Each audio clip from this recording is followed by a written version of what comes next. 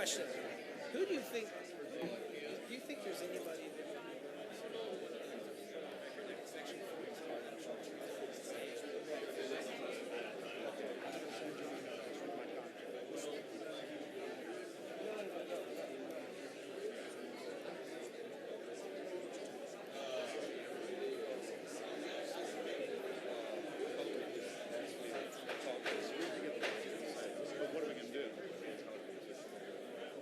Will the meeting please come to order? Welcome to the Metro Council meeting. Today is Tuesday, July 2nd, 2019. Will all members of the council as well as the public please rise for the invocation, remain standing for the Pledge of Allegiance. The invocation this evening will be offered by Pastor Darrell A. Thompson, Sr.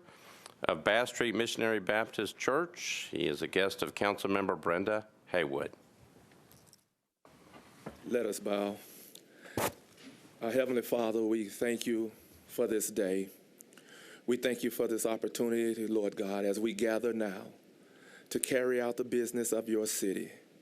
We ask, Lord God, you would endow us now with the wisdom of Solomon, the heart of David, the patience of Job.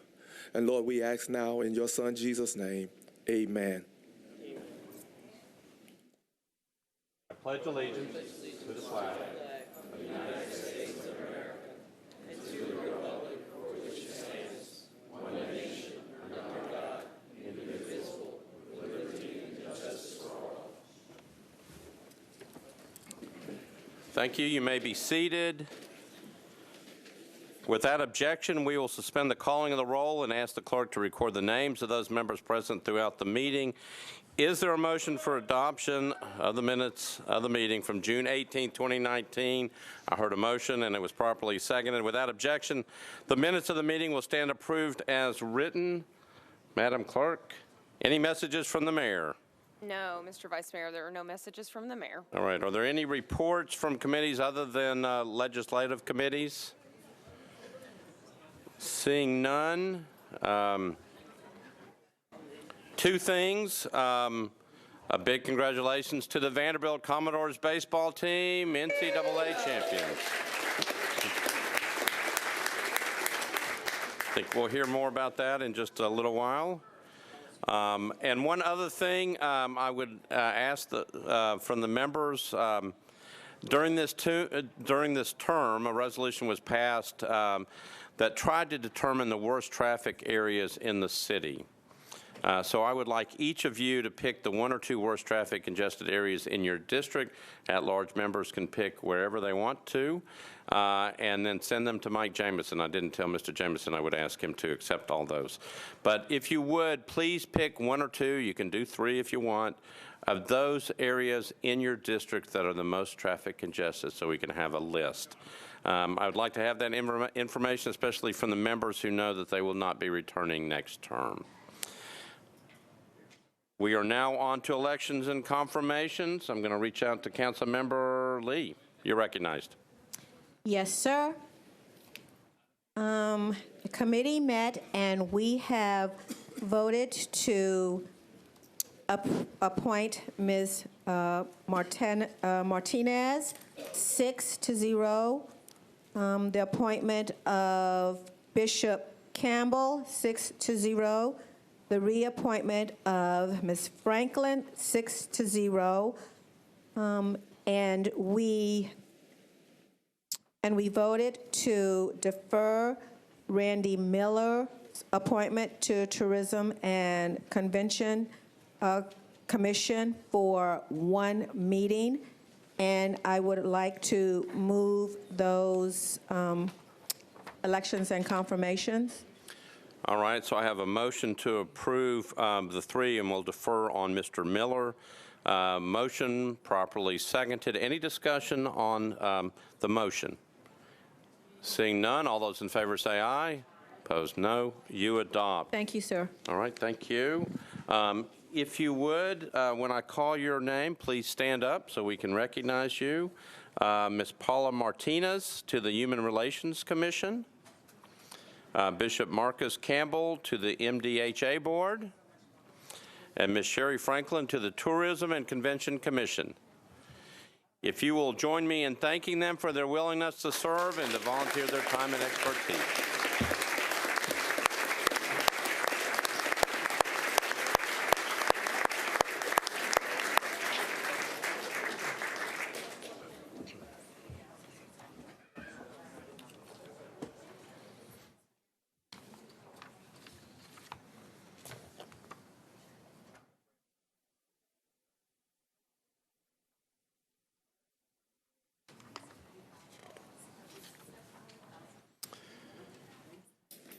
All right.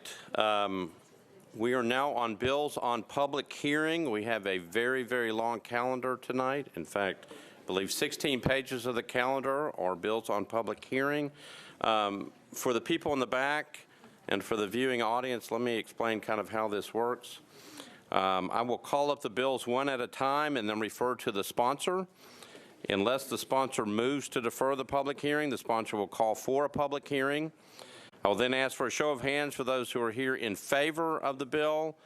Then I will ask for a show of hands who are here in opposition to the bill. If anyone in favor wishes to speak, I'll ask you to come forward, introduce yourself, and give us your address. Come to the podium in the back, and then you'll have 3 minutes in which to speak. I will then ask if anyone opposed to the bill wishes to speak. After that process, I will close the public hearing and refer back to the sponsor. Again, show of hands for those in favor, a show of hands for those in opposition. Anybody wishing to speak, please come to the microphone, introduce yourself, your address. You have 3 minutes, and then I'll ask for opposition. And then we close the public hearing. So the first measure up tonight is BL 2018-1400 by Councilmember Kendall, approved by the Planning Commission 7-0. Ordinance to amend Title 17 of the Metropolitan Code of Laws by changing from RS5 to R6A zoning on property located at 712 26th Avenue North, approximately 495 feet south of Booker Street. It's 0.18 acres. Councilmember Kendall, you are recognized. Thank you, Vice Mayor. I'm going to ask to defer this to the August meeting. Okay, so I've got a motion to defer to the first meeting in August. Is that correct? Yes, sir. All right. Okay, the motion is to defer, properly seconded. Any discussion on the motion? Seeing none, all those in favor say aye. Opposed, no. You adopt. Thank you, Councilmember Kendall. Next bill up is a substitute bill BL 2018-1416 by Councilmember Henderson. Ordinance amending Chapter 17.04, 17.20, 17.24, and 17.40 of Title 17 of the Metropolitan Code regarding tree density, retention, removal, and replacement requirements. Councilmember Henderson, you are recognized. Thank you, Vice Mayor. I move to open the public hearing, please. Okay, declare the public hearing open. Can I have a show of hands of those who are in support of the measure? All right. Show of hands who are here in opposition to the measure. Okay, seeing none, those in favor wish to speak? Oh, I see one person coming forward. And I actually saw one person back there raising both hands. All right. You're recognized. I need your name and address. First, I would just say someone left a cell phone on the podium and is probably going to be looking for that. Okay, thank you. It's not mine. Noni Nielsen. I live on Nickel Lane in Nashville 37205. Thank you for the opportunity to speak tonight. My name is Noni Nielsen, and I'm the board president of Nashville Tree Foundation. Since our founding in 1986, we've planted and given away tens of thousands of trees across Davidson County. While our mission to plant and preserve Nashville's urban forest is simple, the role trees play in our community is quite complex. The environmental impact of trees has been known and understood for a long time. Trees clean the air we breathe and the water we drink. They reduce the city's heat island effect, allowing for energy conservation, and they provide habitat for wildlife. There's also a large and growing body of research documenting the health and societal benefits of trees. Cities with more trees have lower rates of asthma, obesity, and depression. Neighborhoods with more trees have lower crime rates. And schools with more trees have higher test scores. All of these benefits translate into measurable economic value: lower energy costs, lower stormwater and flood management costs, lower healthcare costs, to name but a few. Some cities, like Washington, D.C., have even made their trees a major tourist attraction. In short, trees are good for business. They're good for individuals of all walks of life, and they're good for communities. A healthy urban canopy is a valuable community asset, and Nashville Tree Foundation is working to create a Nashville that values trees. Thank you for being a part of this important work tonight by supporting Bill 1416. Thank you. Thank you. Anybody else wishing to speak? Come on up. Hi, my name is Patricia Miller. I live at 13566 Old Hickory Boulevard in Cane Ridge, and Fabian Bedney is my wonderful council person. I'm serving the third year as chair of the Metro Tree Advisory Committee. Our committee's job is to advise the community and Metro government agencies on tree policies and to promote tree planting and preservation. I'm also here as a former statewide aquatic education program coordinator for Tennessee Wildlife Resources Agency. Today, you will hear, and I'm sure you've heard, many reasons why our community needs trees. I have one illustration that I would like to show you, and I hope you have it in front of you. Very good. Look for the colorful maps of the county in your packet, if you would, please. And there are 4 pages, front and back. Very good. Okay, thank you. The Metro Beautification and Environment Commission and MTAC, which is my committee, did a tree canopy assessment in 2010 for our county. It was generated by computer analysis of aerial imagery. On page 1, one of the maps produced by this assessment shows the existing urban tree canopy by communities. You can see a lot of dark green, which means the most complete tree canopy in the north and west parts of our county. This canopy covers was over 60%. In the south and east, you will see the canopy covers are in the 30% range or lower. Page 2 further separates out these results by council districts, so take note. Here you will see the canopy cover ranges from 67% down to 13%. There are 2 other maps there on page 3 and 4, generated by iCreek, a program developed by the Cumberland River Compact and the Nature Conservancy of Tennessee, which illustrate the health of different streams in the watersheds in this county. I use the Middle Cumberland River watershed for us today. Although it does not completely match Davidson County boundaries, it comes close. And then page 3 shows the healthy streams, including the Cumberland River in blue, in the north and west parts of the county. Page 4 is the same watershed, showing the unhealthy streams in red, found in the south and east. Why the difference? The trees. With their job of slowing water runoff from rains, holding our soil, keeping silt from the water, shading the streams, which cools the temperature, which supports the health of the aquatic organisms, clean the air, absorbing particulate matter and air pollutions, and more, trees made the difference. We all drink the water. We all breathe this air. Does that mean I have to stop? That means you have to stop. All right, thank you so much. All right, thank you.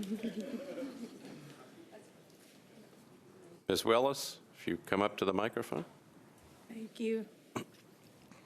My name is Eleanor Willis, and I live at 682 Timber Lane. In 1996, Betty Brown, Pat Wallace, and I helped start the Nashville Tree Foundation, and I was the head of Friends of Warner Parks for almost 20 years. I've witnessed the evolution of Nashville's tree canopy, including the 1998 tornado that decimated East Nashville. We've come a long way since then, but the work continues in 2019. You can perhaps tell by the way that I sound that I'm a little hoarse.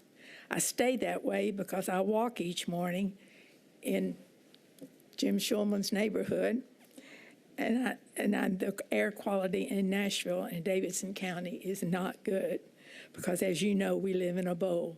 The only thing that will improve the air quality other than outlawing cars is to continue to plant more and more trees. And that's why I'm here to support this bill. Thank you. Thank you, Ms. Willis. She walks faster than I do. All right. Anybody else wishing to speak? If so, you need to come forward.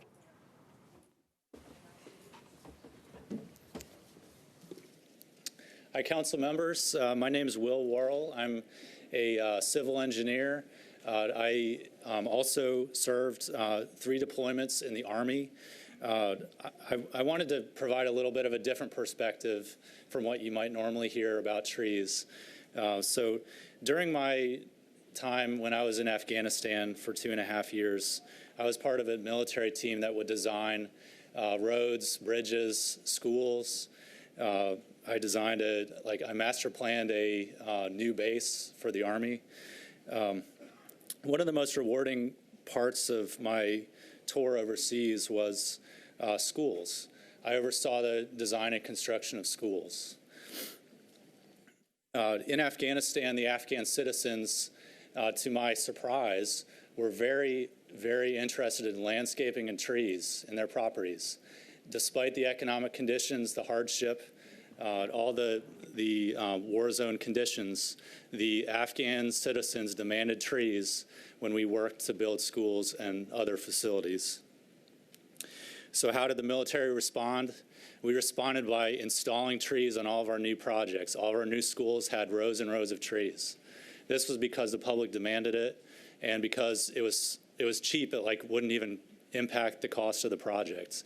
It was so cheap, but it made people so happy. So worldwide, trees are valued everywhere. The best neighborhoods of the best cities all have the best trees. If you look in your packet, I've attached a front and back handout that you all should have. Does everyone have this picture, these pictures here? Okay. So anyway, you'll see the pictures come around. It's the front and back photos of different projects, different buildings in Afghanistan. When you get these pictures, you'll see that these are all new buildings, new multifamily, new commercial facilities in Afghanistan. They have more trees than a lot of the new buildings you'll see now in Nashville. We have new multifamily apartment buildings in these photos that I took of trees blocking the new facilities because there were so many trees planted. So I'm requesting that, I just wanted to point that out, and I thought it'd be really interesting for you all to look at. So as we look at Nashville, we have the lowest tree density of any of our peer cities. We are at the bottom of the list of all the cities that we've looked at pretty much nationwide. We can do better. So I'm asking you, the public in Nashville is requesting more trees. Trees are cheap. Please support the bill 2018-14-16 and have more trees planted in Nashville. Thank you. Thank you.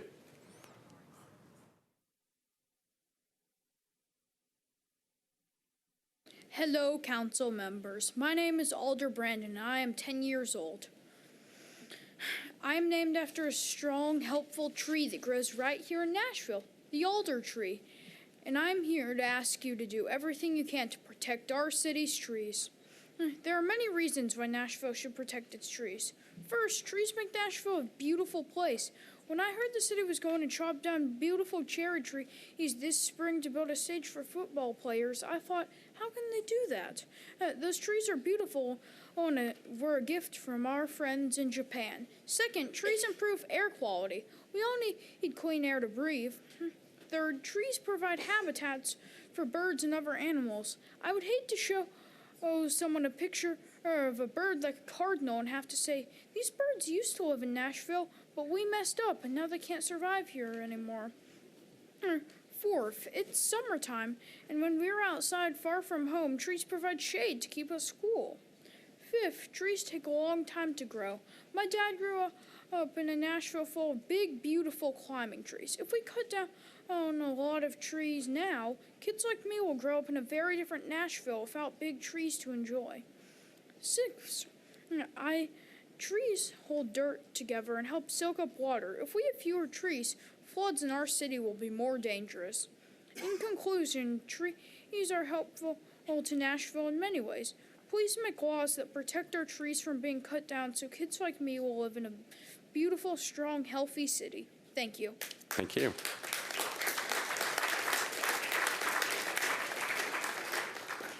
Anybody else wishing to follow that? Oh, that's going to be a hard one to follow for sure. Hi, everyone. My name is Jim Gregory, and I am the co-founder of Nashville Tree Conservation Corps. I appreciate the opportunity to speak with you all this evening. For the last 4 years, my husband and I have been working to preserve Nashville's tree canopy, and for the last 8 months, when we aren't doing our day jobs, we have been hyper-focused on Bill 1416. Believe it or not, this is Nashville's first tree-focused bill in over a decade. It seeks to increase tree density for Nashville's commercial and multifamily properties.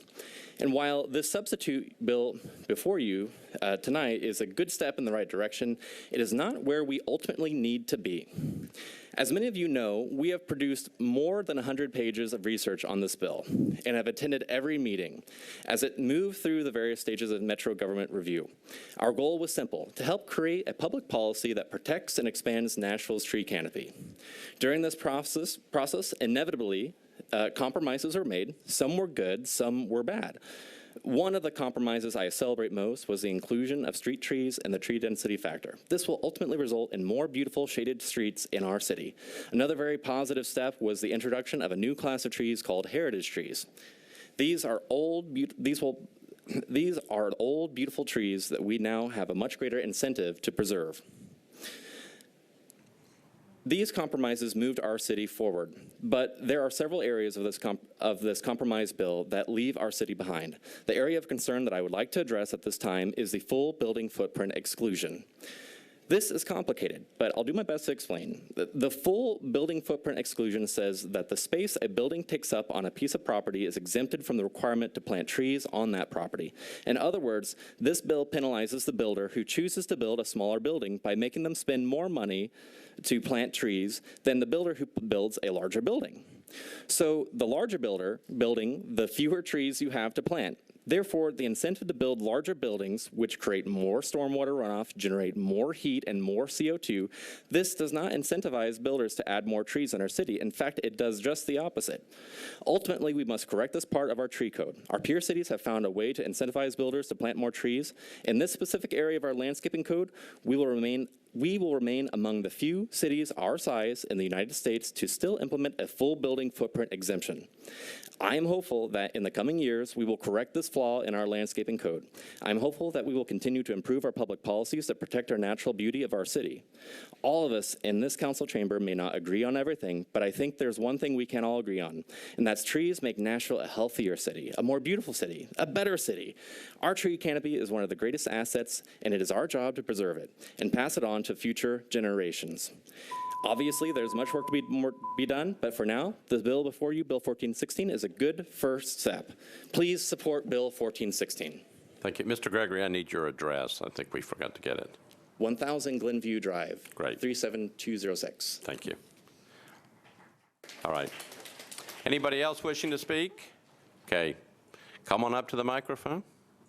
Name and address. Hi, my name's Ad Hudler, ADHUDLER, 135 Wentworth Avenue, 37215. I'm just a Green Hills dad who's kind of upset about all the trees going down. I know tonight's bill, mainly from what I read, deals with multifamily and commercial.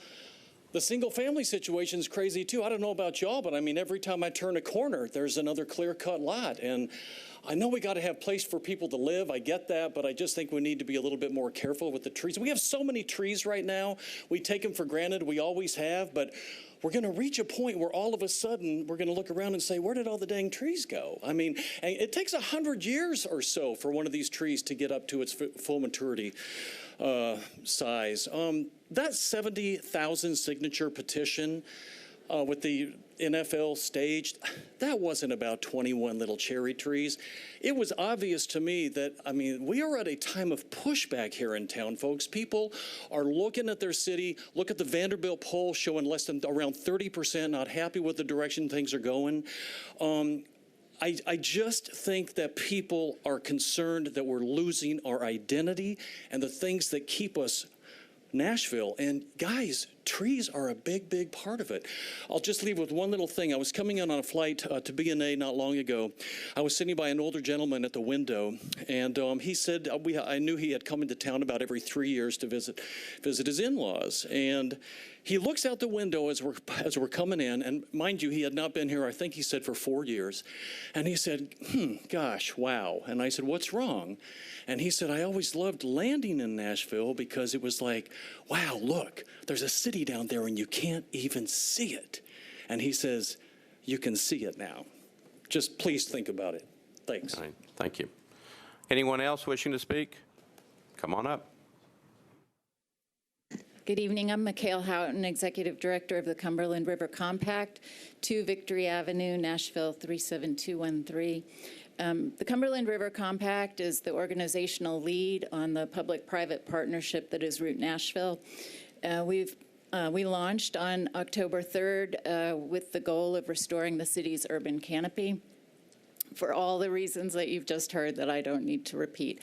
What I do want to add to this conversation is on behalf of our organization and the citizens of Nashville, I'd like to thank the bill's sponsors and the planning department for the efforts that they've gone to reach this compromise. It's not going to be easy getting to this point or moving forward, and I really appreciate everyone working together toward this common goal and urge you all to support this bill. Thank you. All right, thank you. Anyone else?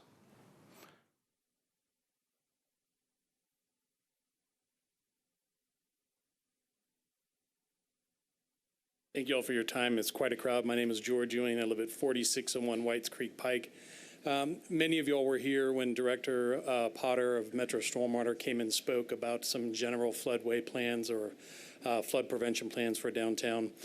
Regardless of what you think about climate change and the causes to it, we are seeing an increasing frequency and severity of weather events. Director Potter felt the same way and pointed out that there have been 6 rain events that would qualify for the 100-year threshold since the 2010 event. So I ask that we listen to his speech when he followed up saying that there is no more spectacular stormwater device than a tree. So the absorption that it provides, the protection that it provides at very little cost to this city is enormous, saves property, saves lives. Thank you very much. Thank you. Anybody else in favor? When I asked about those in opposition, there were no hands. Anybody show up who was in opposition? Seeing none, declare the public hearing closed. Councilmember Henderson, you're recognized. Thank you, Vice Mayor. I just want to express my appreciation to all the members of the community who came out to speak this evening for the public hearing. And I would like, please, to bring colleagues' attention to Amendment A in the packet, the first page 2 in your packet. These are housekeeping amendments, some small changes that are based on our stakeholder meetings. And with that, I would like to move to amend the substitute with Amendment A, please. All right, so I got a motion to amend Amendment A to the substitute. It's properly seconded. Any discussion? Seeing none, all those in favor say aye.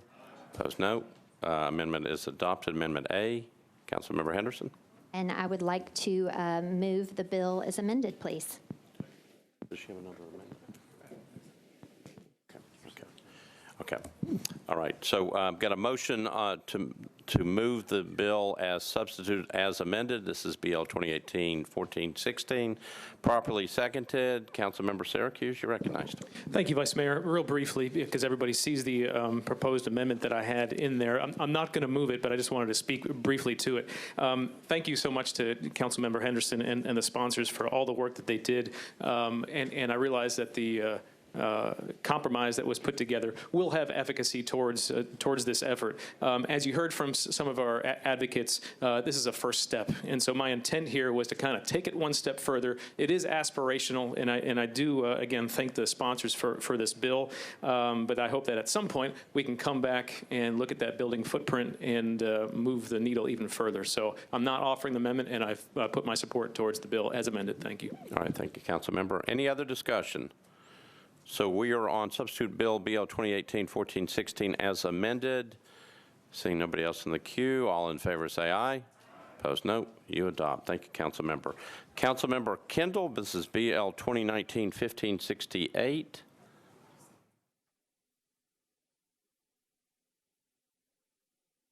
Hold on.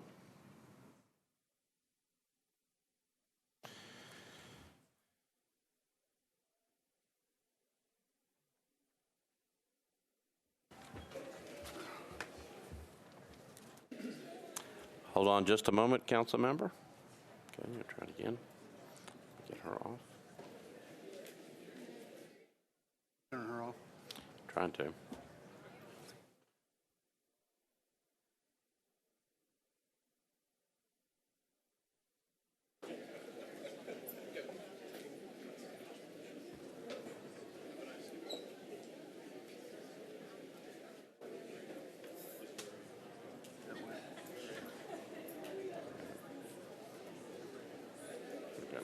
He's on. Okay. All right, sorry for the delay. Councilmember Kendall, you are recognized on BL 2019-1568. This was disapproved by the Planning Commission 6-0. Changes 0.64 acres from ORI to MUIA zoning for property located at 2221 Elson Place and 114 and 118 Louise Avenue. Councilmember Kendall. Yes, thank you, Vice Mayor. Vice Mayor, I'd like to open the public hearing, but I may defer it after I see. All right, so we have to see the slides first since it was disapproved. I'm going to turn to the Planning Commission. This is a request to rezone property from ORI to MUIA. The Planning Commission recommendation was to disapprove.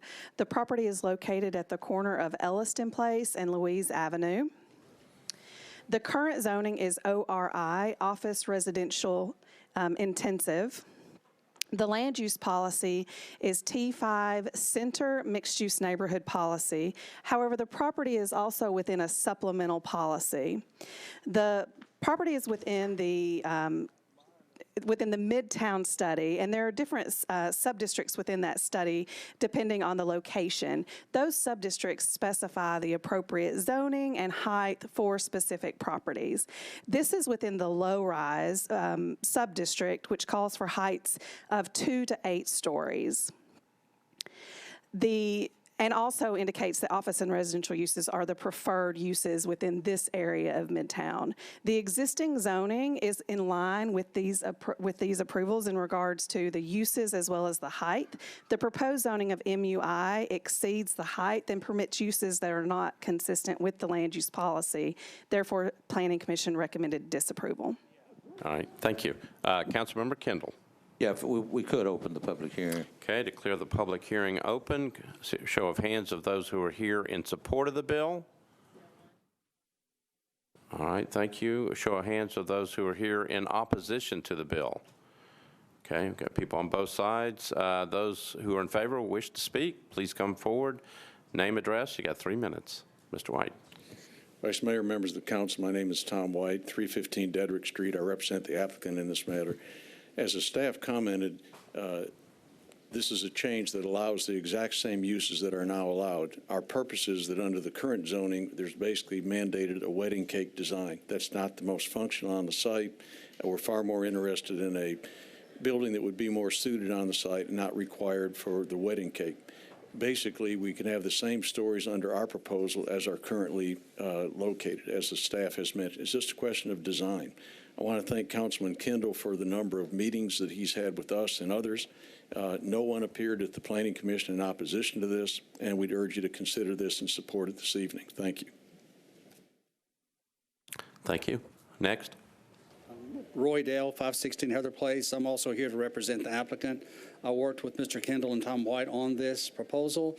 There's been quite a bit of outreach. I'm actually surprised that anyone is in opposition to this tonight. More or less, this provides some flexibility in design. The current zoning requires you to step the building back in a really unusual manner. I don't think that this building would be any higher than it would be allowed under the current zoning today, but it allows a lot more flexibility and will make it a much better project. So I would encourage you to listen to council member and follow his lead. Thank you. Thank you. Anybody else here wishing to speak in favor? All right. Anybody wishing to speak in opposition, if you would please come forward. All right. Anybody else wishing to speak, if you'd come forward as well? Ma'am, I just need your name and address, and you've got 3 minutes. Hi, I'm Kate Walker. I live at 2221 Elliston Place. This is one of the last few buildings in Nashville that is 100 years old, and I think it's a huge disservice to our community to get rid of it. I think they're beautiful. I think it's a part of our history that is important and irreplaceable, and it would be a really sad thing if they took these buildings away. That's all. All right. Thank you. Someone left a phone. Somebody keeps leaving phones up on the back. All right. Hello, everybody. My name is Rafaela Cohane. I live at 117 30th Avenue North, apartment 402. I wasn't sure about this bill, but now that I see what the planning department said, I'm going to oppose this bill because it goes against the Midtown UDO.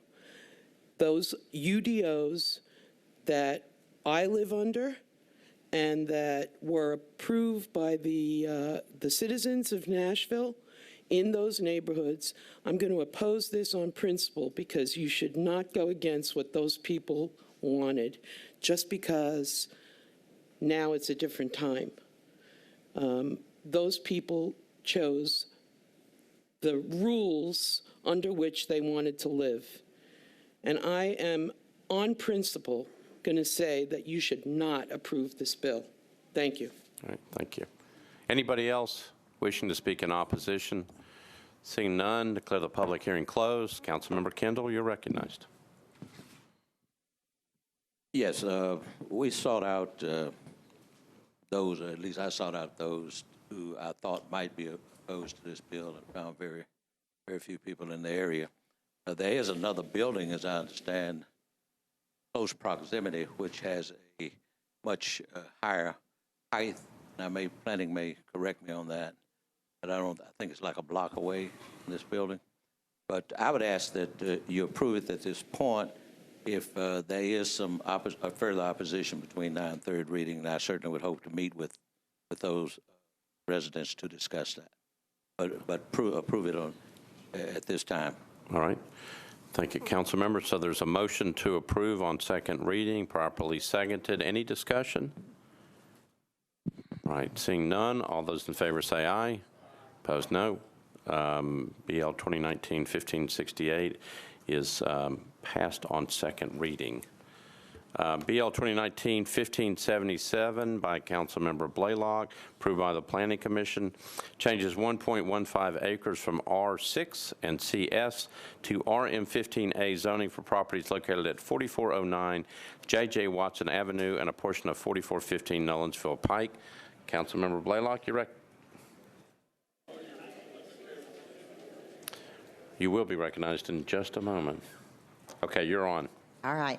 So thank you. This legislation still needs to have a little bit more work. The neighbors are still wanting to look at the design of these few homes going in there. So I am going to withdraw this at this time and let the next council person take it up and have a few more meetings. Okay, so the bill is withdrawn. Thank you, council member.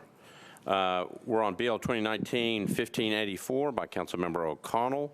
Amends 13.70 acres of the Historic Preservation Overlay District for various properties located along Joe Johnston Avenue from 16th Avenue North to 12th Avenue North and bordered by the CSX Railroad.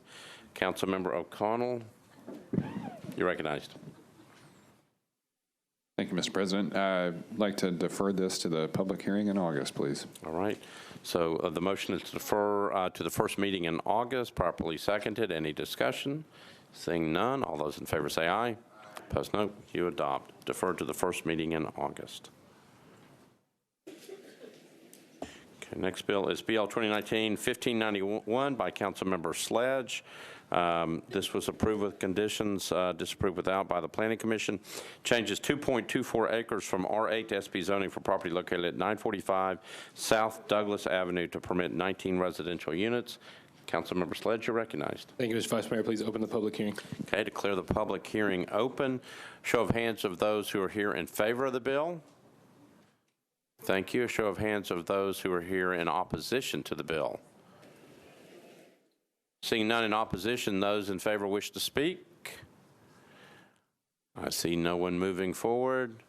Declare the public hearing closed. Councilmember Sledge, you're recognized. Thank you, Mr. Vice Mayor. Move approval. Okay, got a motion to approve, properly seconded. Any discussion? Seeing none, all those in favor say aye. Opposed, no. You adopt. We're on BL 2019-1611 by Councilmember Hastings. This was approved with conditions, disapproved without by the Planning Commission. Changes 5.31 acres from R8 to SP zoning for properties located at 1014B and 1018 West Trinity Lane for portions of properties located at 948B Youngs Lane unnumbered, and 1014C and 1014D West Trinity Lane to permit a mixed-use development with 117 multifamily residential units and 24,000 square feet of non-residential uses. Councilmember Hastings, you're recognized. Thank you, Mr. President. I would like to open the public hearing. Okay, declare the public hearing open. Show of hands of those who are here in favor of the bill. Show of hands of those who are here in opposition to the bill. Seeing nobody in opposition, those in favor wish to speak. If you would, please come forward. Name, address, and you've got 3 minutes. Good evening, Council. Bob Scruggs, 238 Burlington Place, Nashville. I represent the developer in this situation, and I'm just here to say that I think the developer's a good developer, does a good job, and also follow up that there'll probably be plenty of extra trees there as a result of the vote earlier tonight. Thank you. Thank you. Anybody else wishing to speak? Favor? Nobody in opposition? Declare the public hearing closed. Councilmember Hastings, you're recognized. Yes, Mr. President, would like to move for approval. Okay, got a motion to approve, properly seconded. Any discussion? Seeing none. Oh, Councilmember Hart, you're recognized. Thank you, Mr. Vice Mayor. I'd just like to know if this is going to be affordable housing or workforce housing and market rate development. Councilmember Hastings. This project will be a mixed-use project. It will not be under, from my understanding, it will not be under the affordable housing clause.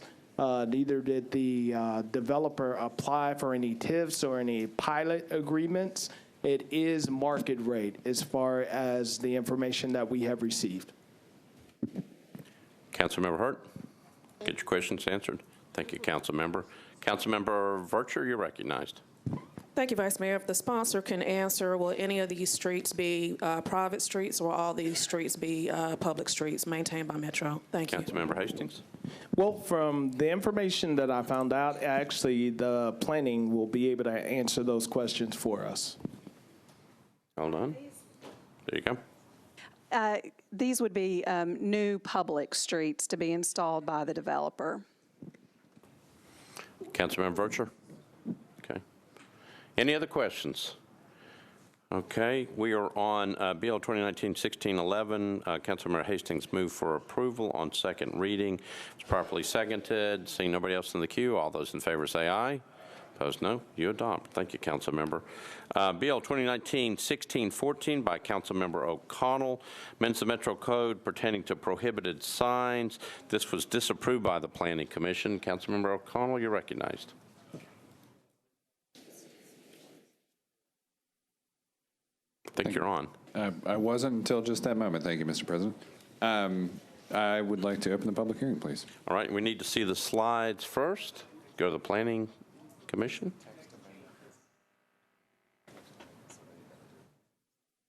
Okay.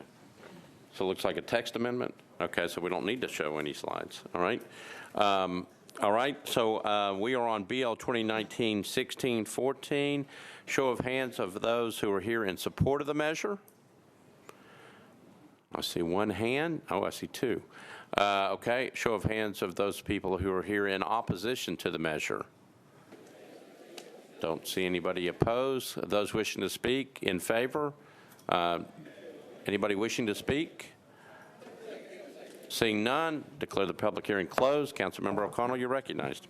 Thank you, Mr. President. I'd like to move approval. Okay, got a motion to approve, properly seconded. Councilmember Swope. Thank you, Your Honor.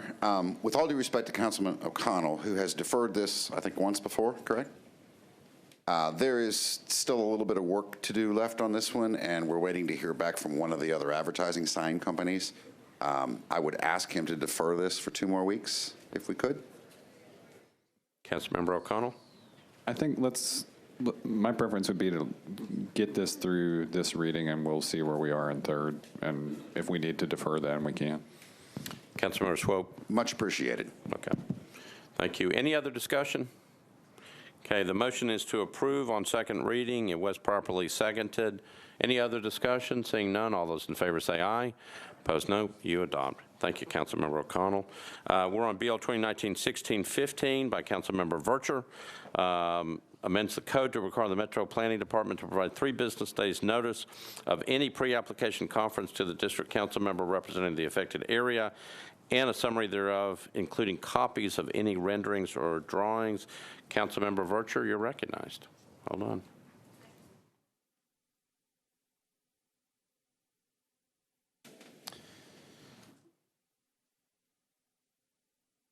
Back. Hold on just a minute.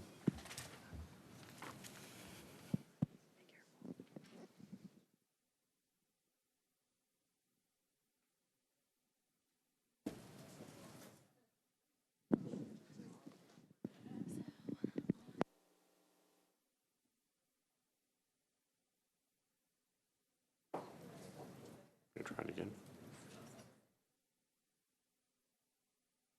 Okay. Councilmember Vercher, you're on. Thank you so much, Vice Mayor. I'd like to open the public hearing. Okay, we're on BL 2019-1615. Declare the public hearing open. Show of hands of those who are here in favor of the bill. All right, thank you. Show of hands of those who are in opposition to the bill. Seeing nobody here in opposition, anybody in favor wish to speak? Declare the public hearing closed. Councilmember Vercher. Thank you, Vice Mayor. I'd like to move for approval. Okay, hold on just a moment. We're checking. So we're checking Planning Commission.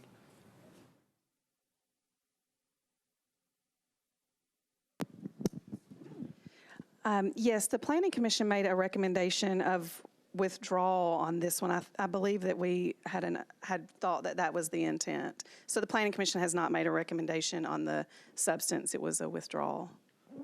That was their understanding. So we don't have a Planning Commission recommendation for action on second or third. If she would defer at one meeting, her intent, she had the resolution approved of this. So that's why they have the withdrawal. So, Councilmember, what we're checking on is because it didn't, it got a withdrawal at the Planning Commission. I have it being referred to. Okay. So it was withdrawn at the Planning Commission. So we're trying to determine the best way for you to proceed to make sure we have this correct. Mr. Jamison, do you have a comment on this? The Planning Commission had understood with the submission of the resolution that you had in conjunction with this that your intent was to withdraw this, so they withdrew, and therefore we don't have a Planning Commission recommendation which we would ordinarily need to proceed. Okay, so I'll withdraw it and I'll come back. We'll revisit it. Okay, so you're just withdrawing the bill? Yeah, I'll revisit it. I can put it back on the agenda again, right? Well, so why don't you defer at one meeting? So we're running out of time with this current council term. So if you withdraw, you won't have time to bring anything back. So you can defer it one meeting, and then we can take a look and see the proper way to proceed. Let's move to defer, because there's a miscommunication here. Okay. Let's defer one meeting. No problem. So I've got a motion to defer, properly seconded. Any discussion on the deferral motion? Seeing none, all those in favor say aye. Opposed, no. Motion is passed. Thank you. BL 2019-1623 by Councilmember Haywood. This was approved by the Planning Commission. Changes 20.49 acres from RS-20 to AR2A zoning for property located at 3801 Knight Drive. Councilmember Haywood, you're recognized.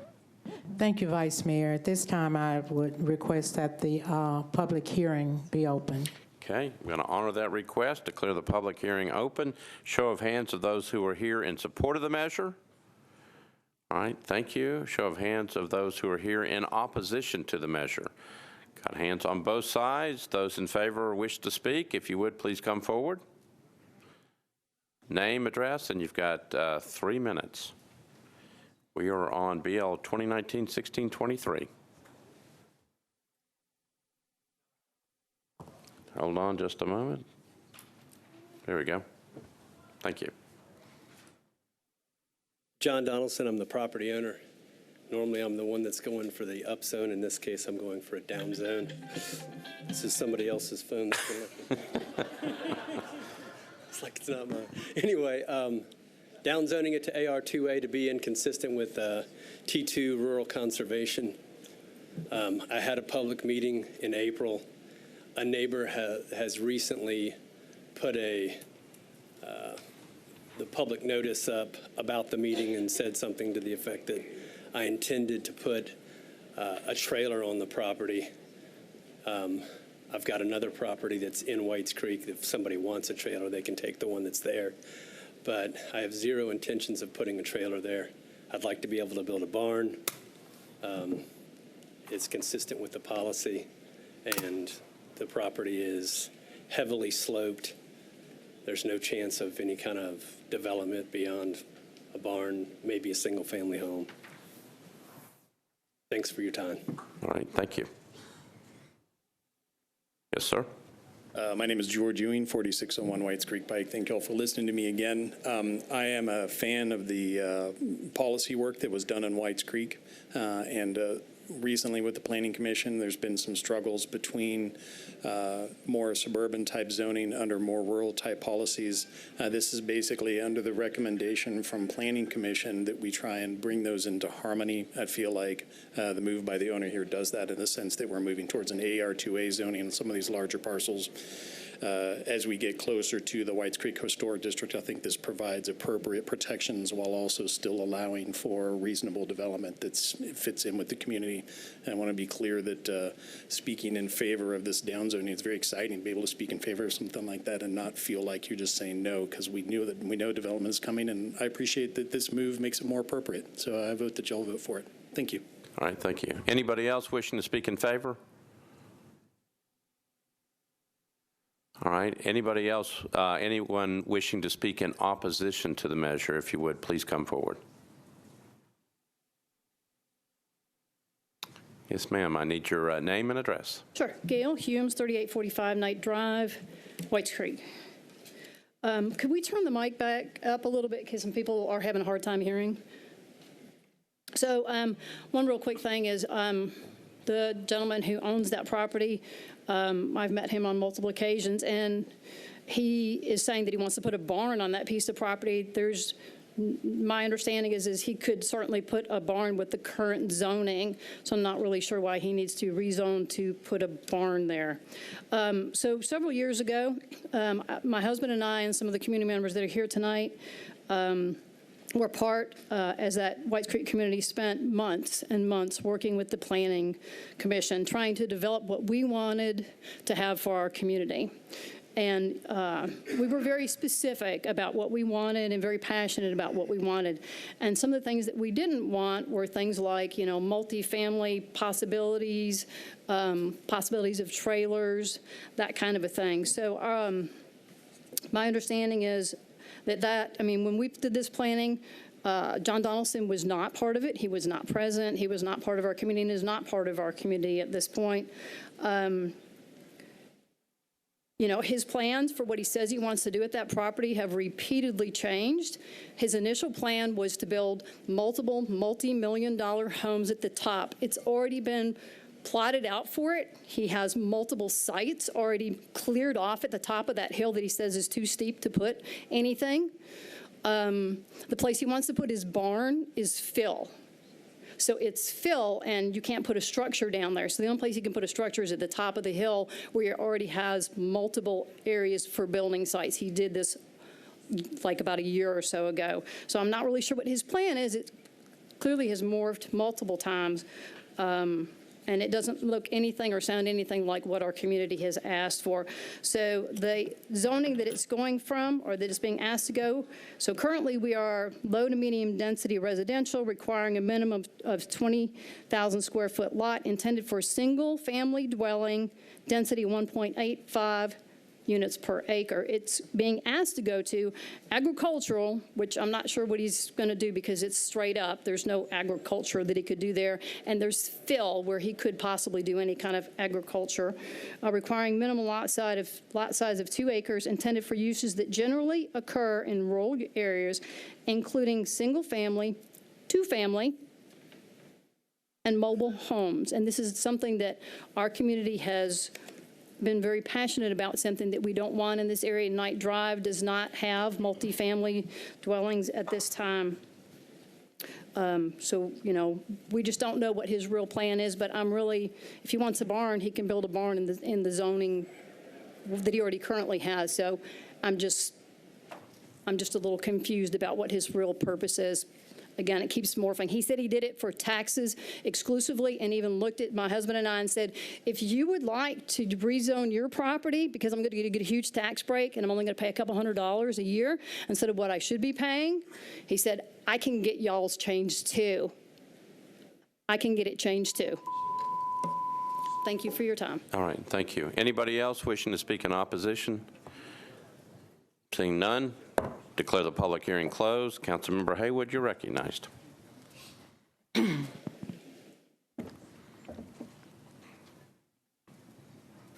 not real sure about that last articulation. I'm sure it has quite a bit of merit, but I just wasn't really in on it. I know that Mr. Donaldson came to me several months ago. I've met with him several times, and I've met with him several times with the community. He had a meeting led by one of my leaders in my community, and the last meeting we had, they were all in favor of it because they were all commensurate with downzoning was something that we wanted in the area, and it was the first rezoning that I've ever had where there were no conditions or conditions attached to it from the Planning Commission. And everybody, basically, they've been very excited about this downzoning. If he had any hidden agenda or ulterior motives, I'm not privy to those. All I know is what I've been presented and the meetings that I've held and going to the Planning Commission. So at this time, I would like to move for passage. All right, so I got a motion to approve on second reading. It's been properly seconded. Any discussion? Seeing none, all those in favor say aye. Aye. Opposed, no. You adopt. We're on BL 2019-1628 by Councilmember Hastings, approved by the Planning Commission 7-0, changes 3.28 acres from IWD to MUG zoning for properties located at Cumberland Bend, unnumbered. Councilmember Hastings, you're recognized. This is going to be a long evening, despite the fact of the agenda. Okay, Mr. President, thank you. There you are. Okay. Well, hold on.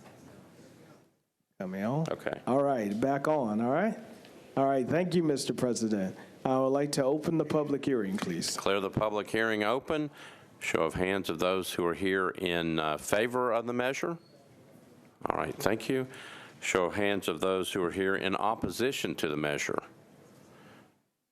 Seeing none, would those in favor wish to speak? Don't see anybody moving forward. Declare the public hearing closed. Councilmember Hastings, you're recognized. All right, thank you again, Mr. President. Would like to move for approval. Okay, got a motion to approve, properly seconded. Any discussion? Seeing none, all those in favor say aye. Opposed, no. You adopt. We're now on BL 2019-1629 by Councilmember Hastings. This was also approved by the Planning Commission. Changes 1.96 acres from R8 to SP zoning for properties located at 2127 Buena Vista Pike and Goodrich Avenue unnumbered to permit 27 multifamily residential units. Councilmember Hastings, you're still on. Okay, again, Mr. President, would like to open the public hearing. Okay, declare the public hearing open. Show of hands of those who are here in favor of the measure. Show of hands who are here in opposition to the measure. Councilmember Hastings, I saw no hands either way. Declare the public hearing closed. Councilmember Hastings. Okay, thank you again, Mr. President. Would like to go ahead and move for approval. Okay, got a motion to approve, properly seconded. Any discussion? Seeing none, all those in favor say aye. Opposed, no. You adopt. Thank you, Councilmember. We're now on BL 2019-1633 by Councilmember Allen. This was referred to the Planning Commission as well. This amends the Metro Code regarding short-term rental property, owner-occupied, and short-term rental property not owner-occupied. Councilmember Allen, you are recognized. Thank you, Mr. Vice Mayor. I would like to open the public hearing, please. All right, declare the public hearing open. Show of hands of those who are here in favor of the measure. Okay. Thank you. A show of hands of those who are here in opposition to the measure. All right, those in favor wish to speak. If you would, please come forward. Come on up and line up. I need name, address, and you've got 3 minutes, but please come on up and line up. Thank you. Welcome to proceed. Good evening. My name is Gordon Stacy Harmon. I reside at 1826 Joy Circle. I am the current chairperson of the Highland Heights Neighborhood Association. Merriam-Webster defines a neighbor as one living or located near another. Neighborhood is defined as a neighborly relationship or state of being neighbors. Community is defined as a group of people with a common characteristic living together within a larger society. At the heart of this council bill is a desire to protect the sense of community and neighborhood that many parts of Nashville strive to build and maintain. People buy a home for a number of reasons: price, location, schools, but the overall feeling of community and neighborhood plays a major role in that decision process. After all, housing should be built to house people, especially considering the severe needs in our city. However, the proliferation of non-owner occupied short-term rentals doesn't truly contribute to a sense of community. If too many properties sold within a neighborhood become micro-hotels, the sense of community erodes and the neighborhood begins to suffer. The term micro-hotel is often dismissed as an extreme generalization. A hotel operates for the primary purpose of providing short-term lodging. Guests come and go frequently, often staying for just a few nights. Owners do not typically live on the property. A hotel's owner usually owns a number of such establishments across a larger regional area. But for the name, non-owner occupied STRs are the same. Owners charge money for lodging. They pay the hotel motel taxes. They pay business taxes. For all intents and purposes, they operate, advertise, and exist as a hotel. Opponents will decry the financial and economic impacts this bill might have, but as we saw after the passage of 608, the elimination of non-owner occupied from a single-family zoning district did not lead to a collapse of our economy. All over Nashville, smaller, more historic neighborhoods have worked to reduce and or eliminate commercial and industrial zoning districts, as those are not conducive to the long-term growth of these areas. Non-owner occupied short-term rentals are commercial businesses, and like others of their business type, they do not belong within primarily residential established neighborhoods. They do not support the definition of community. Lastly, if you doubt the claim that these rentals are commercial, I bring to your attention the news from this past April, as reported in the Wall Street Journal. Marriott International, the world's largest hotel company, is gearing up to start a new home rental business with the goal of competing with Airbnb and other home-sharing companies. Hyatt and Hilton are also looking at similar expansions. When these large corporations start expanding, competition will become fierce for both properties and customers. If Nashville doesn't do something soon, it could see large sections of neighborhoods turned into micro-hotels. One perfect example of this is the old walled section of Dubrovnik, where 6,000 residents used to call that historic area home. Barely 1,200 people reside now. While many of the other residents all sit empty, they aren't for sale. They are vacation rentals. I recently visited the city, and talking to the few remaining residents, they can only shake their heads and talk of the days when the area was thriving with residents and local shops. I ask you to please vote to approve this council bill. All right, thank you. Hi, I'm Grace Renshaw, and I live at 220 Mockingbird Road. Metro's policy of awarding an unlimited number of non-owner-occupied short-term rentals in multifamily residential zones has had a bad unintended consequence. It's created a development incentive and property investment scheme. Developers are building properties in residential zones exclusively for commercial STR use. At the Planning Commission, one developer stated the units he was building wouldn't be saleable to actual Nashville residents because they were specifically designed as vacation rentals with small kitchens and closets. They sell these units to investors who hire management companies to run the vacation rentals. I have to ask, what exactly about our zoning don't these developers understand? Our STR ordinance was clearly never intended to foster commercial development in residential zones. In fact, the STR industry itself describes short-term rental as home sharing. How can you share a home that was never designed to be a home? And what bank in its right mind would loan money to support an inherently risky investment scheme based on a one-year permit that must be renewed each year and can be revoked at any time? It's a head-scratcher, but these developments did get financing, so neighborhoods, even those open to dense development, are now fighting projects with RM20 zoning because they allow STRs, and most neighborhoods don't want frat house vacation rental complexes next door. We need more housing and more affordable housing, but neighborhoods willing and able to accept greater density don't want multifamily zoning because it brings STRs. The small army of lawyers and developers who spoke at the Planning Commission didn't object to the cap on non-owner-occupied STRs as long as its start date would grandfather every unit that's currently a twinkle in a developer's eye. I hope you side with the vast majority of Nashville residents who need and want affordable housing in our multifamily zones.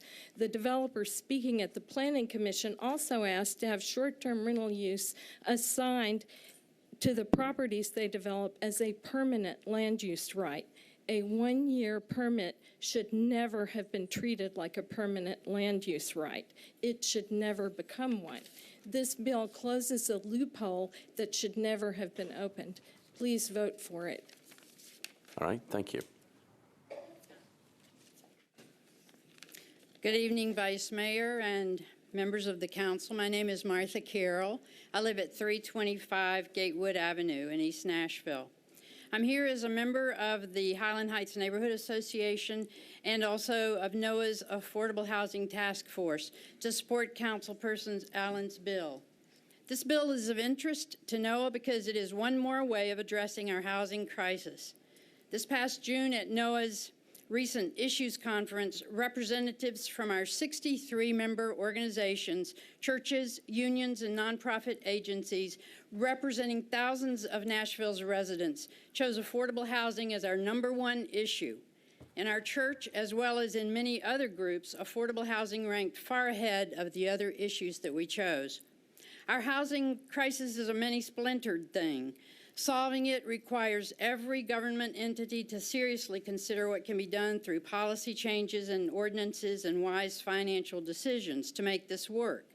Increasing density does not increase affordable housing. If more apartments and condos are built in areas where once there were single-family homes, only to be rented to visitors coming to Nashville, all of them fine people, I'm sure, only to be This does nothing to increase housing options for residents. We believe increased density is one step toward creating affordable housing, but not if those housing options don't house Nashville families. Non-owner occupied STRs belong in commercial districts and along our main corridors, not in our neighborhoods, not where families live and children grow up and neighbors get to know each other. Please vote yes and support keeping neighborhoods free of this kind of commercial development. Thank you very much. All right, thank you. Good evening. My name is Ray Sovereign, and I live at 1602 Lishi Avenue in East Nashville. I live in a neighborhood called Highland Heights. While there's folks speaking very eloquently on the owner-occupied and non-owner-occupied rental units, what happened in our neighborhood came very quickly. I moved here 8 years ago, and I moved into, at the time, the most diverse neighborhood in the city. And I wanted it that way. I traveled for many years in a lot of different cities working, and I wanted to live in that kind of diversity.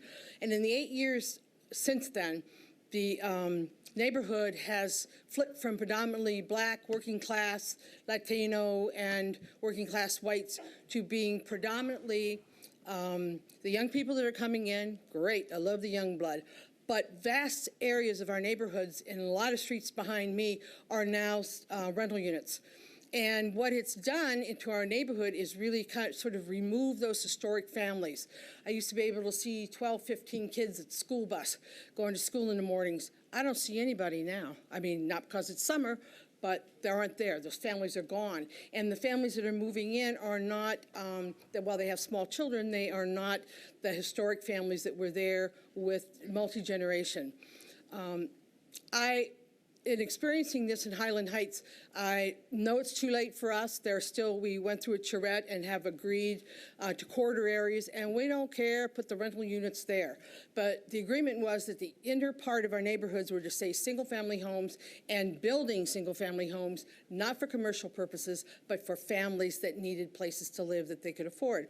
So I'm asking you to support this bill, because the important thing for us in our neighborhood, and we've been working with planning and really doing organizing within NOAA, is to recognize that this is a moment for this council. This is a moral issue, the availability of housing for people. And I think it comes at a time when it's on everybody's tongue, it's on everybody's agenda, and how we approach it and how we solve a lot of the problems that go with it, I think does not allow room for the Nashville area to abdicate housing for people that need it, or infrastructure, or streets and sewers that are now being built by developers.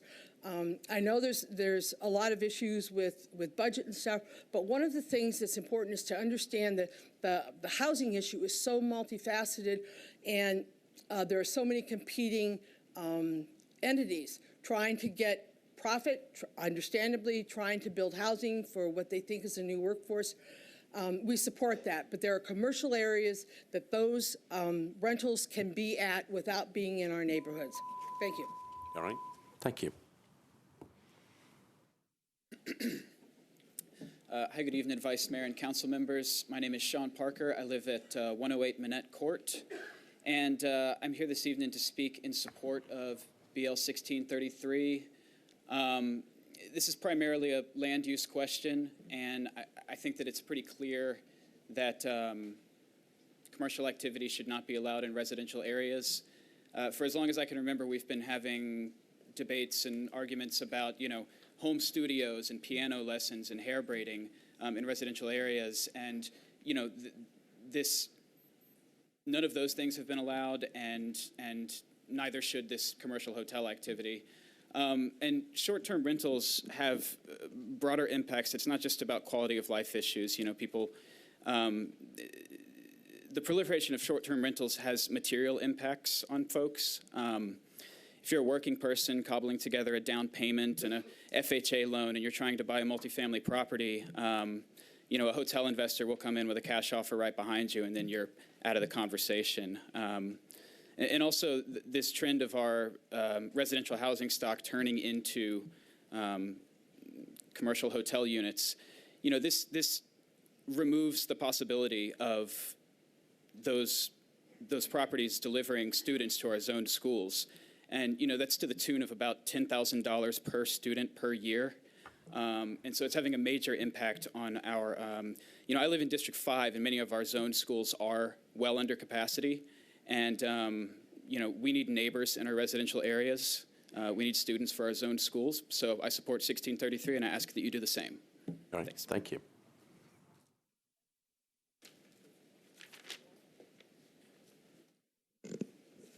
Hello, my name is Ashley Batchelder. I live at 1909 Fatherland Street. I work in the public health field, and I'm involved with various groups in town that are concerned about our ongoing affordable housing crisis that others in line have already talked about today. And I hear stories, and I see them on the internet as well, about these quality of life issues of residents from short-term rentals. I think that healthy cities are growing cities and are constantly in change and in flux. And I don't think that anybody who is arguing for this bill wants Nashville to stay in a frozen in time place that does not accommodate that change that's happening all around us, nor do we dispute the good faith efforts to remedy egregious injustices in wealth and land ownership that are brought on by centuries of policymaking rooted in racism and colonialism.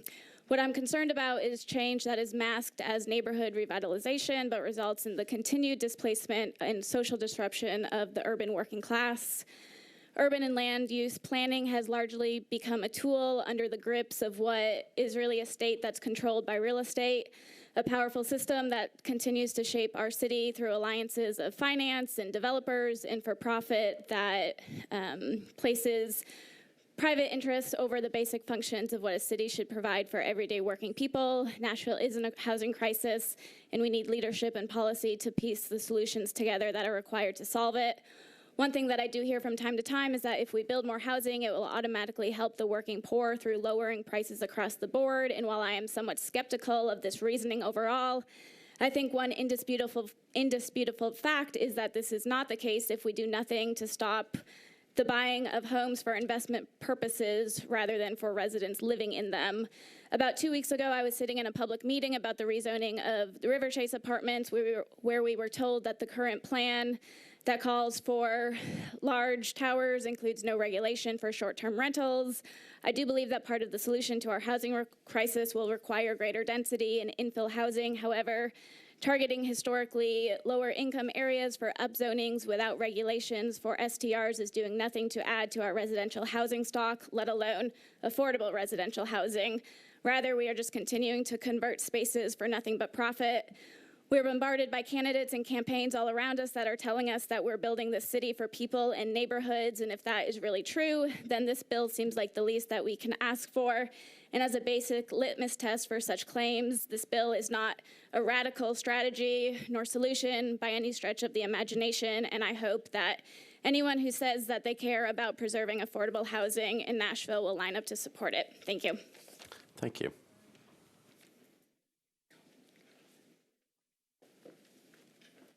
Evening, council members, vice mayor. My name is Jason Garrett, 1508 Sevier Court. 2 years ago, when we were moving through public hearings substantiating the need for residential protections, it was alleged data were too new, speculative, or inconclusive. But advanced to a week ago at the Planning Commission and thousands more permits, when developers and industry experts have mentioned anecdotally that they have paid too much for these properties and or development if this bill moves through.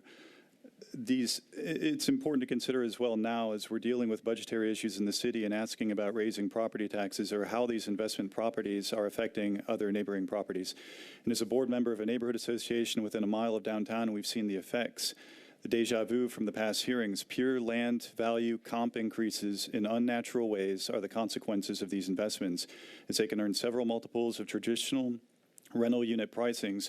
Investors are happy to overspend, believing that the costs may be amortized over a little bit longer. Who ends up paying for that? We incentivize neighbors to leave and sell their links to Nashville, both through unrequested property appreciations and also through the literal loss of neighborhood fabric as real neighbors leave. Look at the Economic Policy Institute study on the economic costs and benefits of Airbnb. I'll forward this again. Now, let's prepare for a potential tourism downturn and saturation of transient or hotel housing. If the barriers to entry are overpaying investments, consider that there remain unlimited opportunities for owner-occupied rentals to engage. And when times are tough, there will be brutal competition. Uber and Lyft were well-paying jobs for drivers. Now they're barely netting minimum wage. Protecting against further speculation both on land acquisition and rental type usage is very important for assisting a robust Nashville. And this affordable housing crisis with a limited supply in the areas where investment is hottest. The primary issue all candidates are recognizing now is moving Nashville back toward residents, and I hope you'll vote for this to do that. Thank you. All right, thank you. Good evening, council members. I'm Adam Vollrath, and I live at 322 Wilburn Street in the McFerrin Park neighborhood, where I serve as the president of the neighborhood association. But I'm speaking only for myself tonight about my experiences helping my neighbors engage in the planning and zoning process. The Nashville Next Community Plan identifies most of our blocks as neighborhood maintenance or neighborhood evolving. That means the Planning Commission will not approve commercial or mixed-use zoning, but they will approve multifamily residential RM zoning. When this happens, people who want new residents will nevertheless oppose the application because RM does allow a commercial use, non-owner occupied short-term rentals. So when that happens, that's what ends up dominating the discussion around these rezoning applications. And so we're not talking about density, we're not talking about affordability, we're not talking about whether multiple families should live on this particular lot where the rezoning application is, because we're too busy talking about the short-term rentals. And some developers probably do sincerely want to build apartments for these long-term tenants, but they cannot assure my neighbors without doing an expensive regulatory special plan zoning. And the essence of this bill removes commercial use from RM zoning. If this does become law, we can go back to talking about responsible infill development, and we can welcome new permanent residents. I guarantee that you will see more RM zoning pass with more support from my neighbors. And thank you, Ms. Allen. I think it's a really good policy, and thank you all for the work that you do. Have a good holiday. All right, thank you. Good evening, Council. My name is Omid Yamini. I live at 1204 North 2nd Street, Nashville, Tennessee, 37207. Here we are again. We are back to talk about STRs once again. And, you know, I am in support of this bill. We've seen a lot of the RM zoning. Our councilman has really been using this tool very effectively to get short-term rentals back into our neighborhood for developers, and you know, under the guise of helping out families and all that sort of stuff. So anyway, but you know, at the end of the day, I think, you know, there's been the most fascinating part of this process was hearing the people down at Metro Planning from the STR side talking about, you know, it's always a maximum minimum thing, right? It's like, you know, they have minimum impact on neighborhoods, minimum impact on the housing stock, but then all of a sudden when we talk about limiting it, oh my gosh, you know, this is going to cause the entire universe to end. And the best thing that was shared last Thursday, if you missed it, was the person who talked about how they are building houses now that are not really feasible as being used for homes. Go back and watch it. They said that we make the kitchens real small. We make the certain areas, you know, so that this is really just as a hotel use. So, you know, these are red flags. And regardless of what happens with this bill, I wish you luck with it, Councilwoman Allen. But, you know, regardless of what happens with this bill, I hope that this causes the conversation to start again and that we recognize that further legislation needs to be passed. Thank you. All right, thank you. Anybody else here in favor of the bill?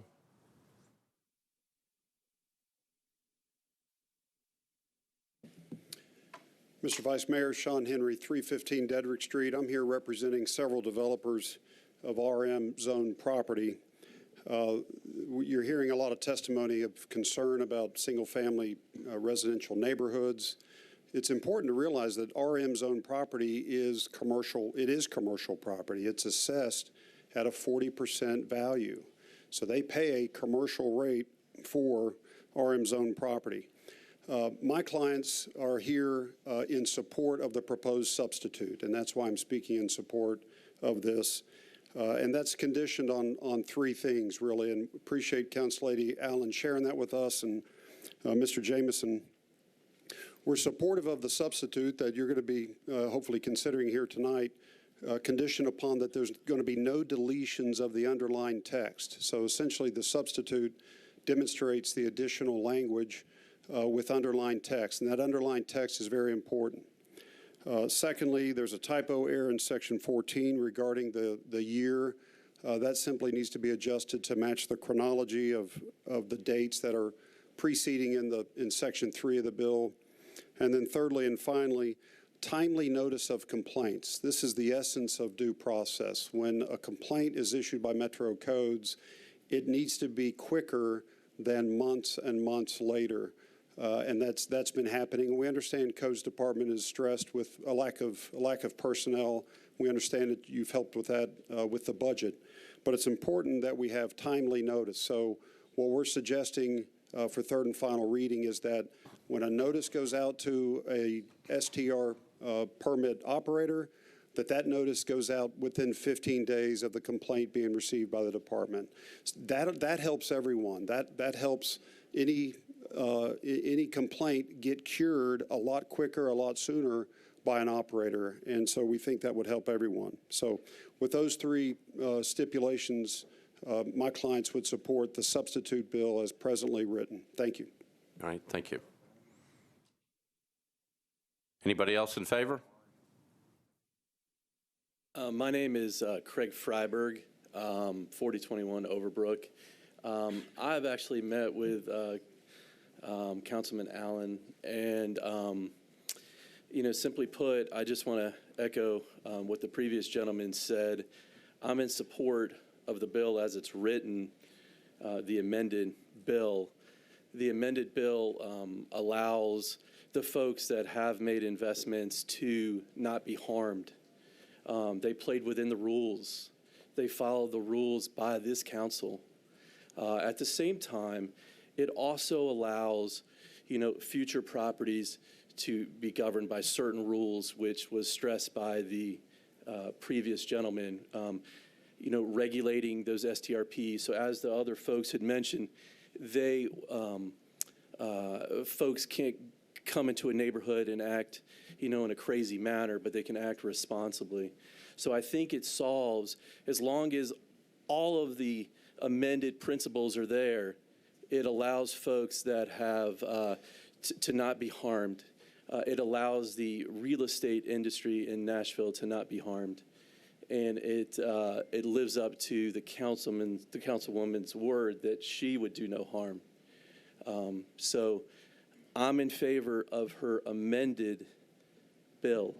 I think it acts in good faith, and I think that it addresses a lot of the concerns that the other folks before me had mentioned. Thank you. All right, thank you. Anybody else in favor? Okay, anybody in opposition wish to speak? If you will, please line up and come forward. Name, address, and you have 3 minutes.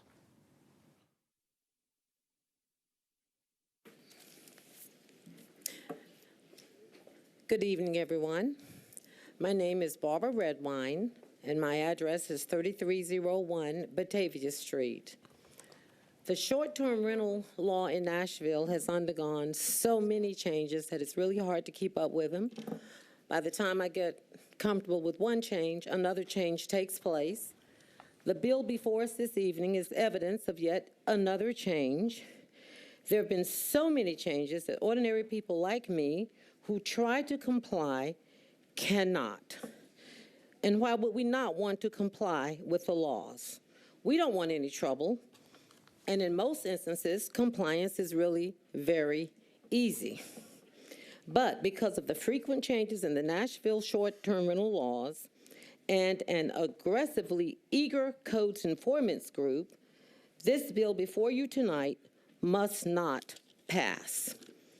An adversarial and contentious relationship with Nashville's Codes Department is not what we want or expect from our local government, but this is what we have. The Codes Department is rude, they're mean, and they're arrogant. Even their email responses are crudely written and they're terse. Their zero-tolerance policies have wreaked havoc on families, finances, relationships, and legacies. Passage of this bill will compound an already complicated legal issue in Nashville. Perhaps there needs to be a public relations program that would help the communicative process between codes and the citizens of Nashville so that these exchanges may be a little more friendlier in the future. On the issue of notification, hardly anyone affected by this bill was notified of tonight's vote. I learned of it quite by accident from a neighbor who himself learned of it quite by accident.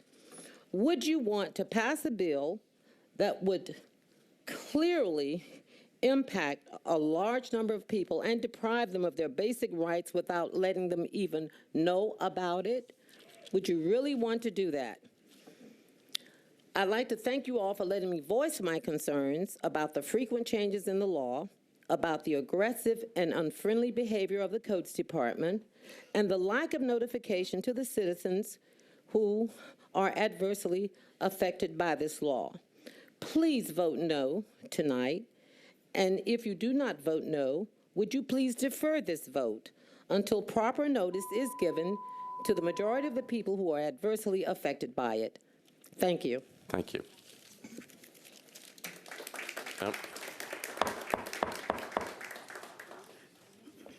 Next. Hello, my name is Teresa Brown. I live at 1024 Luby Circle in the Luby Heights area, named after Alexander Luby. It's a great place. What I'm here for is because we've received these little notice in our mailbox that's about property rights and saying we're about to lose our property rights. That hurts me. I want to stay in my house. I want to pay my house note.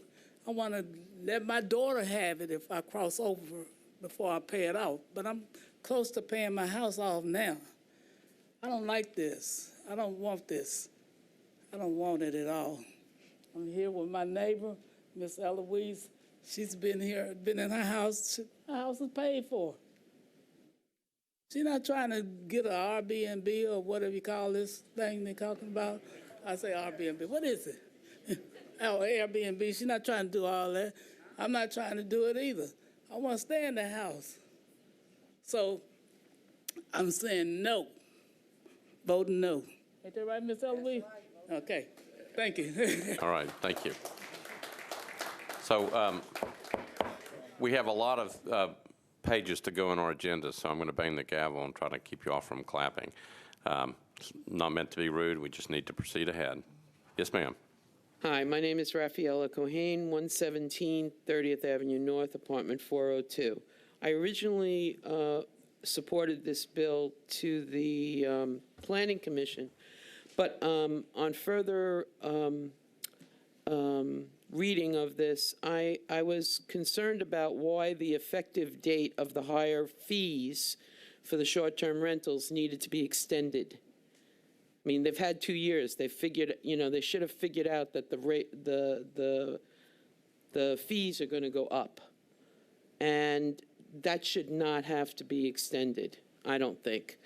And although, I think you made a mistake in the first place when you allowed non-owner occupied short-term rentals, considering the fact that you wouldn't let a widow do hair in her house. Yeah, that still gets me. But anyway, that's why I'm objecting to this bill. If you could remove the extension, I could support this. Thank you. All right, thank you.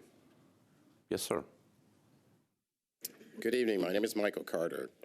I'm a developer and investor in about 9 Airbnbs, 601 Reese Avenue, as well as at 1003 12th Street Avenue. I really want to stand in opposition to this bill. And I say that as a caveat, in as much as, again, I have seen up close what Council Lady Allen has tried to do, particularly in terms of her outreach effort to, again, the investment community, the people that are in real estate, whether you're an appraiser, you're a banker, whether you're a real estate agent. She has really tried to bridge the gap where she wants to look at trying to, as she describes, causing no one harm. And I think back about, I have both a development company, but I also have a commercial construction company. And my company is part of the team that's building the soccer stadium. And the wisdom and the guidance that you provided in support of that soccer stadium are truly going to impact this city. And that CBA agreement is what I think is really critical in terms of what needs to take place as we move forward. There's still some issues that Council Lady Allen will acknowledge that we have to work out. So her amendment, I think, is getting us there. But we've got to talk about the greater good. And that's what we did with that CBA agreement. And that's what we're doing in terms of as general contractors, and wanted to say that we're committing 30% of, again, the build out for that stadium to our community, people who are going to be impacted in terms of, again, within the community that are going to be involved in building that stadium. And when you look at, again, that CBA agreement, what we're doing that I don't think has never been done before is we're going to impact to say that you've got a living wage of $15 an hour. And the people that are going to be hired for those jobs, that are going to be working at the stadium when it's built, are going to be people from our community. We have work to do. And so let's try to create that type of, again, environment that we had for the CBA. Let's try to look at continue to work on the fixes. I think we're there. We're getting close. And so, again, it's about the greater good, because we have people in the community who, in fact, have been there for a number of years, and they're partnering with people like me. And they're creating legacies for their families to have annuity payments. That's unique. That's different. And we have people in our community who, in fact, again, are saying, guess what? My house is appreciated 30 and 40% because, in fact, again, you have short-term rentals that are coming to that marketplace. We do empathize, and we understand in terms of community folks in terms of their issues.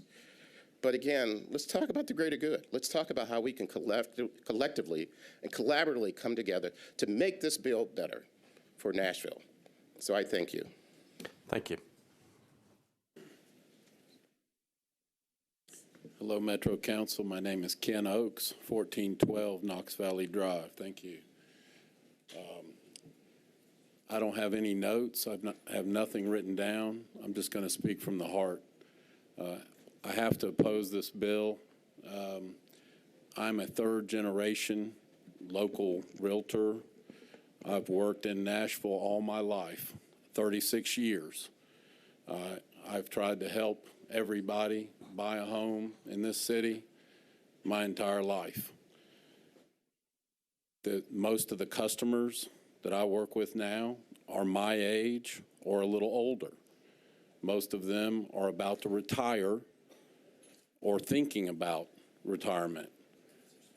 Most of them are not rich, they're middle class, and they would like to augment or supplement their income a little bit with something safe other than the stock market that they can believe in.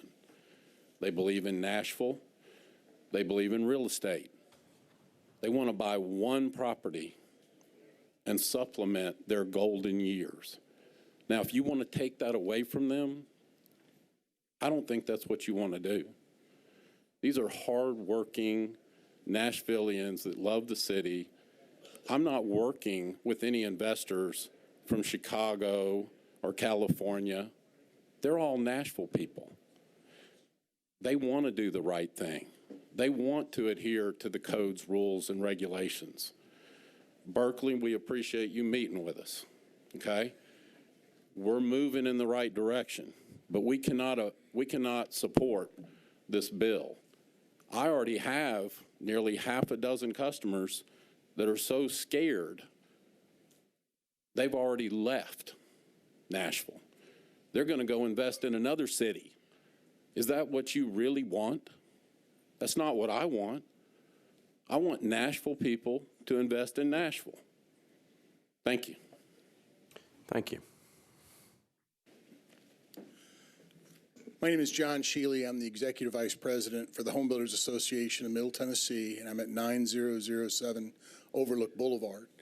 Thank you for the opportunity to speak, and basically we come up against the bill in the form that it was voted on at first reading. That bill did not have protections for people who have invested in this city, residents who have invested in this city. They lose their ability to sell that property at the value they paid for it. So we're looking for some sort of protection for them. It's one thing to change a policy, which is obviously what this legislative body is there to do, but it's quite another to purposely harm, one segment of our community who have been taking the risk and investing in the community. There's plenty of risk in this outside of government regulatory changes. I know times have been good the past 5 years, but you've got people who are willing to put their hard work into this community and try to develop under the rules that were prescribed by this body. And so that change it needs to be approached with a lot more caution. And I too would like to thank Berkeley Allen for her hard work. There's obviously many elements to this, but she's trying to provide balance for all groups for this policy change that you all want to make. So thank you very much. Thank you. Come on up. Name, address, 3 minutes. Hey, my name's Brandon McSwain. I live at 733 Joseph Avenue. I don't have anything formal necessarily. I didn't really know I was going to speak. I just came in opposition to this bill. I run a small management company in Nashville, based in Nashville. We employ 10 to 15 people here in Nashville that make their living based on short-term rentals. And these are hardworking house cleaners and maintenance folks that, work per hour and work really hard and have kids and have grandparents and have parents that are sick. And then on the client side, we have, our clients are not, the guy that spoke talked about micro hotels and all these big business coming in. And I'm sure that is an issue and that should be regulated. I'm not against regulation. I think it should be regulated, but I think it should be done in a manner that works with both sides. And my investors are from Nashville. They're singer-songwriters that tour full-time. I've got a mother, mother of a 9-month-old kid who her mom has Parkinson's and she needs to travel to be with her mom. And the short-term rental allows that lifestyle, allows her to pay her mortgage and make income so that she can travel, so that she can be with her mom back and forth from Nashville to Charleston where her mother is and take care of her daughter. I've got other investors that are based in Nashville, and it's for their kids' college fund is what these properties for. It's for their retirement that's 10 years away or 12 years away, that they're depending on, these revenues. And we're playing by the rules. We're paying all the taxes. We're paying the hotel taxes. We're filing the proper permits. We're doing all the proper things. We're just asking you to see both sides and make it fair on both sides. That this isn't a commercial industry. To a certain degree, these are, folks that live here that are looking for 3 or 4 different ways of multiple incomes in order to make it, in order to pay for their kids' college, in order to retire, in order to, make a living and go to school. I mean, these are just normal people, and so I'm in opposition for this bill as it stands. We just need some amendments. We just need to make it work for everybody. Is my 2 cents. So I appreciate you listening. All right, thank you. Good evening. Mark McDonald, 115 Jackson Boulevard. 2 thoughts today. First, I was at the Planning Commission meeting the other night on this issue, and almost unanimously, every Planning Commission person who ultimately voted for this bill said, I'm voting for this, but we've got to take care of the people that have made investments. We've got to have grandfathering. Now, I've seen 5, 6, 7, 8 different versions of this bill over the last 3 or 4 days. I'm not sure what version you're voting on, what version you have, or what's ultimately going to be in front of you. But my biggest concern is that with the bill the way it's written is there's not been full disclosure of what bill is going to be voted on and what bill is ultimately we're going to be ruled by. That's my first thought. Second thought is one that was brought up earlier, and that's property rights. I'm a developer. I've rezoned lots of pieces of property. When I rezone pieces of property, I'm required to post notices. I'm required to notify neighbors. I'm required to come to meetings. I'm required to speak about it. I'm required to get approvals of the neighbors. And I've done that with huge projects where I've had this room full of people supporting rezoning, and that's great.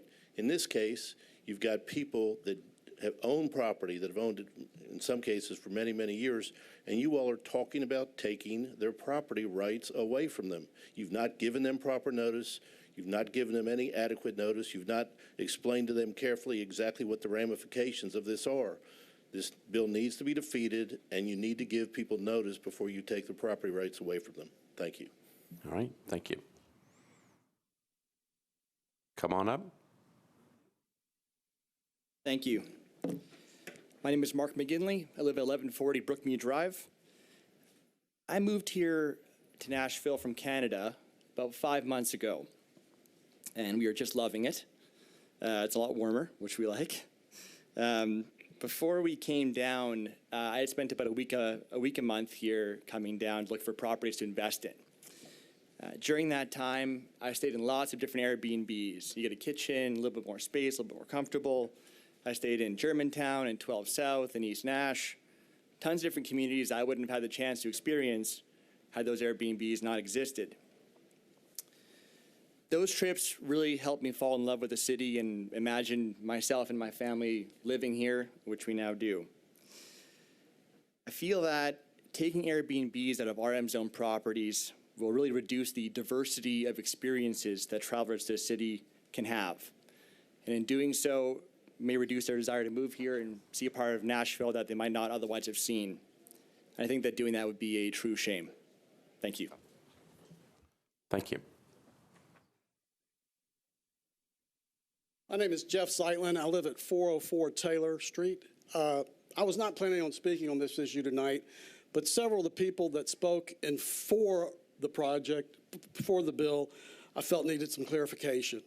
One, this council did change to not allow any future development in residential areas only. RS and R zoning, you cannot do that in any future projects. Someone said that we're losing tax money for schools. That could be nothing but totally the opposite. People are still paying their property tax. They're just not having, the city's not having to have the expense to put them in schools. Wherever this body decides to do, I respect. But the one thing we cannot do is people who have, based on what the laws are, who have invested hundreds of millions of dollars in this city and now take away that right, it's just not fair. So if you do decide to make a change, I think it needs to be for something in the future, not to grandfather in. I think I want to address two other things. I live at 404 Taylor. Someone purchased 4 homes next to me and are doing short-term rentals. My first initial response was, oh, that can't be good. It's great. And the reason is that the person who bought this investment put regulations and limits on who can rent. So the people who are renting from me are 2 to 4 people max. I'm building in an area where there's some short-term rentals, and I see sometimes 10 people in those houses. We need to not pass this bill, and then we need to start working on reasonable regulations that allow people who the noise is too high and they do it on a regular basis, need to be taken away. If by square footage or by bedrooms, we need to regulate how many people can actually stay there. Those are the things that I would ask this body to focus on, not just wiping out something that has done great to Nashville. And I think people enjoy a short-term rental. I used to stay in hotels all the time. I'm getting ready to go on a road trip with my son. We're looking at cool short-term rentals to stay at. It's what, and our tourism, this has helped this city gratefully. We just need to figure out the proper regulations to make it a win-win and a great situation for all parties. Thank you. All right, thank you.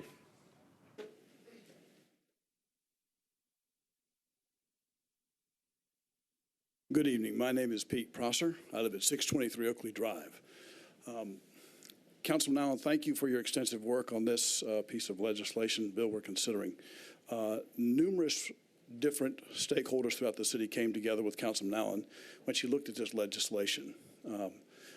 Working with Metro Legal, Greater Nashville Realtors, the Home Builders Association, community property owners, all came together to work in partnership with Councilman Allen on this bill and the city. It has been a challenge, yes, with short-term rentals. We all know that. You just asked Bill Herbert? Yes, Bill will tell you that's a fact, and his people in enforcement. However, some people brought up, in regards to this legislation, affordable housing.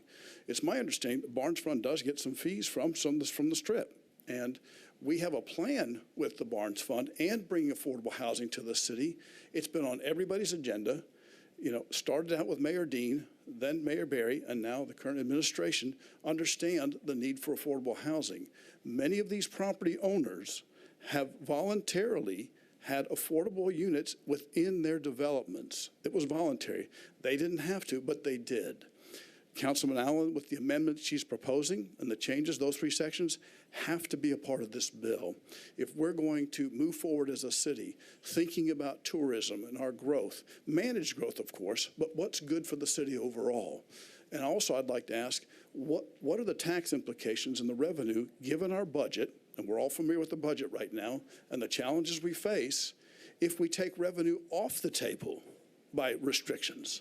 Though that's something we have to consider as well, because we understand what a deficit means. Everybody in this room does. So in order to keep the budget, keep going forward, funding our projects for our great city, making us a wonderful place, a destination, I think with Councilman Allen's three sections in this bill, they have to be a part of it. So thank you for your time. All right, thank you. Next. Good evening, everyone. Thanks for the time. My name is Brandon Knox. I live at 9308 Chavoy Drive in Brentwood. I'm partners with the gentleman that just spoke. He put it very eloquently, but what I'd like to just point out is that the bill, as it states, cannot be supported without the three amended sections and the language verbatim being inside. Our real estate team represents many investors that to build these. We also have an entire division that will do 100 affordable houses this year. We love Nashville. We live here. Our families are from here. My wife's father and grandfather, my grandfather was chief of police here, and what we're trying to do is just get a bill that makes sense.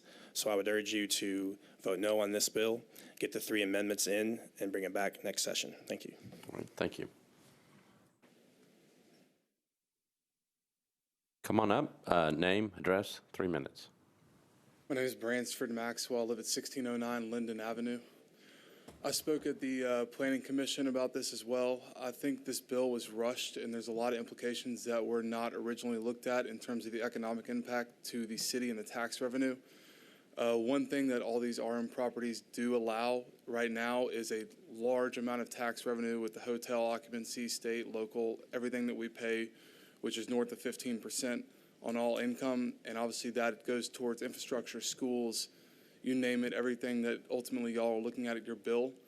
Another thing that these properties do and help in is actually our tourism, which in turn goes back to our operating businesses and the tax revenue they in turn create to make this city hopefully hold the more and more people that are coming in with the jobs like Amazon's offering and Alliance Bernstein and whatnot.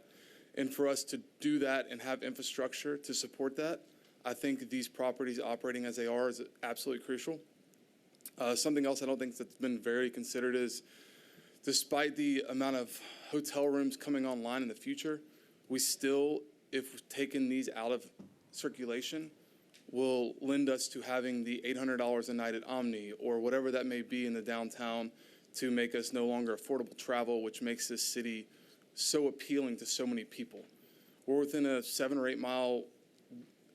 8 mile hour drive of a large portion of the population, and having them have the ability to drive in with family and whatnot and stay in a single home for maybe a week at a time, that's a major, major advantage when you look at the pricing.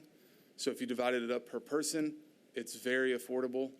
But if you look at the current hotels and ADRs, we're higher than New York, San Francisco. I mean, we're talking some of the biggest cities in the continental U.S. And if we get up to there, it's going to be very hard for us to keep driving into tourism, which in turn increases the tax dollars that y'all have the opportunity to work with to hopefully better our community, our schools, and our city as a whole. Thank you so much for your time. All right, thank you. Next, if you come on up. Good evening. Bruce McNeilage, 1122 Lytton Avenue, number 302. I'm so confused, I don't know if I have a bad right rotator cuff or a left rotator cuff. And against advice of my doctor and my third wife, who's also my current wife and my last wife, I'm not going to do my stand-up sitting down. No stand-up sitting down. But let me tell you, I'm a real estate developer, and I'm also an owner of rental properties. First of all, I have a confession. I've cut down 8 trees in my career. They were all old hackberry trees. And Anthony, we built a beautiful condominium complex called Solo East where those hackberry trees are. So I don't feel like I've done anything to trees. Also, I sold $149,000 condo units. I feel pretty good about that. But I take offense to the person that talked about people and hotels and running motels. We had a family a week or two ago, the Johnsons. It was an African-American family, and they came in town for a funeral. I think we charged $800 a night. They were going to stay at 4 or 5 hotel rooms, which would have been about $2,500 a night. They could not afford to stay here at the Omni or even the, Holiday Inn Express, but they were able to stay at my nice VRBO Airbnb condo. Now, also let me say this, I've never built one. I own one. That's all I'm ever owned. So I don't have a dog in this fight as far as being a developer of these. But I can tell you about fiscal, monetary, things like that from an economics and financial background, because that's what I've done in my career, is if you limit somebody's property rights, such as having the ability to rent or having the ability to do things, you devalue their property. Or conversely, they will have a problem with that property appreciating. If my property goes down $100,000 in value, I can live with it. I sell it, I take a $100,000 loss, no big deal. But my next door neighbor, and the next door neighbor, and the next door neighbor, if each one of our properties goes down in value, next thing you know, you got 20, 50, 100, 1,000 properties that have gone down in value. That's going to affect the tax base. So what you're doing is you're potentially limiting things or causing things to close down or not renewing permits. I want you to think about the value of assets that you can't rent out. And I want you to think about if that's going to make the value go up or down. Then I want you to ask yourself, if our tax base goes down on hundreds and hundreds and thousands of these units, who on God's green earth is going to make up for that lost tax revenue? The tax revenue is going to go down because you devalued the value of those assets. And the Johnsons, when there's a funeral, or when the girls from Iowa came in for a bachelorette party recently, think about those people. They can't afford to stay in the hotels downtown. They can't afford to stay in some of these units. Thank you. Thank you. Good evening, Mr. Vice Mayor and Councilwoman. My name is Grant Hammond, 342 Harrison Street. I'm here to admit that short-term rentals are an issue and that it's not figured out just yet. And I'm here to heap the biggest amount of praise that I can on any council person to Councilwoman Berkeley Allen for her tireless work over the last 3 weeks on this bill and working with our groups as well as neighborhood groups and trying to craft a substitute bill that will fairly handle the RM zoning properties. To help quantify what we're talking about here, our group has identified $923 million of real estate that is either under construction in the planning stages or currently operating as a short-term rental, non-owner occupied short-term rental.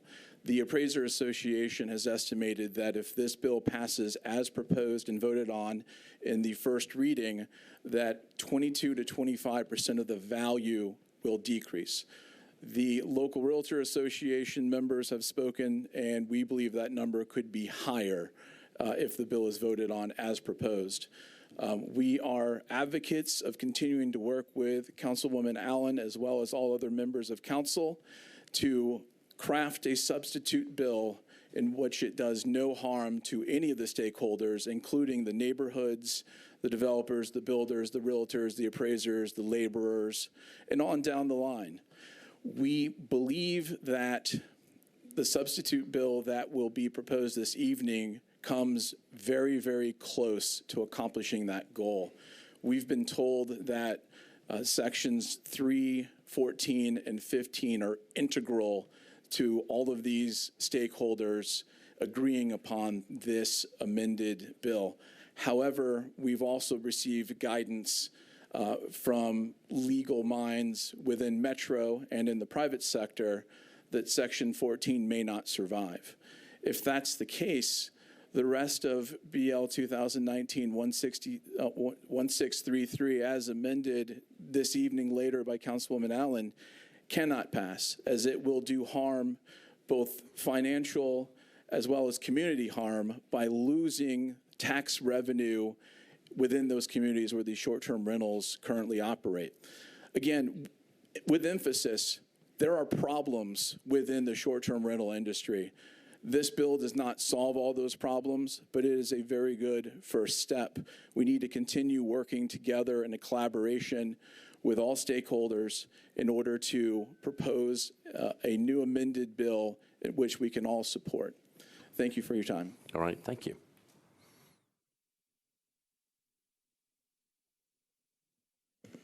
Hi there, my name is Crystal Yudi, and I am here for 827 Ramsey Street. I'm a realtor, and I represent a client in East Nashville. I want to tell you about him. He is 72 years old, an African-American. He is a veteran. He has served his country. He is getting about $500 a month to survive off. I passed by his home one day, and I went up and I knocked on his door. The front porch is caving in. The water is leaking in. There is holes in his roof coming in. He does not have any heat. He uses space heaters. He doesn't have any air condition. It's really hot in there. The second floor is starting to cave in. This home is going to be condemned at some point. I found someone who was willing to take that property off his hands and offered him quite a nice amount of money for it. I took him to find him a home that he will be able to pay cash for, something that has heat, air condition, and a roof that is not leaking. Then this bill came on, and everything just halted to a stop. His life is now like in a hanging, dangling, don't know what's happening. The contract he is having is causing an effect on the people who are selling their home, because we don't know if we're going to be able to purchase this one. So for someone who's 72 years old, seeing a future being able to have some sort of money in his bank account when this deal is over, you guys are talking about not causing any harm to people. This old man and some of his neighbors, they're interested of doing just the same thing to be able to have a stable life the last years of their future. I want you guys to consider their life and their future and what this bill will cost and will affect their life. So please take those people into consideration that are hoping for a good outcome out of this bill. Thank you. All right, thank you. Come on up, name, address. Good evening. My name is Jamie Duncan, and I reside at 1807 Castleman Drive. And I, too, want to echo the sentiments of our grateful appreciation for Councilwoman Berkeley Allen, who has spent many, many hours in the last few weeks meeting with our groups and trying to work through a compromise on this. And I was at the Planning Commission on Thursday and spoke in opposition of the bill. However, we have since met and have come up with some proposed amendments that we hope will be able to satisfy most of the people that this will be greatly affecting, both personally and financially. So if those amendments are included in the bill, then we would be able to support that. Again, echo all the sentiments of everything that everybody else said, but two things that I feel like are really important to drive home is financing. A lot of these investors, over $900 million, you've heard the number, they have bank financing in place, properties actually under construction, contracts in place. When and if some version of this goes through and it does harm the viability of these properties to be sold as a short-term rental, the banks are probably going to have a frenzy. They're going to freeze up. They're not going to continue funding. you're going to see possibly blighted properties sitting all over town while we all scratch our heads and figure out what to do. Secondary to that is the lack of public vetting. As we've heard before, I'm a developer and builder. I own short-term rental as well. I need to point that out. When we have to go and rezone a property, we must go through multiple steps, public notices, meetings, obviously lots of different public readings. There hasn't been any type of public vetting for this. And so I know for a fact there are many, many people out there that own RM properties that think that they're going to do what their neighbor next door did and potentially sell their property to a developer. And they're probably sitting around banking their future on that. And so the fact that that's going to just be taken away from them with absolutely no notice, and I really think that they just don't understand that that's what's happening. So I feel like more public vetting needed to be done, but I do believe we're moving in the right direction. And again, cannot thank Councilwoman Allen enough for working tirelessly on this. So thank you again for your time. All right, thank you.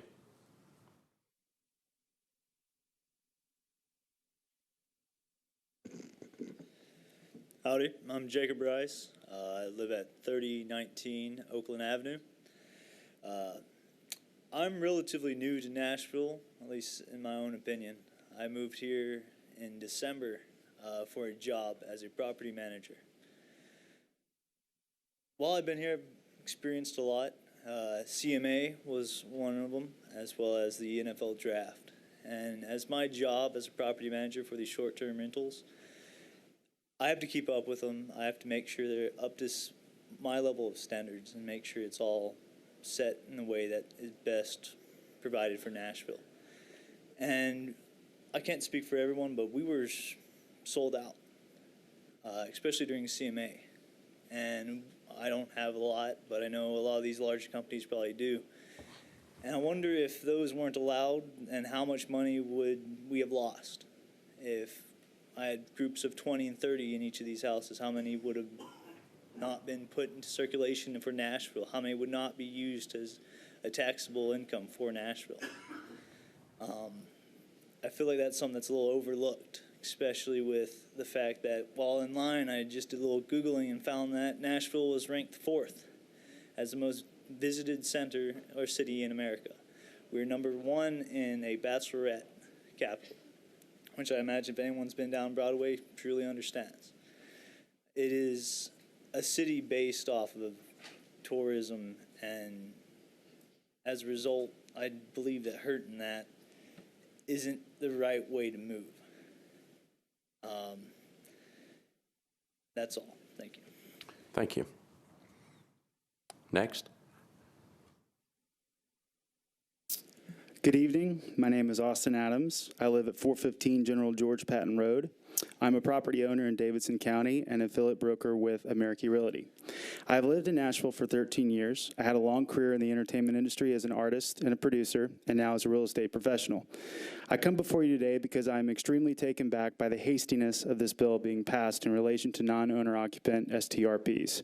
While I believe Mrs. Allen has worked hard to work forward towards a more comprehensive resolution of this bill, there are many details still before us that are not ironed out. Nashville has become an entertainment mecca. On average, there is a football team, 55 people that move here daily, excluding the births and deaths rates in Davidson County. What has come with an explosion of growth in tourism in our local economy that no one thought possible. But with growth came opportunity, not only for the people to come and enjoy our city, but for the folks to invest in the infrastructure of our economy. Short-term rental properties have helped raise stigmatized areas in this city, raise property values, and help provide foot traffic into businesses all across the city. Make no mistake, we are a tourism city, but we are also a city of strong community. I come before you tonight to speak on behalf of the property owners and investors that have fairly invested in these properties and have paid their taxes and have done things the right way. Please do not punish them or the future values of these properties by not allowing a grandfathering clause into this bill. Because guess what? The people that come to our city spend their money and support our local economy. But here's the surprising thing. They come back to buy houses. Yes, we need more affordable housing, but if you punish the people in this room and the many others that could help in the process, nothing will change. I am not for dissolving and interrupting the integrity of our neighborhoods. In fact, I'm in favor of quite the opposite. being able to harness the enthusiasm of the tourism and vacation market to strengthen their neighborhoods and in Nashville's economy. Just like there needs to be affordable housing, there also needs to be affordable hotels. Short-term rental helps keep this in check. I believe we are stronger together.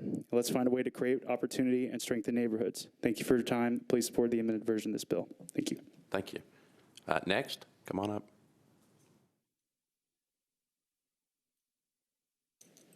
Good evening. My name is Barbara Adams. I'm a real estate broker with American Realty. I live at 922 Marengo Lane, Nashville, Tennessee.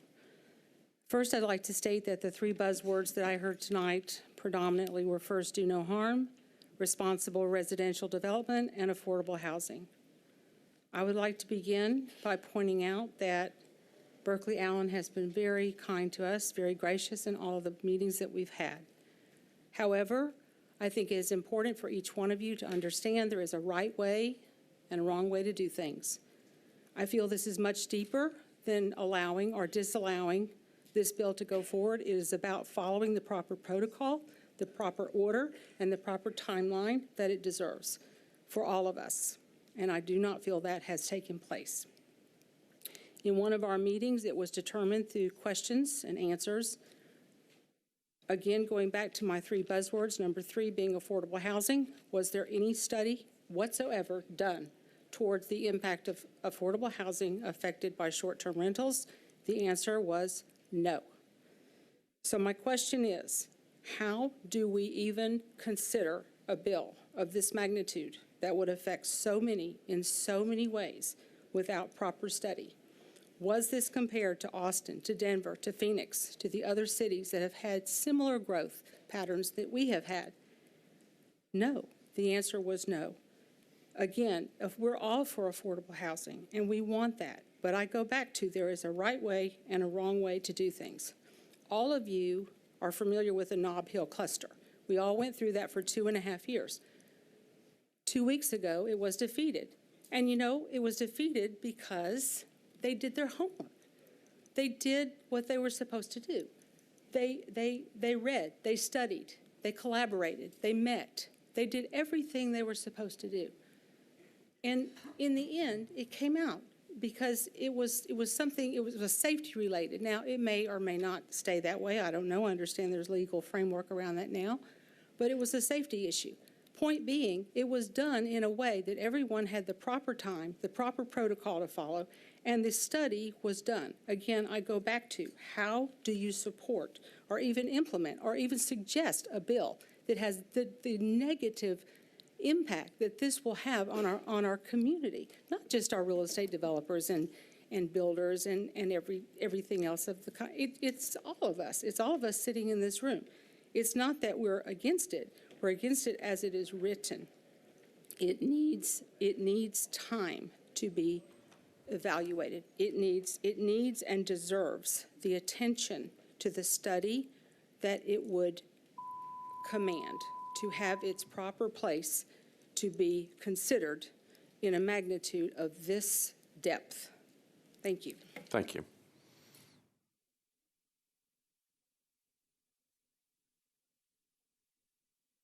Thank you.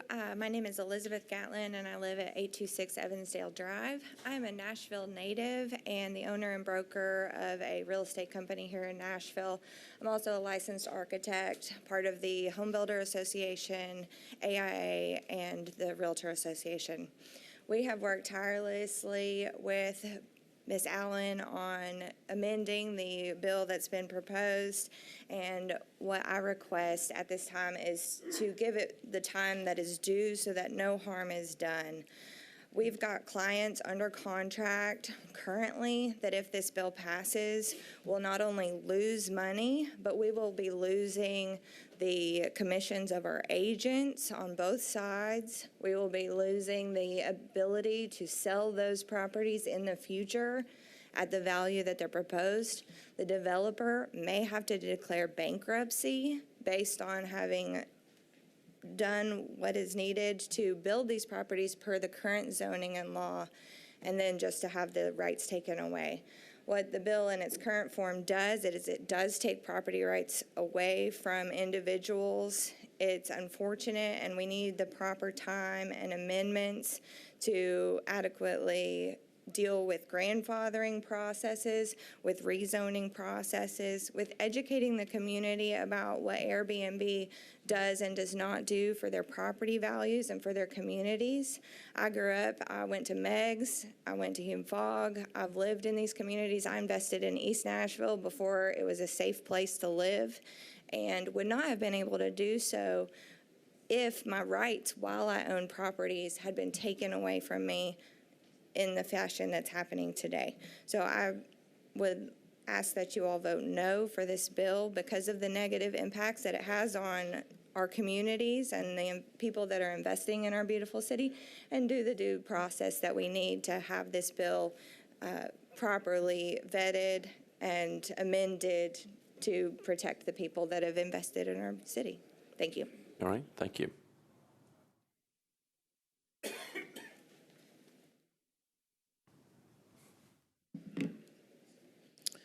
Good evening.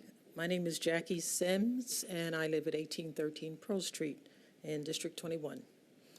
I'm here tonight as a private citizen and a Christian who believes in grace and mercy.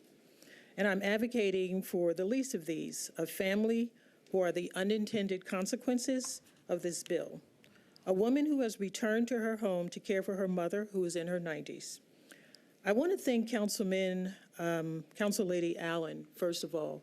I think last week alone, we were in about 7 hours of meetings, and she very graciously listened to the opposing side to her bill, so I'm very appreciative of that.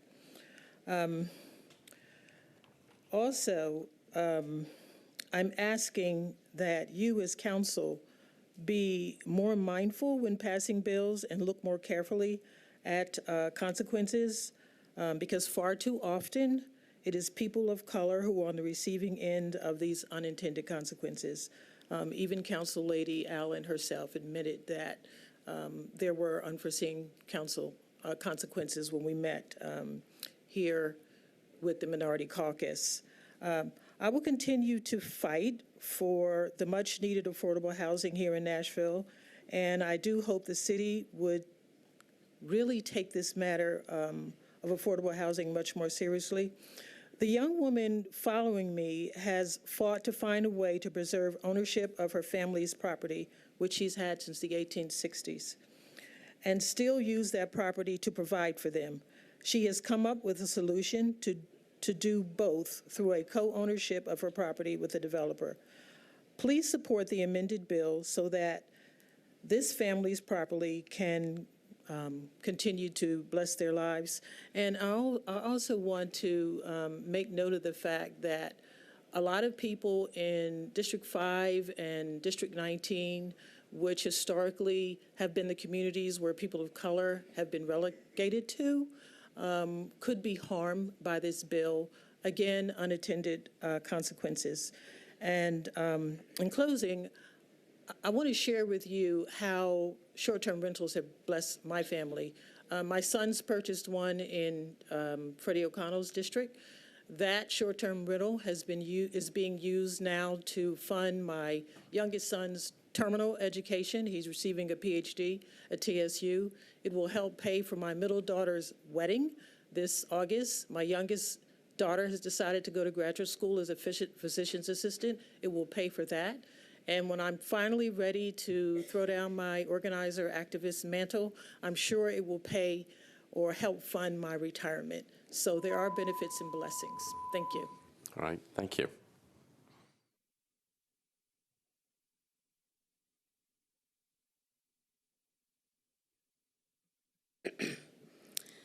I'm Kathleen Payne Wilkes of 1304 and 1305 Jackson Street, 37208. Today I'm speaking on behalf of my mother, myself, my daughter, and my elderly North Nashville neighbors. My family's property ownership in the Fisk University neighborhood, a traditionally Black neighborhood, extends as far back as 1866 when Fisk University was founded. On her deathbed, I promised my grandmother Victoria that I will never sell our homes. My family members are descendants of the 272 slaves owned and sold by Georgetown University to keep them from bankruptcy in 1838. they were uncompromising. Much of Americans' net worth is in their homes. The significant disparities between that of Black Americans and that of white Americans in regards to home ownership and property valuations persist. Home values are disproportionately lower for Black families. The wealth disparities Blacks experience overall have faced more than 2 centuries of deliberate and structured barriers to wealth building, and most of those barriers were embedded by design in our laws. Discriminatory policies created, developed, implemented, and executed by local, county, state, and federal laws persist nationwide. We're not irresponsible outsiders. We're longstanding citizens who deserve the same opportunities to build wealth in our community as the folks who are gentrifying our neighborhoods. Instead of selling our homes and caving to fast money from outsiders, I partnered with the developer and negotiated a 50% split, giving my family 2 new homes that will allow us to build wealth by exploiting our property's values through Airbnb. My Jackson Street neighbors, many whom are elderly, have agreed with my intentions, and they want the same deal so that generational wealth can be passed to their descendants as well. Most of the people in my neighborhood have lived here their entire lives and will not be able to survive property devaluation. They're elderly and have never had the opportunity for financial prosperity. Vote no on BL 2019-1633 as written. A special thanks to Councilwoman Berkeley Allen for her efforts to amend and not be complicit to the barriers of wealth building in Black communities. Amendments 3 and 14 will help us. Why wouldn't you want to help us?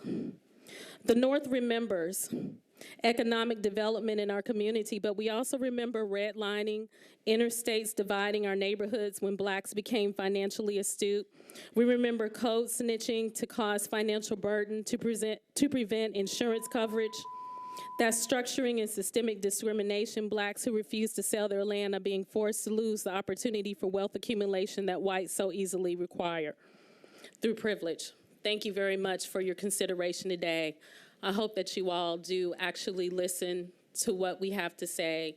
It's not only the Airbnb neighborhoods that are in wealthy areas, it's also our neighborhoods as well. All right, thank you.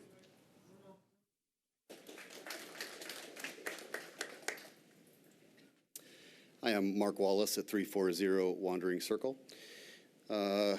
I've partnered with Kathleen and several other of her neighbors and other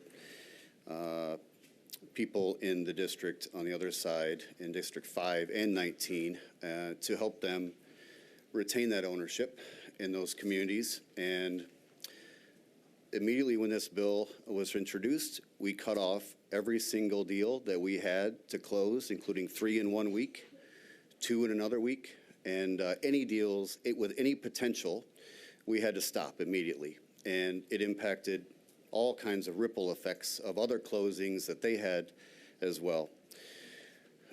The proposed amendment, what we're told is going to be produced after we're done talking, and Councilman Berkeley, sections 3, 14, and 15 will allow Kathleen, her family, and many of the other families that we have partnered with to proceed and go forward. And they are absolutely critical for us to continue with what we're doing, which is trying to open up a hand and put wealth back in some of these communities that deserve it, frankly. And thank you, Councilman Berkeley, for helping us and working with us. And I think your true intent is there. And any kind of extra adding to these amendments and jumping on board and all kinds of things, we all know that can really hurt these. And I think we've come a long way with Councilman Berkeley. And she's done a great job, especially with those 3 amendments that will make her safe and many other families that we are personally dealing with safe. What it will also do is create a small window to allow those 2 traditionally Black neighborhoods to make a real choice about what's happening to them and can they partner with someone like us. We've committed to educating those 2 communities to at least say yes or no, and it gives them an opportunity to make their own decision. And we'll follow through with that because we believe Councilman Berkeley will be following through with what she's promised us in multiple meetings. Thank you very much. Appreciate it. All right, thank you. Good evening. My name is Dan Burton, 1213A Tremont Avenue. I'm a fifth-generation Nashvilleian. My kids will be sixth-generation Nashvilleians. And I've been in the real estate game, I guess, really since my dad passed away when I was young. My great-granddaddy was very instrumental in this town, walked here barefoot, started a company called Life and Casualty, which was a big insurance company, subsequently built the L&C Tower. He was a risk taker. He started from nothing. He loved this town. I say all that to say I am vested in this town. I love Nashville. We have a legacy here. I'm proud of A.M. Burton and what he did for multiple churches, orphanages, the African-American community here. He was instrumental. I've tried to follow in his footsteps. I've taken risk as well. Vice Mayor Schulman can attest to that. He helped me with one of my first rezonings back when I had hair 20 years ago. So I just want to lay it out there where I'm at right now. I personally have an Airbnb. I've made some additional income on it. It's been a great tool. I've taken my kids' college fund and put it into a 4-unit deal that is zoned currently. Spent tens of thousands of dollars on plans, really hundreds and hundreds of thousands of dollars on dirt plans, site work, and I don't know what to do right now. I've had to hit the brakes. I don't know where this is going. It scares me to death, and I'm a risk taker and trying to do the right thing, trying to play by the rules. I can't imagine you guys would let something go through and change the rules on me in midstream when that's all I've been trying to do is follow the rules. So I would humbly ask everyone here to consider everything that everyone's presented tonight, and please do the right thing and protect us and protect those that are at risk. Thank you so much. All right, thank you.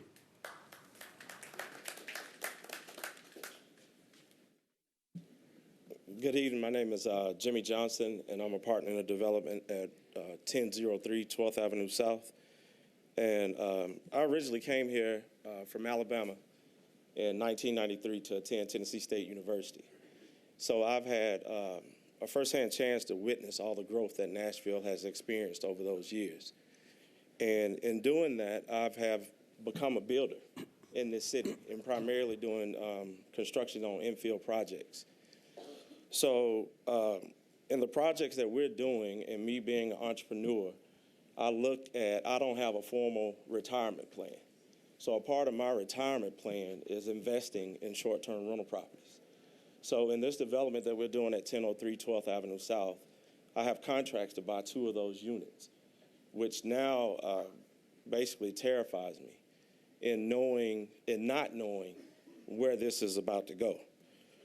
So I also would like to ask the council to consider an event like the NFL draft that just recently happened that wouldn't have happened without short-term rentals being on board, because Nashville wouldn't have the hotel rooms to accommodate all the people that came to this city. And an event like the NFL draft put Nashville on a national stage. And affordable housing was mentioned quite a few times, and I don't believe that you achieve affordable housing by passing a bill like this. I think it's a partnership between builders and developers within this city and not passing a bill that causes strife between the city and the builders and the developers that are trying to accomplish the goals that you all want. So as this bill currently stands, I would ask the city council to vote against it. Thank you. All right, thank you.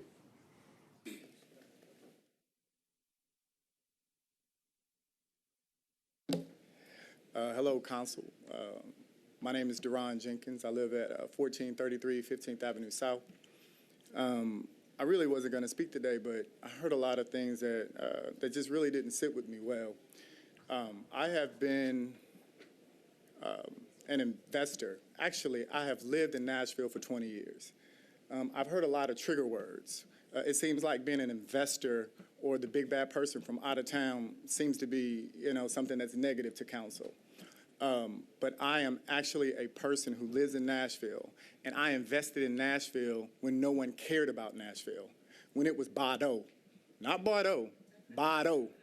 And you council know what I'm talking about. So I was buying lots then. I was building duplexes then.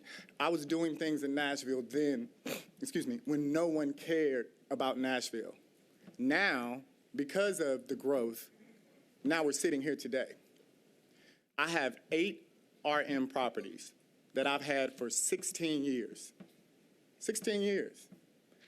And now you're going to propose a bill to take some of my rights away? I just don't think that's fair. We have a lot of people that said some trigger words about affordable housing. Those are just things to really get you off of the fact of you're taking rights away. This is not talking about affordable housing. If we're talking about affordable housing, then we need to intertwine builders with government, with the city, and then jointly do something together. The reason that affordable housing works is when all of those parties are together moving forward. This is not the way to do it.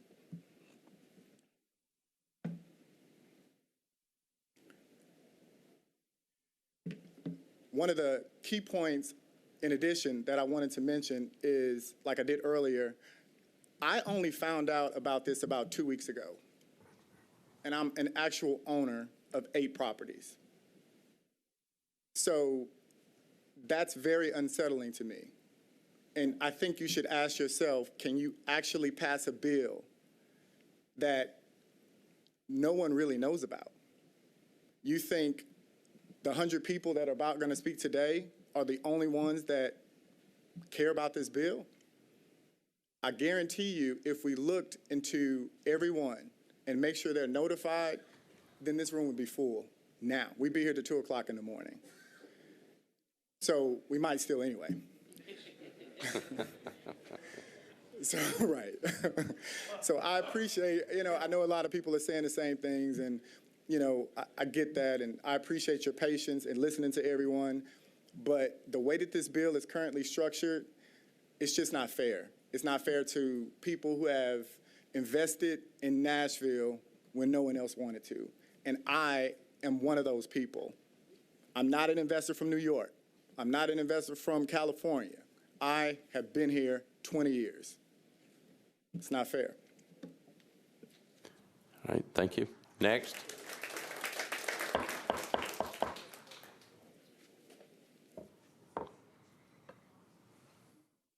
Ladies and gentlemen, Planning Commission Councilwoman Berkeley Allen, my name is Andre Hippix. I live at 4805 B Foley Drive.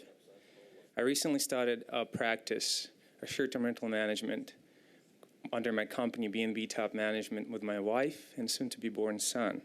It is self-evident that we as a whole are experiencing a schism under a conflict of interest where we want to admit or not. Representatives of residents of Nashville are concerned with quality of neighborhoods and the well-being of the inhabitants. Short-term rental professionals are concerned with detrimental financial losses. Here's my proposal to a possible step towards a solution, addressing concerns, hopefully, of both parties. Deterioration of neighborhoods, I believe, is a direct result of overpopularization of Nashville, an influx of transplants from higher income cities like Chicago, New York, Los Angeles, San Diego, San Francisco, with developers simply seizing an opportunity and meeting the demand. As short-term rental have also added to the problem, they can save, or I guess serve, as an anti-venom to the snake bite, as you want to call it probably. Take control of taxes, separate them from hotel taxes, because the hotel taxes contribute only directly to tourism, and direct them towards affordable housing as we need it. It is unfortunate due to current short-term rental practices we lost touch with our neighbors and affected negatively the well-being of our neighbors.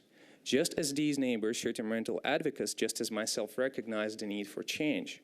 Currently, there are alternative platforms to Airbnb that are on the rise that are already starting to implement community-conscious commission distribution, where half proceeds go to the local community where a unit is rented out. It all starts from the top, and once certain rental platforms begin conscientious practices, their hosts and professionals will naturally follow the flow. Until then, it is folks like myself who need to take a responsibility over how our property is affecting our neighbors. With that being said, I strongly believe that cutting off a hand that can feed is kind of foolish and maybe a little bit irresponsible. Instead, let that hand learn how to control itself, mature its practices, and feed the entire body of Nashville. All right, thank you. Thank you. Anybody else?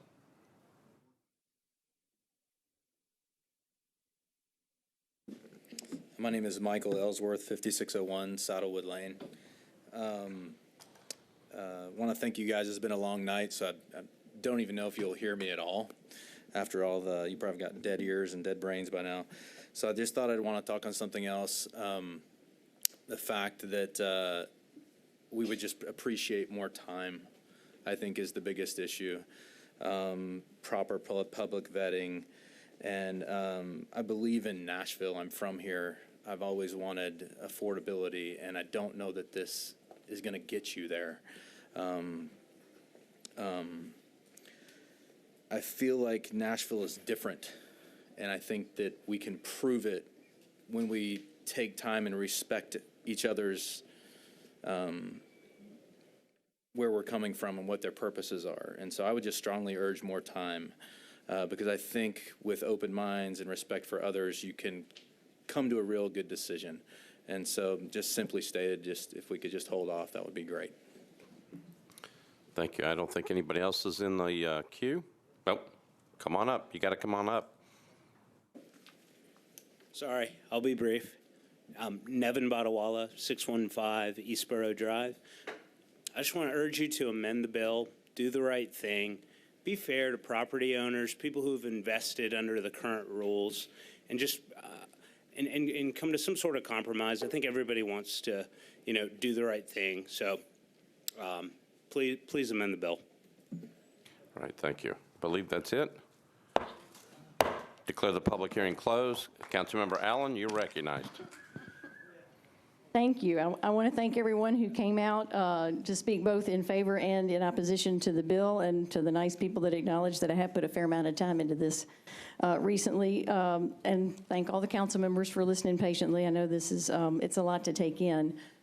First of all, I want to explain what this bill does. It, among other things, changes language in the zoning code related to short-term rental to make it consistent with state law. And that part needs to happen and has been in the works for a long time.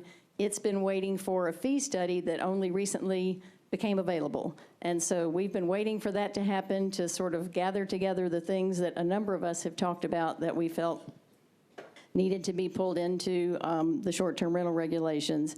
And a number of us had talked about the place of RM and the fact that we now have residential single-family zoning that no longer allows non-owner occupied permits, and that we were inconsistently still allowing RM, which is a residential zoning, to have non-owner occupied permits. And that we left that in because at the time when we were going through this grand adventure, how long ago was that? A year or two ago.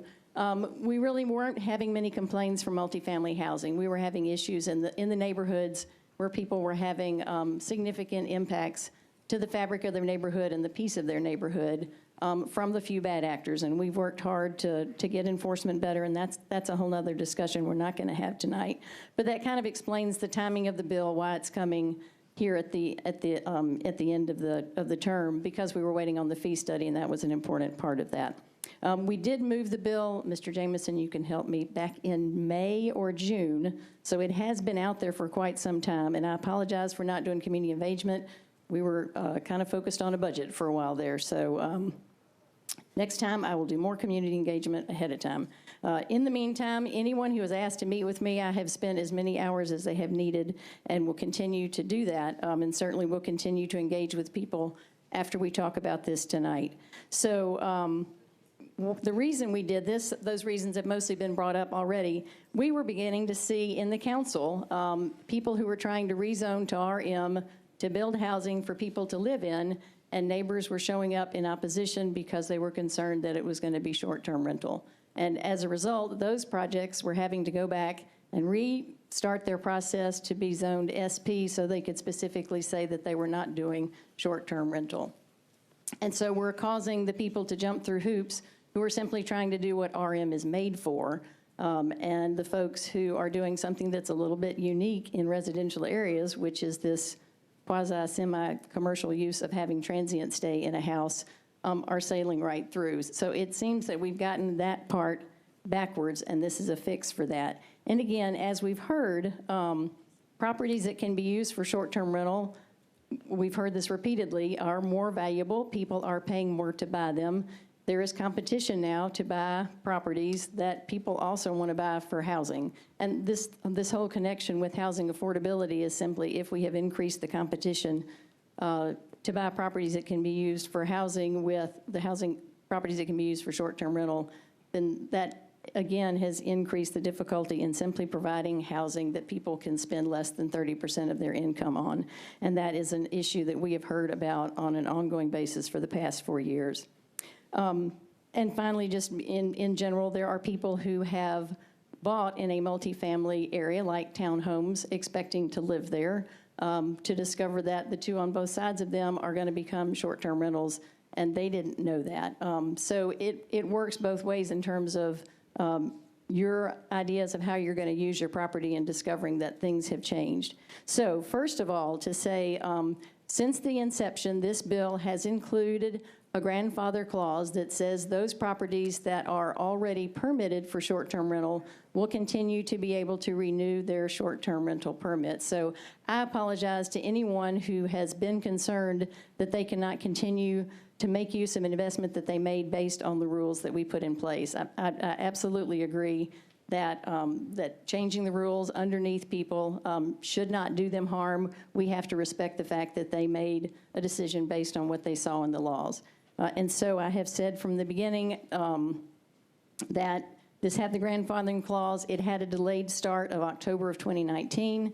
I have learned from many folks since then, more involved in the business than I certainly am, that that's not enough lead time to get a project that is in the works happening. That, you know, with the delays that we frequently see in codes because they are so overwhelmed, if someone is just now getting started, if they've made an investment at the bank and put their earnest money down, they're not going to be done by October of 19. I acknowledged that back in June or May, whenever this bill first started. So I have said from the get-go that we would make adjustments to that, and there is a substitute bill, Mr. Mayor, Vice Mayor, that I would like to move the substitute bill with a brief explanation. All right, so I got a motion on the substitute, properly seconded. Back to you. Back to my brief explanation, which I started without permission. I apologize. Okay. I appreciate that. Thank you. So we have been working. I have met with a number of stakeholders to say, help me understand what do we need to do to make it possible in today's building climate so that if you bought a piece of property today or you've put your money down at the bank and they're holding you to it, how much longer do you need to get that going? So the substitute bill that you see in your packet, and as well as what was explained in the letter that have had placed on your desk, would allow, it would have an effective date of May of 2020 before the bill comes into place, but that does not, correct me if I'm wrong, that does not have anything to do with the short-term rental fee. That was a separate bill that we've already passed. So Ms. Kia Hain, I hope I get your support back again. But it does have an effective date of May of 2020, and also just to allow the ability, can I keep going, Mr. Vice Mayor? Yeah, Thank this you. is an important bill. I think we need to keep going. I'll try to be succinct.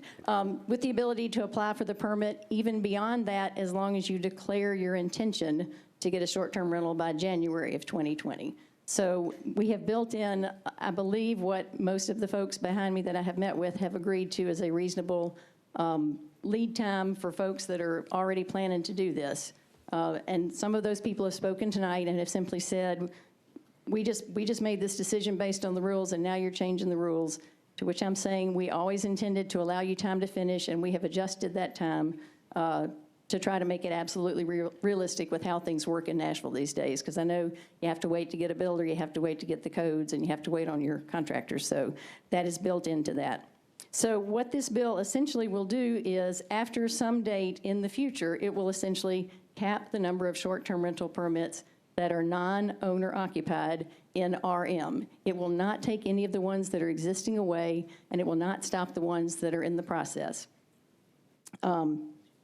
You've heard a number of concerns, and I want to address several of those. Again, it doesn't affect existing owners. I think that's a key piece of information, because it distresses me to hear people say, I put my life savings into this and now it's gone. It's not, it never was, and I'm sorry that there was angst caused about that.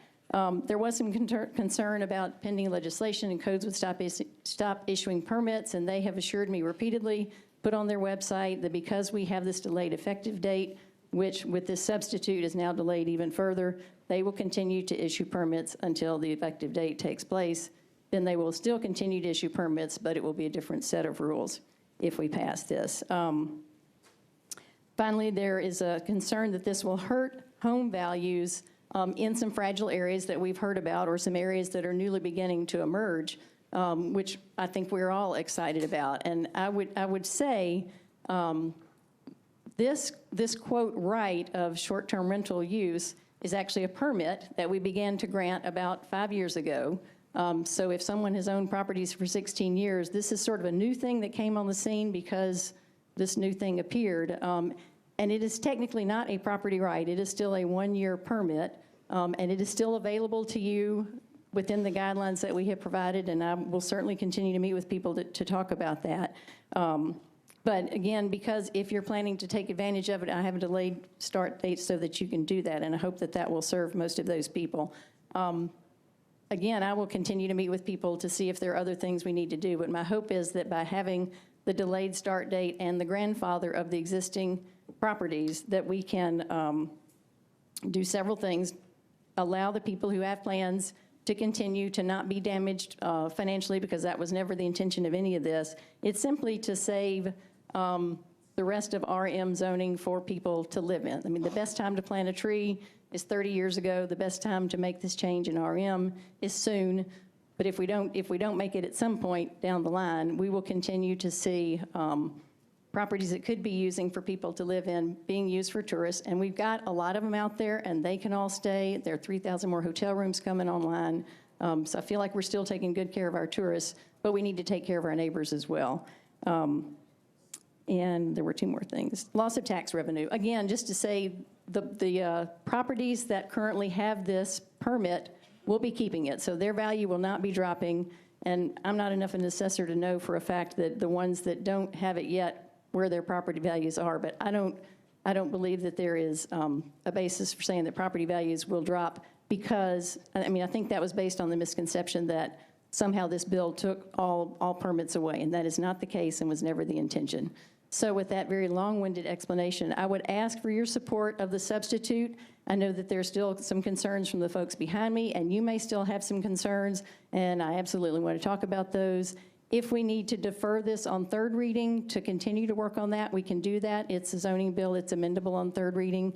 We can defer it twice on third reading if we need to. Mr. Jameson, is that correct? So we are not rushing this, but I do want to go ahead and get the substitute on public record so that it's something that people can see, and so the lenders can see it, so they will know that there is plenty of time to make these things happen. So Okay. Thank you for that. So we are on a motion to substitute. It's properly seconded. Councilmember Scott Davis, you're recognized. Thank you, Vice Mayor. I want to commend my colleague. For 8 years, she has worked tirelessly and very hard. And I want to especially thank her for the hours and days of meetings that she went to listen to everybody. And I particularly want to thank her and asking my colleagues and the people here today to support her substitute. The substitute is very, very important right now. Please adopt. I recommend that Section 14 be adopted as written by Council Lady Allen, and also sections 15 and 3 are the sections that she adjusted to accommodate and protect those neighbors in the vulnerable areas. And I once again want to commend her work and her tired, and she just really took this on and put her heart and soul in it.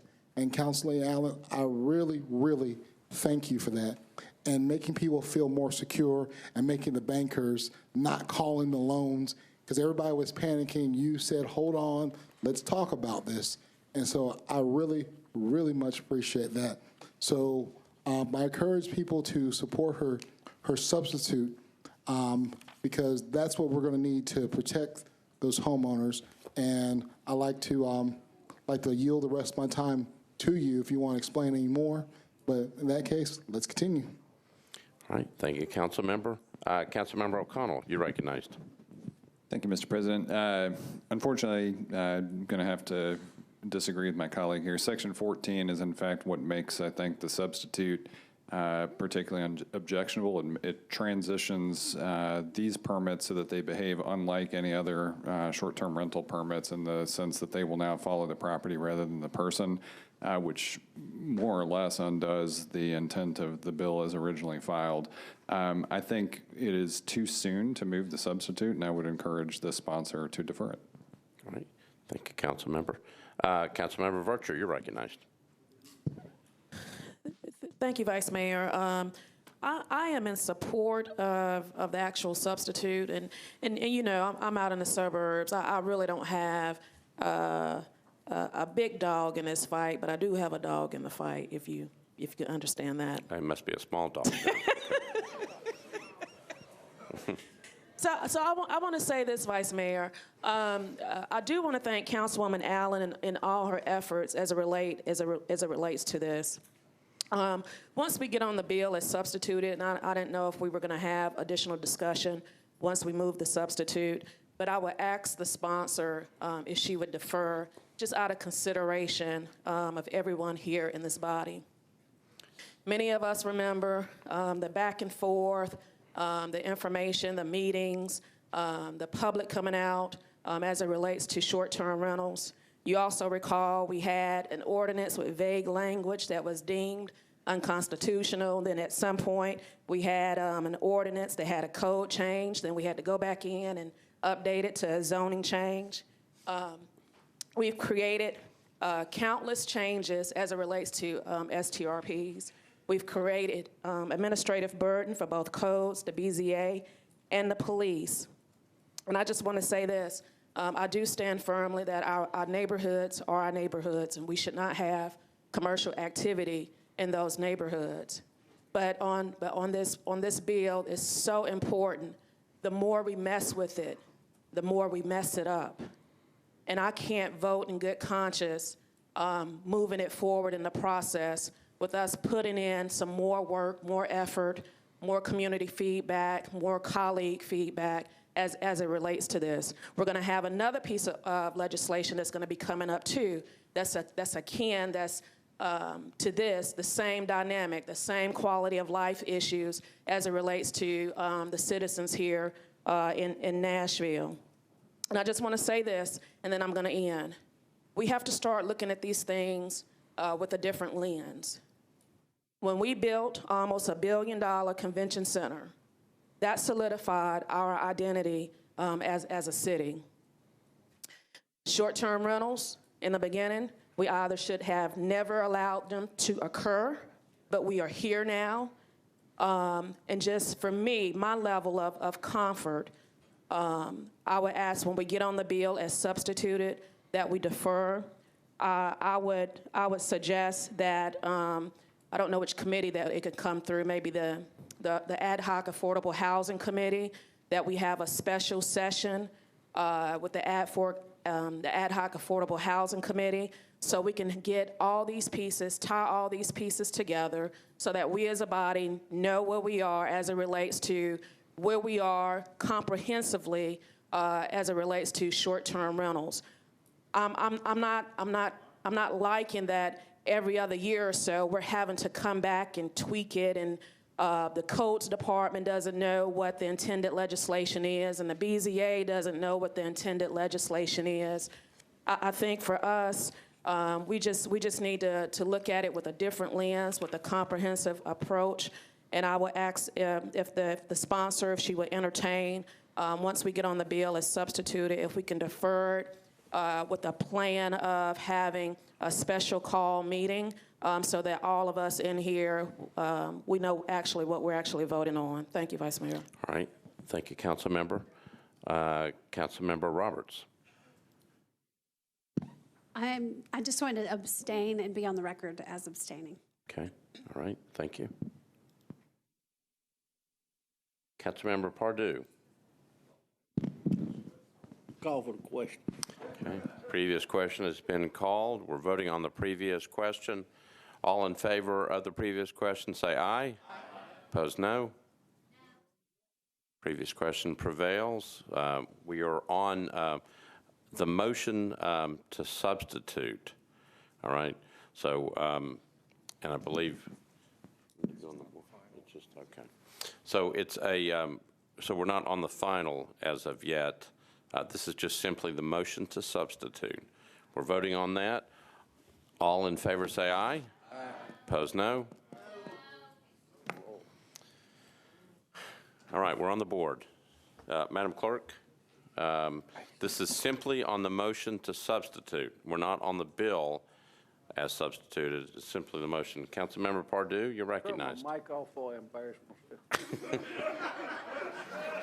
That's exactly why I left it on.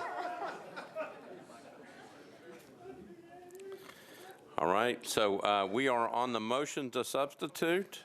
Madam Clerk, if you would, please open up the machines.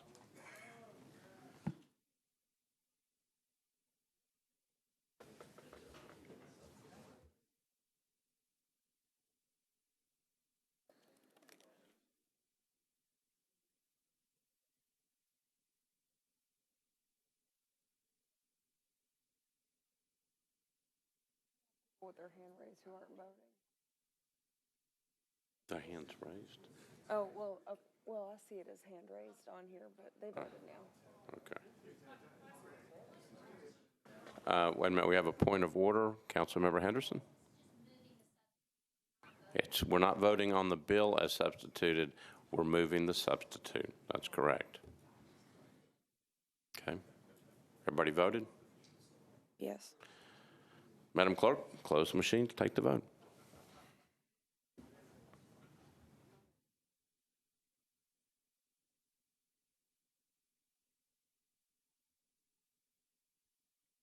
$24 in favor, 7 against, 3 abstentions. There we go.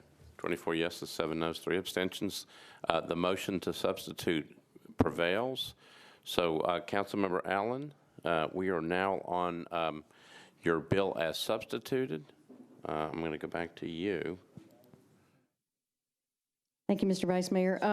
Just want to say a couple of things.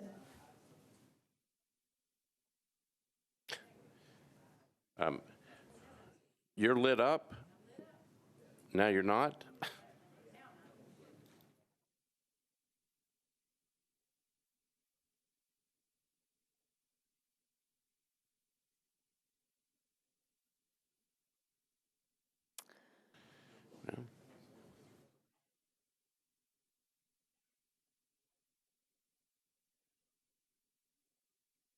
Oh, Mike, it's an issue with the system. It's doing the same thing on my end. I can see where it grays out when we move between bills. So she just, Councilmember Allen, check your microphone now, see if you're on. Yes, I'm good. Thank Okay. you very much. I appreciate that. I understand concerns with the grandfathering clause. I will say,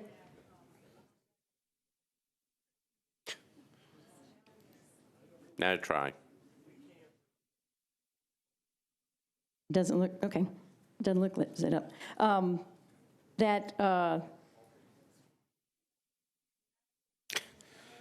this is interesting. Okay. What I see as a fundamental difference between R, where we don't allow transfers, is that has always had a 3% cap on the non-owner occupied RM. Currently, as it is today, a property can have a permit, it can be sold to a new owner, and that new owner can apply for a permit. If we don't pass this bill, that is what we will continue to have. I'm simply asking that we continue to allow the people who currently have permits or who are about to get them under the allowances to be able to do that. And I understand concerns with that, but I would appreciate the support for the substitute. So just wanted to explain that. Also to say that I have worked with codes and the zoning administrator, so they have been vetting my request and have let me know things that are easy and things that are not easy, and I will continue to work with them. And I'm absolutely happy to have a special session. If we need to defer on second reading, I don't have a problem with that. I'm also absolutely willing to defer on third reading because this is a zoning bill and it's amendable on third reading as well.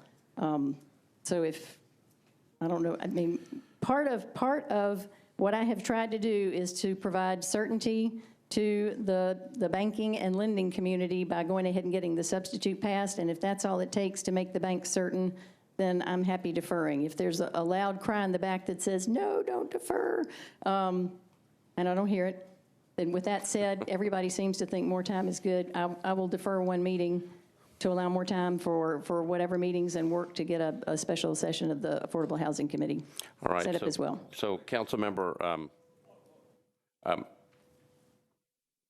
somebody yelled a point of order. Mr. Kendall? We just passed a motion. So, Mr. Kendall, let me get you to pick up your microphone. We just passed a motion to substitute. You're not saying you're deferring that. I'm not deferring the substitute. Okay, you asked It was very important to me to get the substitute on the record, and it is now on the record.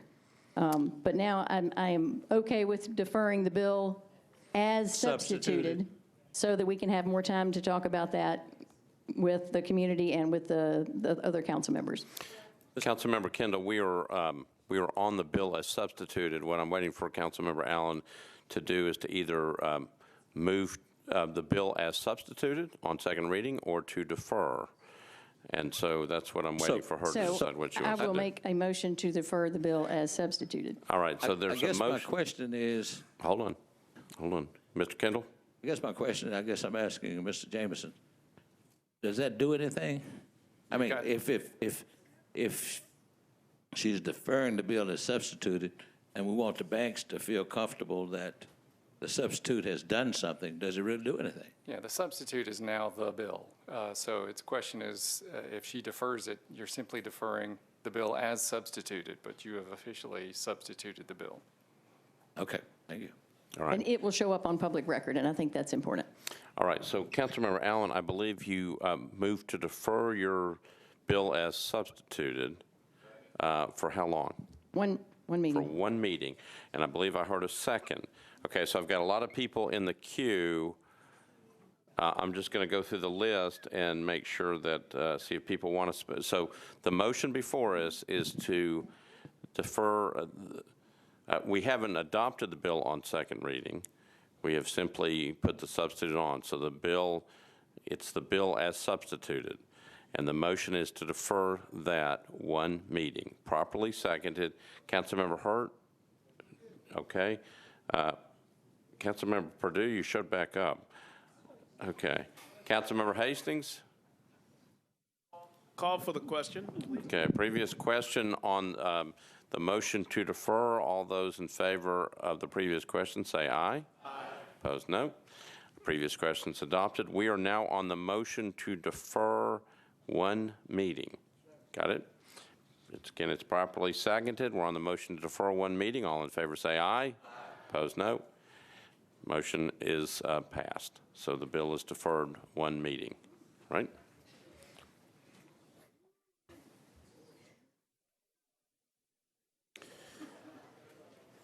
All right, we're on BL 2019-1634 by Councilman Glover and Swope. This was disapproved by the Planning Commission. Amends the Metro Code by adding a new subpart to 17.12.040 pertaining to other setbacks relative to property owned by the Fair Board and used for automobile racing. Councilman Glover, you are recognized. Thank you, Vice Mayor. I'm going to defer this until the August 6th public hearing with just a brief explanation, if I may, Vice Mayor. So it's a motion to defer to the first meeting in August. Right. The next public Correct. hearing. Yes, sir. Properly seconded. Back to you, Just Councilman Glover. very briefly, there's a lot of safety issues that are involved here. We thought we'd have information tonight, but they didn't get it to us yet. So, I mean, because this truly is a safety issue, I think we're better off in order to hear all the facts when we come back here on August the 6th. So with that, I would ask you just to support the deferral to the August 6th public hearing. Thank you, sir. Okay, so a motion to defer to the first meeting in August. It's been properly seconded. Councilmember Bedney, you're recognized. Yes, thank you. I share with you a list of all the adopted codes in the city. This is because I think that when we adopt a code, we do it because of recommendation by a professional group. So I wanted to ask the Vice Mayor, he will require that Mr.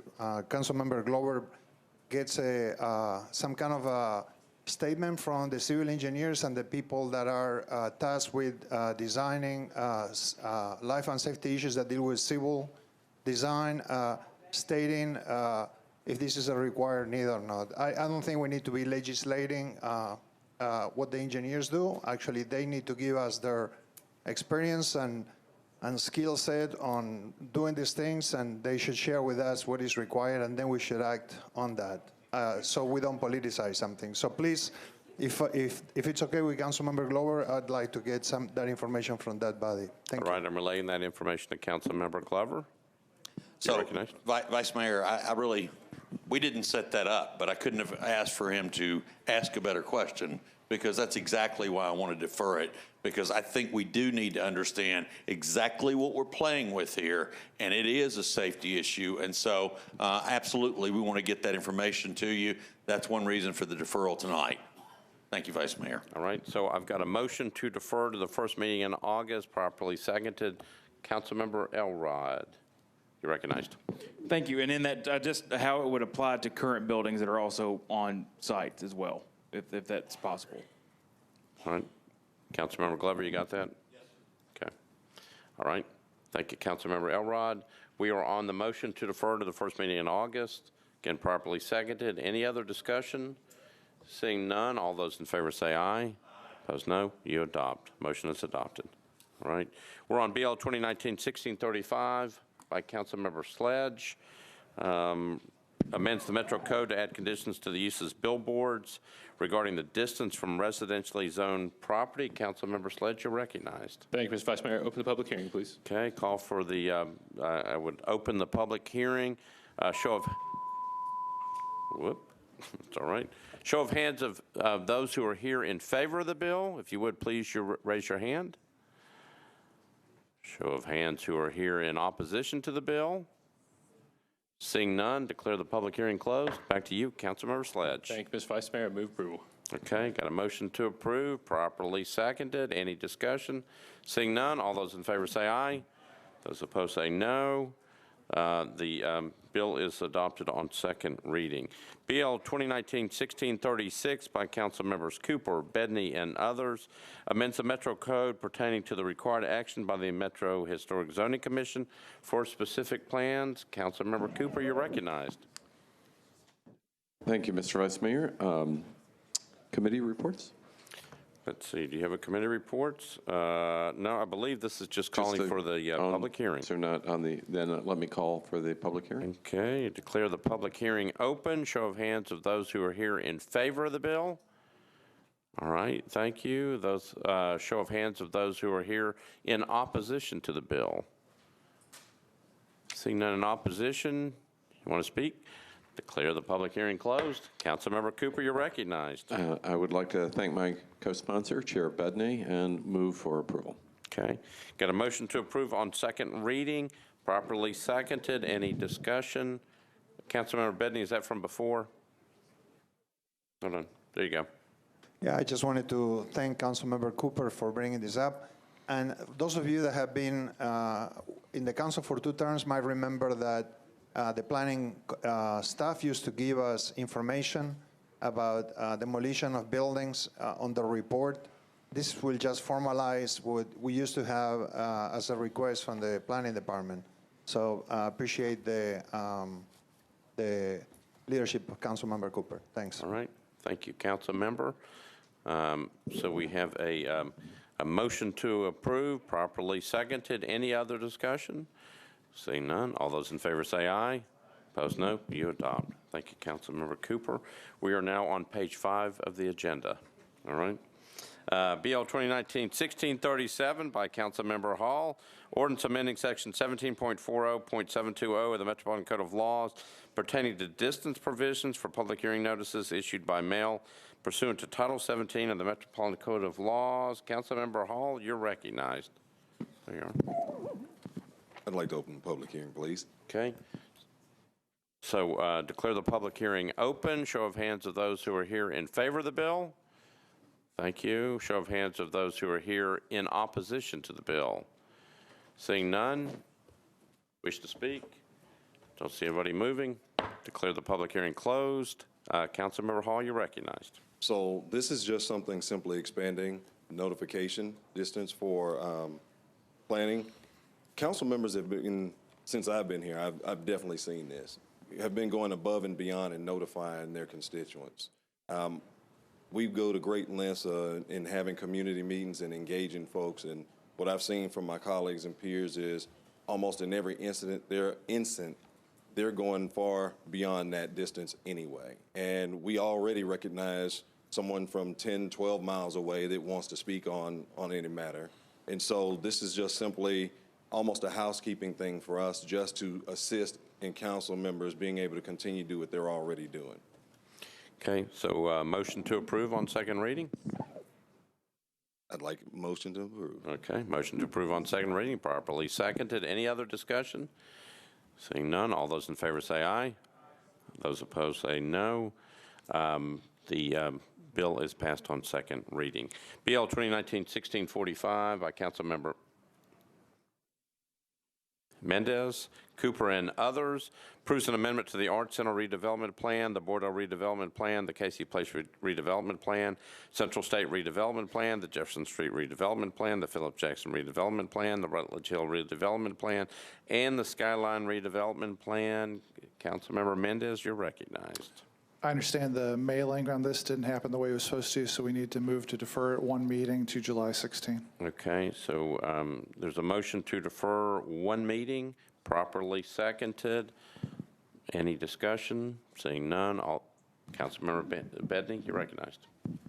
Yeah, we had a committee report, and at the committee we voted 10-4-0 against to defer one meeting. Okay, and I'll go to Budget and Finance. Councilmember Vercher, budget report. I don't know what I was doing back here, Vice Mayor. It's I know Budget and Finance, we recommended a deferral at the request of the sponsor. Was it 10-4-0 against, Mr. Jameson? That's correct. All right, so the motion is still to defer one meeting, properly seconded. Any discussion? Seeing none. All those in favor say aye. Opposed, no. You adopt. All right, we're on BL 2019-1652 by Councilmember Lee. Changes 11.28 acres from AR2A to SP zoning for properties located at 3720 Pinhook Road and Pinhook Road unnumbered to permit 41 single-family lots. Councilmember Lee, you're recognized. Yes, Mr. Chair, I would like to ask to open the public hearing. Okay, declare the public hearing open. Show of hands of those here in support of the measure. All right, thank you. Show of hands of those in opposition to the measure. Seeing none in opposition, those in favor wish to speak. Okay, declare the public hearing closed. Back to you, Councilmember Lee. Yes, sir. Mr. Mayor, Mr. Vice Mayor, I would like to move to defer this until the first meeting in August with a slight, with a couple of comments, please. Okay, the motion is to defer this Bill 2019-1652 to the first meeting in August. Properly seconded. Back to you, Councilmember Lee. Yes, sir. We have had several meetings on this property, and we have not had a lot of input on it. We've had small showings, so I guess the consensus was that everything was okay. I got a couple of calls actually yesterday on this, and I had to review it again. And one of the different calls that I got actually wanted some more input, so we're not asking for a formal meeting again, but we do want to have some community meetings to see if we can get more people out this time and talk about and present what's going on. But it's for the community input. You still there? I am. Okay. That was That was it? that was my comment. Yeah. Okay. To- All right. Just to let you all know what was going on with it. All right. So the motion is to defer to the first meeting in August, properly seconded. I'm going to make sure that everybody remembers. Mr. Jameson, would you remind people, there you are. We have a certain number of meetings left. I just want to make sure everybody knows how many more meetings we have left on this term. After tonight, we have 3. All right, so after tonight, we have 3. So, Councilmember Lee, you are deferring this measure. You haven't passed it on second. You're deferring it without passing it to second. It will be on second on that first meeting in August. That will be we will then have one other meeting after that. Okay, so let me change my motion and only defer it to one meeting. Okay. And then we'll just have to see if we can get all of our community stuff in. Okay, you still have time, but I'm just telling you, I'm just making sure you know how many meetings we have left. Okay, so the yeah, I do want to give it enough time to be able to go through. Okay, so the motion is now to defer one meeting, not to the first meeting in August, to defer one meeting, correct? Okay, yes. Okay, properly seconded. Any discussion on that motion? Seeing none, all those in favor say aye. Opposed, no. You adopt one meeting deferral. Thank you, sir. Okay. BL 2019-1659 by Councilmember Henderson and O'Connell amends the Metro Code pertaining to the provisions of sidewalks. Councilmember Henderson, you're recognized. Councilmember Henderson? We're on the sidewalk bill. Sir. There you go. Yes, sir, Vice Mayor. That's right. Glad to be speaking about sidewalks. All right. I would like to move to open the public hearing, please. All right, declare the public hearing open. People here in favor of the sidewalk bill, please indicate by raising your hand. Okay, thank you.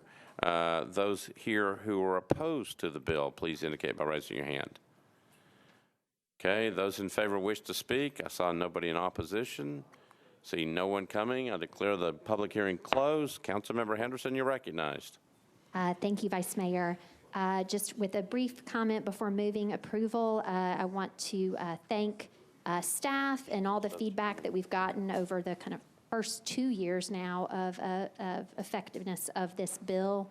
And I look forward, colleagues, to sharing with you and with the community really just an update on what we've seen over the last 2 years in the coming weeks before third reading.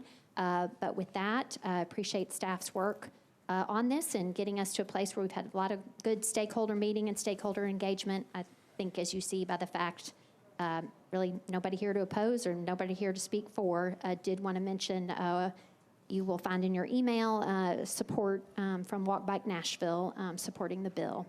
And with that, I would move approval. All right, so I got a motion to approve, properly seconded, but back to you. I Yes. believe there's a substitute. Thank you. I'm sorry.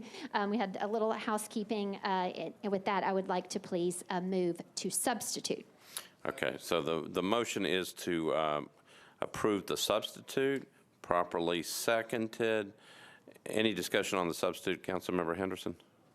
No, sir. It's Okay. in keeping with the bill as originally filed. Just All a right, few. before we do anything, Councilmember Hastings, you're recognized.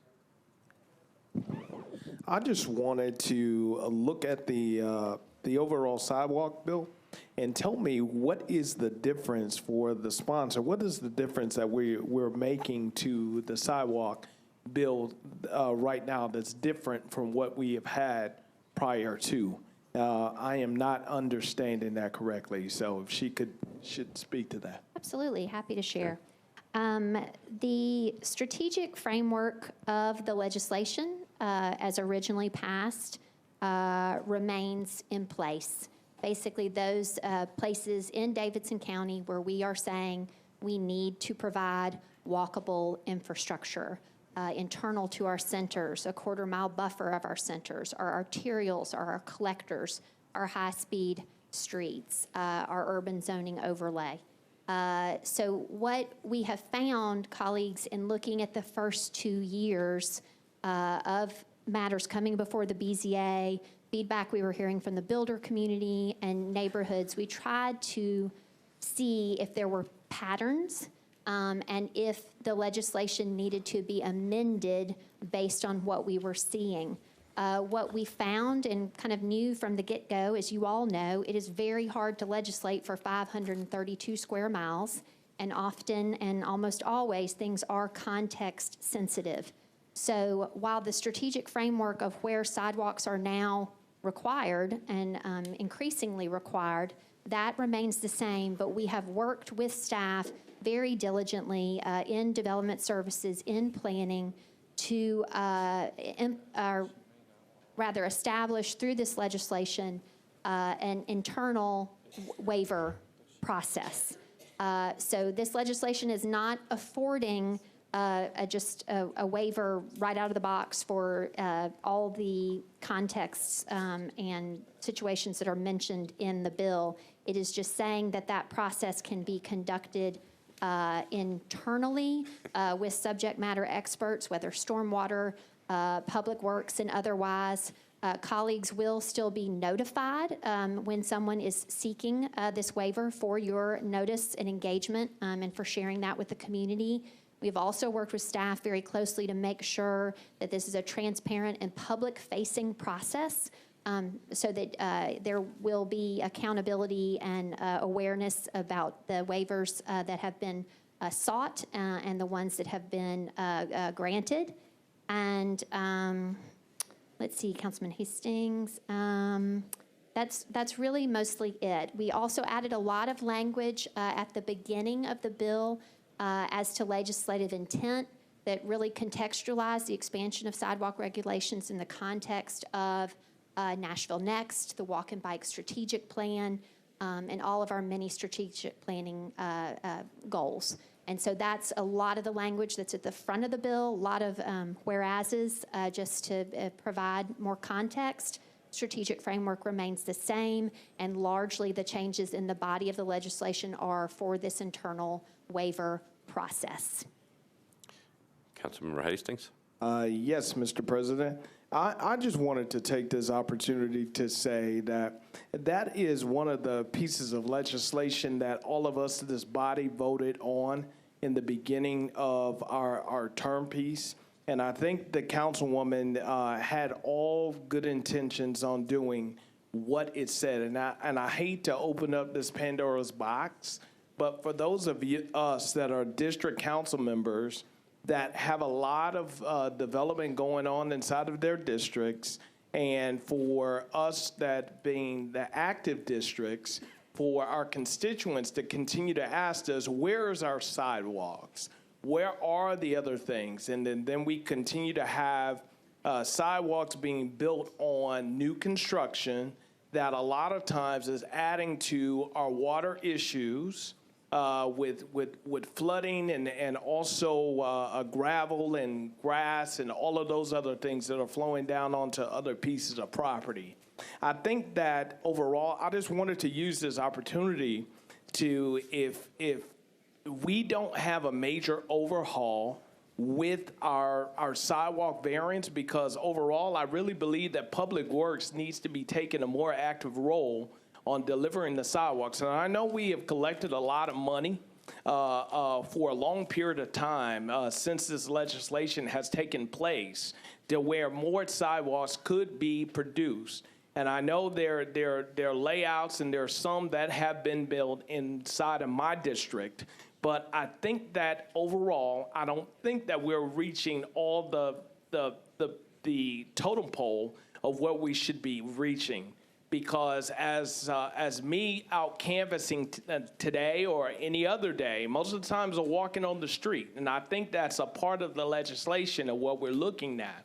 But we're only hitting one part, and especially when we're not doing an overall override to make sidewalks for safer communities, for individuals, for children who are catching their buses, not only for Walk Bike Nashville, not only for those things, but for the people who live within our community, especially over in Bordeaux, in North Nashville, where most of my constituents are. And I hear this all on on a continuous basis of saying we don't have those things. And not only that, when all of this rain that has, do I need to cut it off? Just finish your sentence. Okay. Yeah. When all of this rain is coming forth, we are continue to see this massive override of water continue to go forward, especially when there are only pieces of sidewalks put into place. And I don't think we literally looked at that as legislators and actually thought about it properly on how to apply this sidewalk plan in an effective way. That is one long sentence. Thank you. Vice Mayor, Vice Mayor, may I? Councilmember Henderson. Thank you, Vice Mayor. With all due respect to Councilman Hastings, we worked on this a very long time, and we did think about it quite a lot. We met with Stormwater and Public Works and all kinds of internal stakeholders.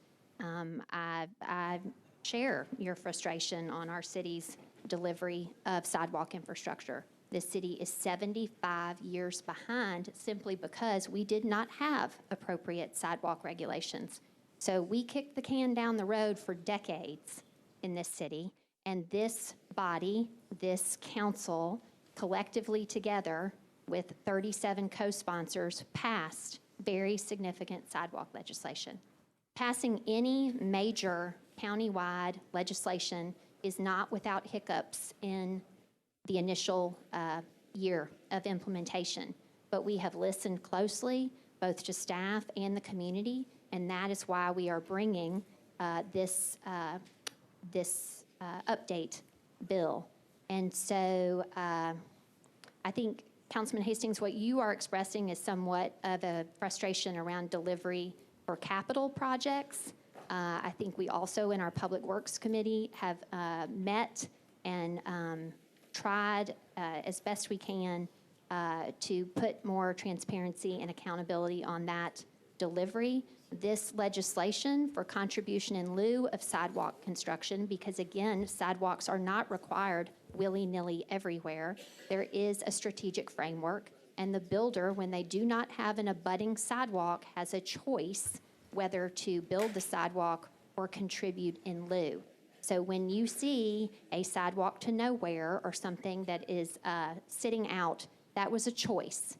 And so contribution in lieu has garnered $3 million in each of the years of the effectiveness of this legislation.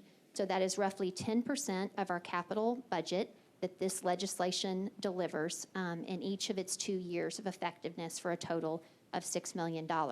So there is the legislation that we have, there's the capital delivery, and all of those things go hand in hand. But I would say that the waiver process, as discussed and vetted in multiple stakeholder meetings, the fact that you do not have anyone here from the builder stakeholder community opposing this legislation. In fact, I've gotten many comments that this is a good process, that they appreciate, that this will be an improvement. So with that, I hope that responds to all of your concerns, and I would renew my motion to move the substitute, please. Thank you, Councilmember. Okay. So we're on the motion to substitute, properly seconded. Any other discussion? Seeing none. All those in favor say aye. Aye. Opposed, no. The bill is, okay, so we have one no. The motion is passed. Councilmember Henderson, we are now on your bill as substituted. I would like to move the bill as substituted, please. Okay. Before we get too far, so there's a proper second. Do you have an amendment that you want to add on to it? I can refer to Councilman Mr. Jameson, can you help me here? I apologize. So Councilor Henderson, this is on page 17. It may be an amendment you had no interest in pursuing. This was where the funds would go instead of to the pedestrian benefit zones, but instead to the council districts. it was not my intent to move this amendment at this time. I know that colleagues have expressed an interest in that. Staff has expressed that could be challenging based on how many pedestrian benefit zones we had. We expanded those with the initial legislation. And so, I would be pleased to speak with colleagues about this. Again, I am preparing a summary before third reading that addresses all of these things. This is a Title 17 bill amendable on third, and so it is not my intent to move this amendment at this time. Okay. So we're on your bill as substituted, properly seconded. Any Councilmember Glover. So just very briefly, and I think she's already answered the question. Mr. Jameson, if this amendment was to be, or it still can be added on third reading, correct? Correct. All right, thank you. All right, thank you, Councilmember.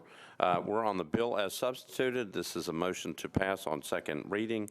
Properly seconded. Any other discussion? Seeing none, all those in favor say aye. Aye. Opposed, no. I heard a no, so we are on the board. All right. Madam Clerk, if you will open up the machines. We are voting on BL 2019-16, 1659. This is the bill as substituted. It's to approve on second reading. Madam Clerk, open up the machines. I will.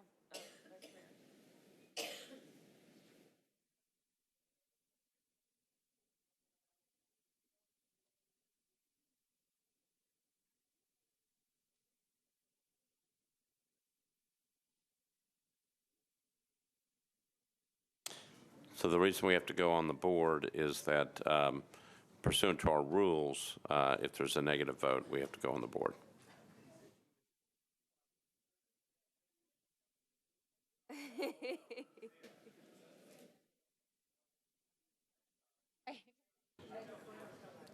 Can we get up? So we got a problem with the machine, so I think we just do it by hand. Okay, so we are having problems with the machine, so we're going to do it. We're going to do it this way. Okay. We're going to do it by hands. We are on substitute bill 2019-16. Okay, so we're working on it. I think we've got it fixed. I can push this one, right? Okay. Thank you. I forgot about that.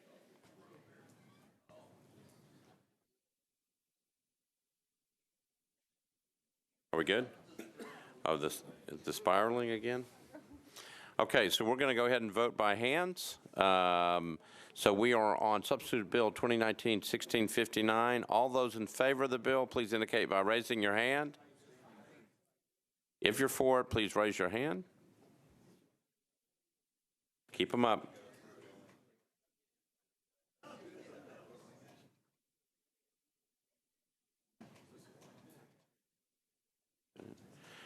Those in opposition, please indicate by raising your hand. Okay. You only get one hand there. Okay. So the bill passes on substitute bill 2019-1659, passes on second reading with one no vote. All right, you ready? So we are still on page 5 of our calendar. Okay, just letting you know. All right, so hold on to your horses. BL 2019-1666 by Council Members Rosenberg and Wiener, approved by the Planning Commission. Council's 21.27 acres of a plan unit development for property located at 615 Old Hickory Boulevard. Councilmember Rosenberg, you're recognized. Thank you, Mr. President. We have to open the public hearing, please. Okay, declare the public hearing open. Show of hands of those here in support of the measure. Thank you. A show of hands who are here in opposition to the measure. Seeing nobody in opposition, those wishing to speak in favor, seeing no one, declare the public hearing closed. Councilmember Rosenberg, you're recognized. Thank you, Mr. President. Move approval, please. Okay, motion to approve, properly seconded. Any discussion? Seeing none. All those in favor say aye. Opposed, no. You adopt. Thank you, Councilmember Rosenberg. BL 2019-1667. Councilmember Elrod, approved by the Planning Commission, changes 1.11 acres from R6 to RM9 zoning for property located at Wallace Road unnumbered. Councilmember Elrod, you're recognized. May I move this, may I make a motion to move this, defer this indefinitely? Sure. Move to So defer the motion indefinitely. is to defer indefinitely. Properly seconded. Any discussion? Seeing none, all those in favor say aye. Opposed, no. Motion is adopted. Okay, we're on BL 2019-1668 by Councilmember Syracuse. Yes. Approved by the Planning Commission, changes 1.77 acres from SP to MULA for property located at 1510 Lebanon Pike.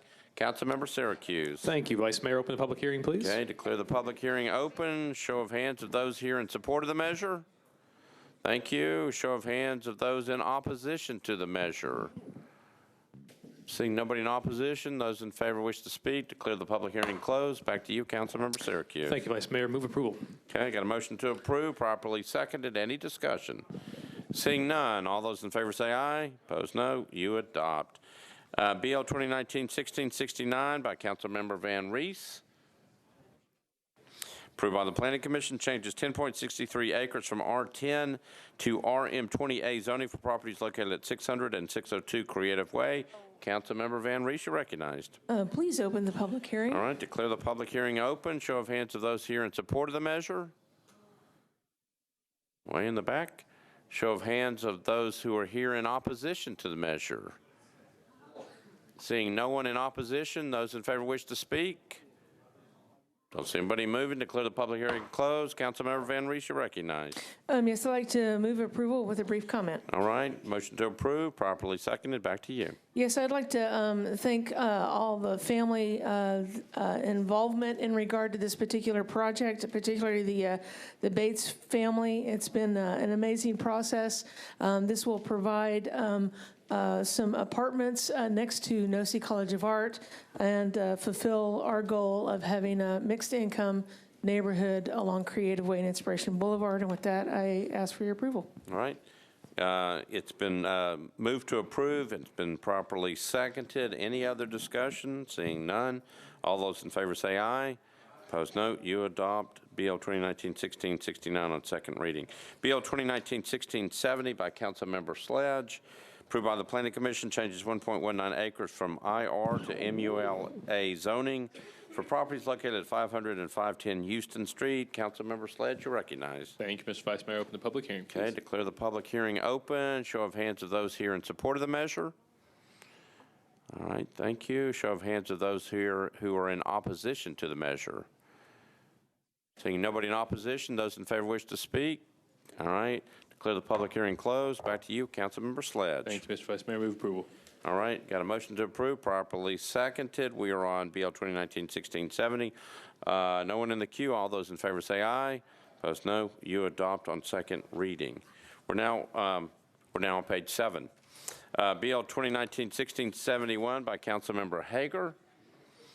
Approved by the Planning Commission, changes 1.93 acres from R10 to MUL zoning for property located at 302 Old Lebanon Dirt Road. Councilmember Hager, you're recognized. Thank you, Vice Mayor. We open the public hearing, please. Okay, declare the public hearing open. Show of hands of those here in support of this measure. All right, thank you. A show of hands of those who are here in opposition to the measure. Seeing nobody in opposition, those in favor wish to speak. Declare the public hearing closed. Councilmember Hager, you're recognized. Move for passage with explanation. All right, so I got a motion to approve, properly seconded. Back to you, Councilmember Hager. Yeah, this is a piece of property that's on Lear Boulevard by the shopping center near Lebanon Road. Dr. Doobie's planned to put a medical office building there and rehab. So I think this is a real good use of that property in that area, and I move for passage. Okay, so I got a motion to approve. It's been properly seconded. Any discussion? Seeing none, those in favor say aye. Opposed, no. You adopt. BL 2019-1672 by Councilmember Kendall, approved by the Planning Commission, changes 0.19 acres from RS5 to RM15A zoning for property located at 1736 Knoll Street. Councilmembers Kendall. Councilmember Kendall. Thank you, Vice Mayor. I'd like to open the public hearing. Okay, declare the public hearing open. Show of hands of those in support of the measure. Show of hands of those in opposition to the measure. Seeing nobody either way, declare the public hearing closed. Councilmember Kendall, you're recognized. I'd like to move approval with a brief comment. Okay, got a motion to approve, properly seconded. Back to you, Councilmember Kendall. This is a zone change from RS to RM, which I normally would not make. Berkeley, you got a lot of gumption over it, and I appreciate it. This is a piece of property on, actually it's on DB Todd. It faces Noel Street. There's a store across from it. It's really in a basically commercial area. And it's not going to be an STR. The builder is a dentist who has built several projects in the area, Black Dentist on DB Todd. And he, all of his properties are rental properties, and they are for workforce housing and affordable housing. So that I took him to the neighborhood. They gladly approved this project. So I'd move approval. Okay, so it's been moved to approve, properly seconded. Any other discussion? Seeing none, all those in favor say aye. Opposed, no. You adopt on second reading 1672. BL 2019-1673 by Councilmember Bedney, approved by the Planning Commission, changes 34.57 acres from AR2A to RM15 zoning for properties located at 1500 Bell Road and Old Hickory Boulevard. Councilmember Bedney, you're recognized. Yeah, I move to open the public hearing. Okay, declare the public hearing open. Show of hands of those in support of the measure. Thank you. Show of hands of those in opposition to the measure. Seeing nobody in opposition, those in favor wish to speak. Declare the public hearing closed. Councilmember Bedney, you're recognized. I move to approve. Okay, motion to approve, properly seconded. Any discussion? Seeing none, all those in favor say aye. Opposed, no. You adopt on second reading. BL 2019-1674 by Councilmember Sledge. Approved by the Planning Commission, changes 1.32 acres from IWD to MULA zoning for property located at 2176 Carson Street. Councilmember Sledge, you're recognized. Thank you, Mr. Vice Mayor. Move to open the public hearing, please. All right, declare the public hearing open. Show of hands of those in support of the measure. All right, thank you. Show of hands of those here in opposition to the measure. Seeing no one in opposition, those in favor wish to speak. Declare the public hearing closed. Back to you, Councilmember Sledge. Thank you, Mr. Vice Mayor. I'd move approval. Got a motion to approve, properly seconded. Any discussion? Seeing none, all those in favor say aye. Opposed, no. You adopt on second reading. Bill 2019-1675 by Councilmember O'Connell, approved by the Planning Commission, changes 0.15 acres from IWD to MUNA zoning for property located at 191 Little Green Street. Councilmember O'Connell, you're recognized. Thank you, Mr. President. I'd like to open the public hearing, please. All right, declare the public hearing open. Show of hands of those here in support of the measure. All right, thank you. Show of hands of those here in opposition to the measure. Seeing nobody in opposition, those in favor wish to speak. Declare the public hearing closed. Back to you, Councilmember O'Connell. Thank you, Mr. President. I'd like to move approval. All right, got a motion to approve, properly seconded. Any discussion? Seeing none, all those in favor say aye. Opposed, no. You adopt. BL 2019-1676 by Councilmember Hastings. Hold on just a moment. There we go. Changes 0.79 acres from R6 to RM20A zoning for properties located at 2407 Hyde Street, 2125 24th Avenue North. Councilmember Hastings. Thank you, Mr. President. We'd like to open the public hearing. All right. Declare the public hearing open. Show of hands of those here in support of the measure, way in the back. Show of hands of those in opposition to the measure. Seeing nobody in opposition, those in favor wish to speak. Seeing nobody moving, public hearing is closed. Councilmember Hastings. Yes, Mr. President, we'd like to move for approval. Okay, got a motion to approve, properly seconded. Any discussion? Seeing none, all those in favor say aye. Opposed, no. You adopt 1676 on second reading. Bill 2019-1677 by Councilmember Lee. Yes, sir, Mr. Chair. I'd like to open the meeting, We'll public open hearing. something. Thank you. All right, let me read the bill changes 2.0 acres from CS to SP zoning for property located at 4119 Murfreesboro Pike to permit a 91,851 square foot retail and self-storage facility. Councilmember Lee is asked to open up the public hearing. Declare the Please. public hearing open. Show of hands of those here in favor of the bill. All right, thank you. Show of hands of those here in opposition to the bill. Seeing none in opposition, those in favor wish to speak. Seeing none, declare the public hearing closed. Councilmember Lee, you're recognized. Yes, I'd like to move passage, please. All right, so there's a motion to approve on second reading, properly seconded. Any discussion? Seeing none, all those in favor say aye. Opposed, no. You adopt on second reading. Thank you, sir. BL 2019-1678 by Council Members Rosenberg and Weiner changes 29.6 acres from CL, CS, and R20 to SP zoning for properties located at 616, 618, and 620 Old Hickory Boulevard and 7315 Sonia Drive to permit 94 multifamily residential units, 18,000 square feet of non-residential uses, and a 170-bed hotel. Councilmember Rosenberg, you're recognized. Thank you, Mr. President. Open the public hearing, please. All right, declare the public hearing open. Show of hands of those who are here in favor of the bill. All right, thank you. Show of hands of those who are here in opposition to the bill. Seeing nobody in opposition, those in favor wish to speak. Nope. Declare the public hearing closed. Councilmember Rosenberg, you're recognized. Thank you, Mr. President. Move approval. Okay, got a motion to approve, properly seconded. Any discussion? Seeing none, all those in favor say aye.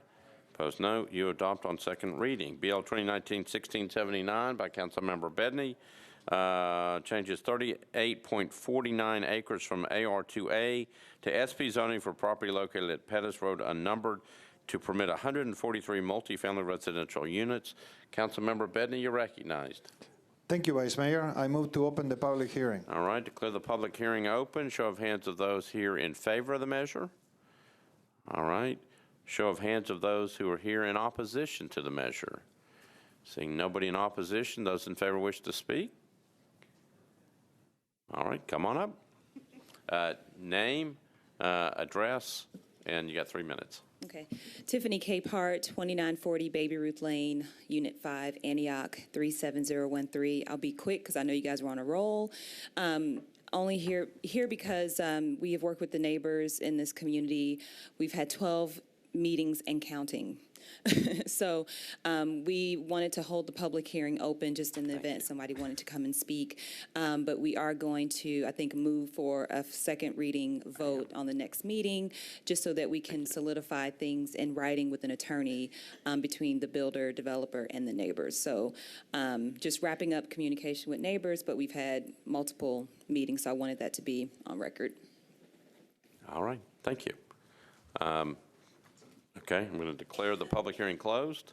Councilmember Bedney, you're recognized. I want to recognize Tiffany. She's done an amazing job working with the community on this project. And with that, I move to defer one meeting. Okay. So the motion is to defer one meeting. Properly seconded. Any discussion? It's a motion to defer one meeting. All those in favor say aye. Opposed, no. The motion is adopted. Thank you, Councilmember. Okay, we're on 1680, BL 2019-1680 by Councilmember Hastings, approved by the Planning Commission, changes .43 acres from RS10 to R8A zoning for property located at 3107 River Drive. Councilmember Hastings, you're recognized. Yes, Mr. President, again. I would like to open the public hearing. Okay, declare the public hearing open. Show of hands of those here in support of the measure. All right, show of hands of those here in opposition to the measure. Seeing nobody in opposition, those in favor wish to speak. All right. If you'd come to the microphone, name, address, and you've got 3 minutes. My name is Alex Henderson, 1100 3rd Avenue North. This property is located along River Drive, approximately 140 feet southeast of South Hamilton Road. This site is surrounded by OR 20A zoning to the north, RS 10 on all other sides. The current land use on this site is residential. There is currently a school to the south and residential use on other sides. This property is located in the T3 suburban neighborhood evolving policy area. This policy intends to create neighborhoods with a greater housing choice, improved connectivity, and more creative development techniques. This site is located at the edge of the T3 neighborhood evolving policy area adjacent to an area of T3 suburban community center policy. Applying the R8A zoning district at this location would provide a transition from a more intense uses at the nearby intersection of South Hamilton and River Drive and along the corridor to the north to the lower density residential neighborhood to the south, while also providing additional housing options. We believe that the policies in place support this rezoning. Thank you. Anybody else wishing to speak? All right, seeing none, declare the public hearing closed. Councilmember Hastings, you're recognized. Yes, sir. Would like to move for approval. All right, so I got a motion to approve. We're on 1680, properly seconded. Any discussion? Seeing none, all those in favor say aye. Opposed, no. You adopt. Okay.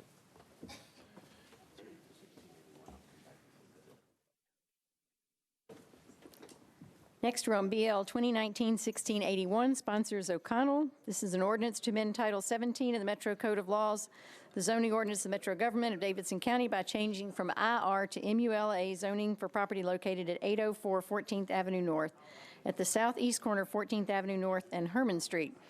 Councilmember O'Connell. Oh my goodness, look at this.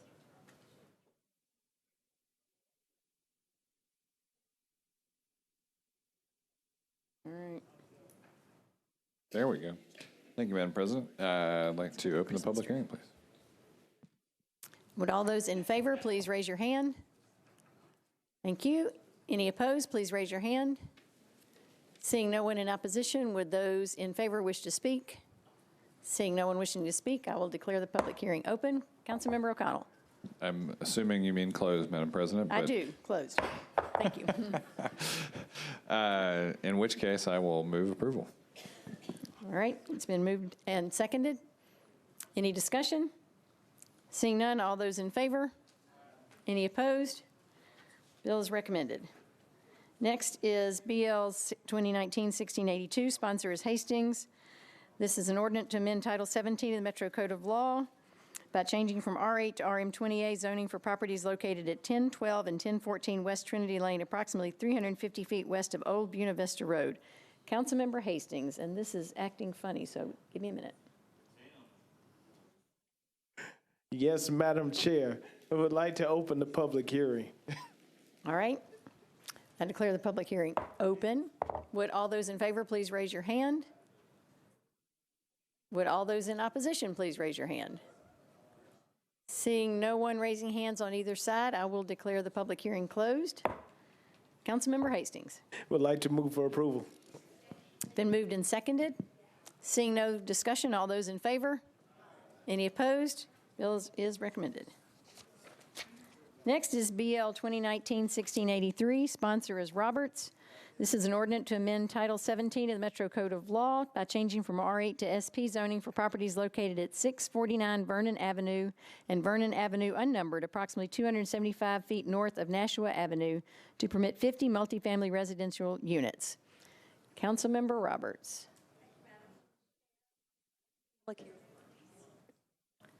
All right, I will declare the public hearing open. All those in favor, raise your hand. Very good. Any opposed, raise your hand. Seeing no hands raised in opposition, would those in favor wish to speak? Seeing no one approaching the lectern, I will declare the public hearing closed. Councilmember Roberts. I'd like to move for approval. It's been moved and seconded. Seeing no one in the queue for discussion, all those in favor? Any opposed? Bill is recommended. Next is BL 2019-1684. Sponsor is Porterfield.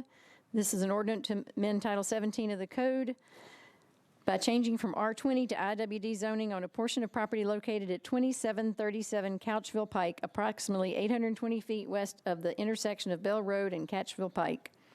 Councilmember Porterfield. Thank you, Madam Chair. I move to open the public hearing. All right, I'll declare the public hearing open. Would all those in favor please raise your hand? Thank you. Any in opposition, please raise your hand. Seeing no one in opposition, would those in favor wish to speak? Seeing no one wishing to speak, I will declare the public hearing closed. Councilmember Porterfield. I'd like to move for approval. Been moved and seconded. Seeing no one in the queue for discussion, all those in favor? Any opposed? Bill is recommended. Next is BL 2019-1685, sponsor is Kendall. This changes RS 5 to SP zoning for property located at 523 27th Avenue North, approximately 100 feet south of Torbett Street, to permit 4 multifamily residential units. Councilmember Kendall. Oops. There you go. Thank you, Madam Pro Tem. Open public hearing, please. All right. I'll declare the public hearing open. Would all those in favor please raise your hand? Thank you very much. Any opposed, please raise your hand. Seeing no hands in opposition, would those in favor wish to speak? Seeing no one wishing to speak, I declare the public hearing closed. Move approval. It's been moved and seconded. Seeing no one in the queue, all those in favor? Any opposed? Bill is recommended.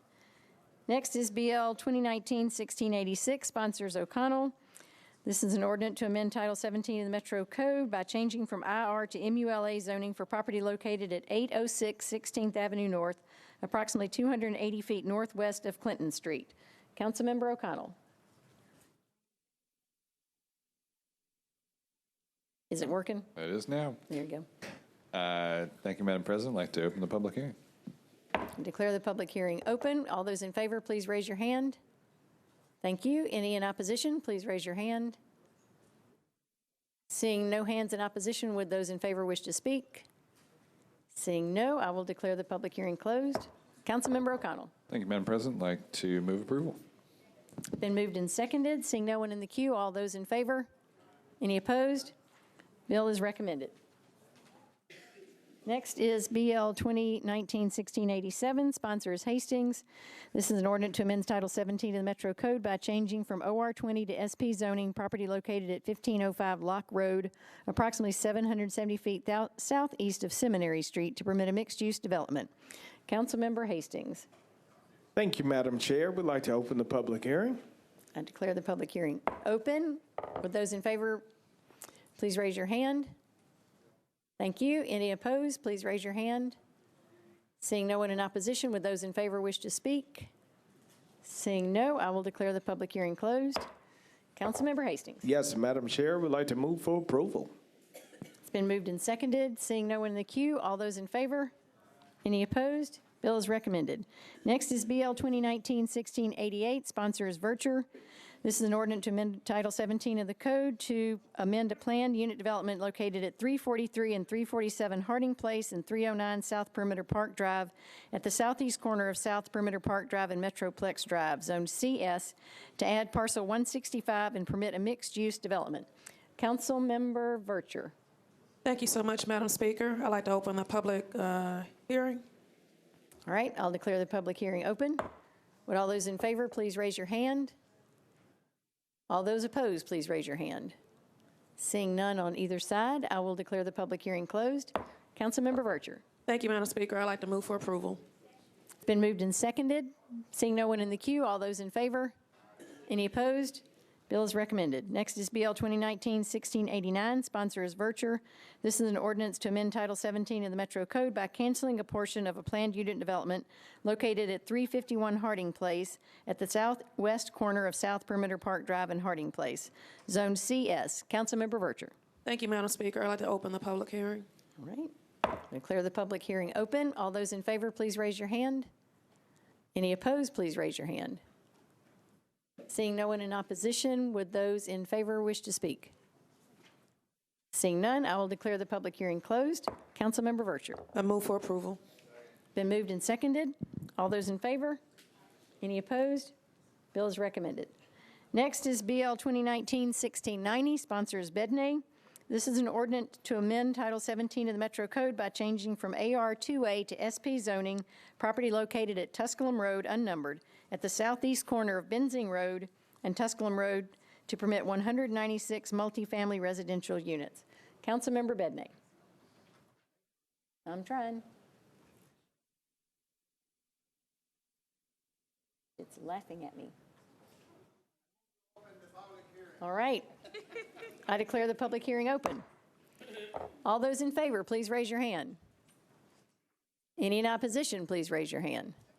Would those in favor wish to speak? Thank you, Madam Chairman. I'm Roy Dale with Dale & Associates, 516 Heather Place, and we're representing the applicant on this development. This is quite a unique piece of property. We actually, when we had our first community meeting, we came to the community with a blank sheet of paper. So this plan was actually created through the community process. It's their plan. It's the plan that they came up with. Included in this plan are stormwater features to help solve a lot of problems that the people have on Benzing Road. It's adding sidewalk and infrastructure where there is no sidewalk and infrastructure now. Although your caption says multifamily, any piece of property that's developed in one parcel, if they're individual parcels, it's still considered to be multifamily.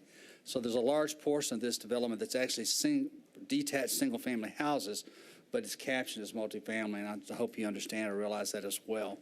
So we probably had 6 community meetings. I know that there's one person here to speak. I think he just has a different vision of the property. I believe he actually wanted to have more mixed use on the property, which is not supported by the Planning Commission's land use policy. The land use policy only supported residential, did not allow any kind of mixed use. So that being said, we've enjoyed working with this community. Again, this is a community plan. It's been a very rewarding experience, and I'll leave it up to the council member. Thank you. Thank you. Anyone else in support wishing to speak? Seeing none, would those in opposition wish to speak? Come on up to the microphone, give us your name and your address, and you'll have 3 minutes.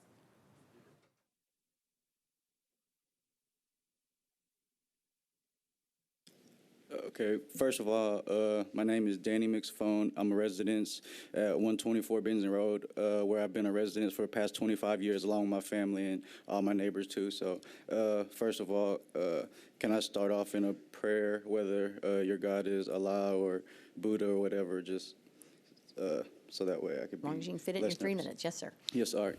Dear Heavenly Father, I thank you for this day, and God, please give me the wisdom and knowledge to say the things that need to be said, and please give the Metro Council the discernment and judgment they need to make the right decisions for the future and the sake of the cities in Nashville and for the state of Tennessee. In God's name I pray, amen. And first of all, I'd like to say that these small income homes with lower standards of living costs, which could cause bankruptcies, foreclosures, unforeseen financial crises, cause crime rates to go up a lot, overpopulation possibly causing homelessness. And then this area is already continues to struggle up and down due to lack of resources to back newly established schools.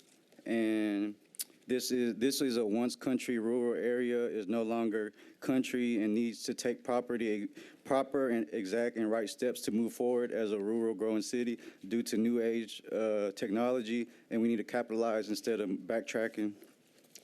And my proposition is to build like nonprofit organizations right there and profit organizations where we could help like kids growing up in the community and stuff, and we could because it's already been like a private area right here, and we're right off of exit 57, with Nashville being the #2 growing city.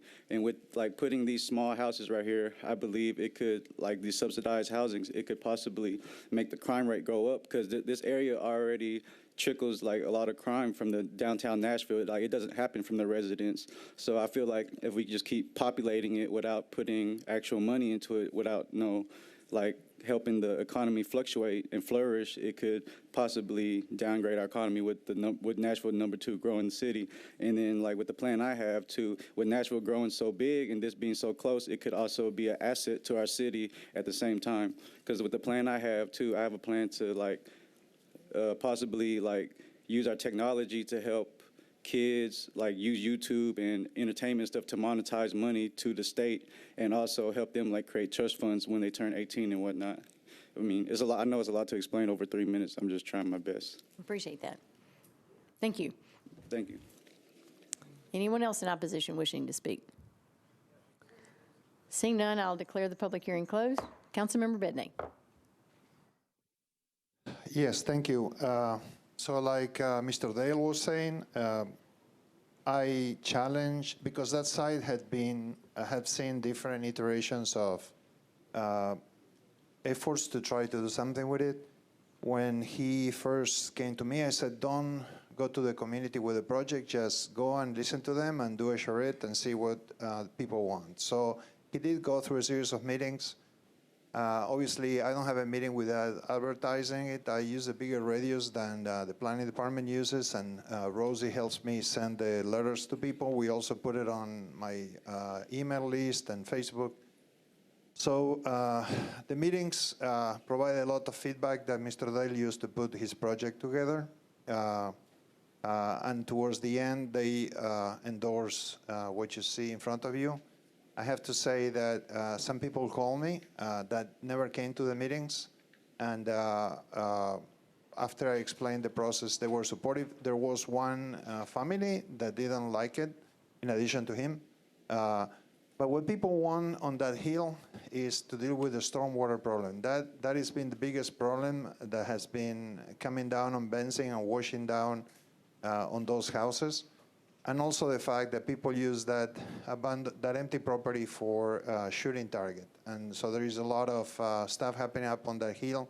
So for many, having some development there is an opportunity to take control of their backyards.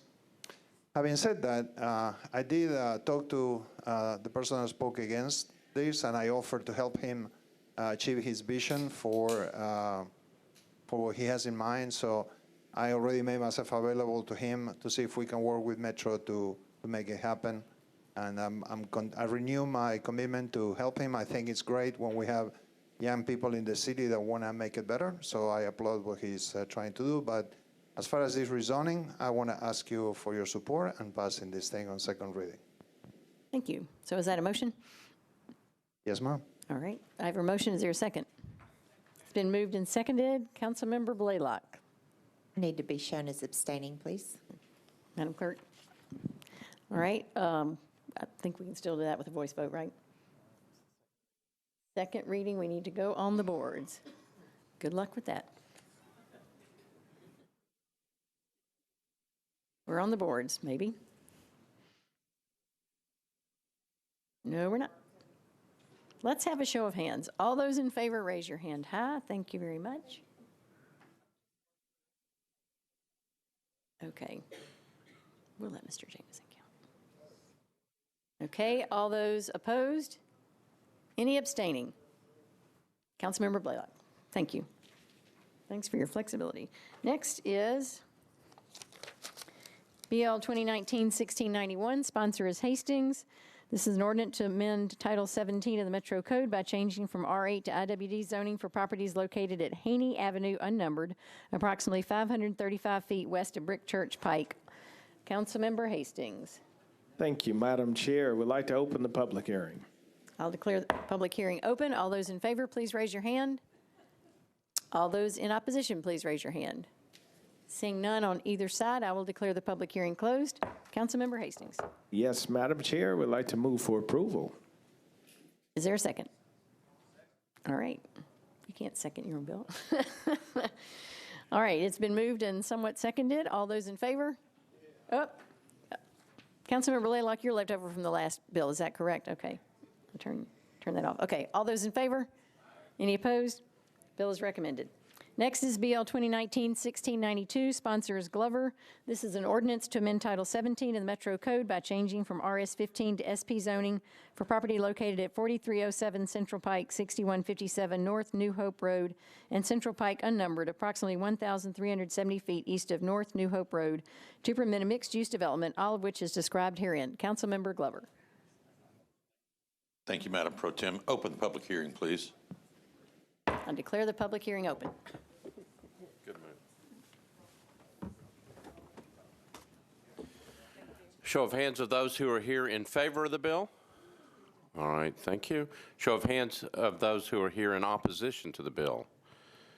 Seeing nobody in opposition, those in favor wish to speak. Nobody's moving. Declare the public hearing closed. Councilmember Glover. Move approval. Okay. Got a motion to approve, properly seconded. Any discussion? We are on BL 1692. Got it. Thank you. I'm sure we've got 1690 up on the board. So we're on BL 2019-1692. Properly moved, properly seconded. Seeing no discussion, all those in favor say aye. Aye. Opposed, no. You adopt. Thank you. Bill 2019-1693 by Councilmember O'Connell changes 9.15 acres from IG to SP zoning for properties located at 1312, 1315, 1319, 1316, and 1321 Adams Street, and Adams Street unnumbered, 93 Taylor Street, and First Avenue North unnumbered to permit a mixed-use development. Councilmember O'Connell, you're recognized. Well, hold on just a moment.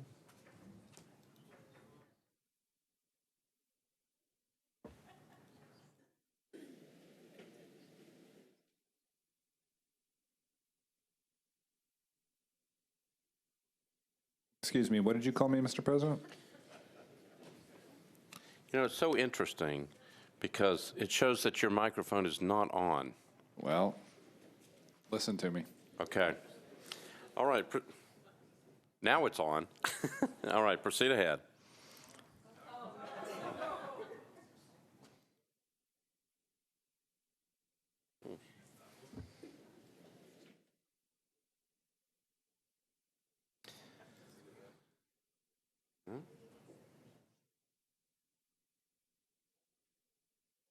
It's not working. Oh, hey, look. Oh, now it matches the indicator. Hang on, I'm going to hit the software update button right here. All right, thank you. Okay, you got 5 seconds to speak. Okay. I'd like to open the public hearing, please. Okay, I'm going to declare the public hearing open. We are on BL 2019-1693. Show of hands of those who are here in favor of the bill. All right, thank you. A show of hands of those who are here in opposition to the bill. Seeing nobody in opposition, those in favor wish to speak. Seeing nobody moving, declare the public hearing closed. Councilmember O'Connell, you're still on. Thank you, Mr. President. I'm worried that those might wish to speak. That's what you get for saying that.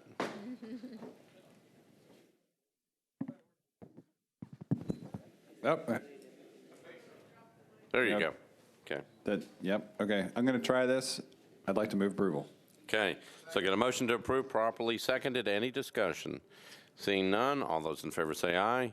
Opposed, no. You adopt on second reading.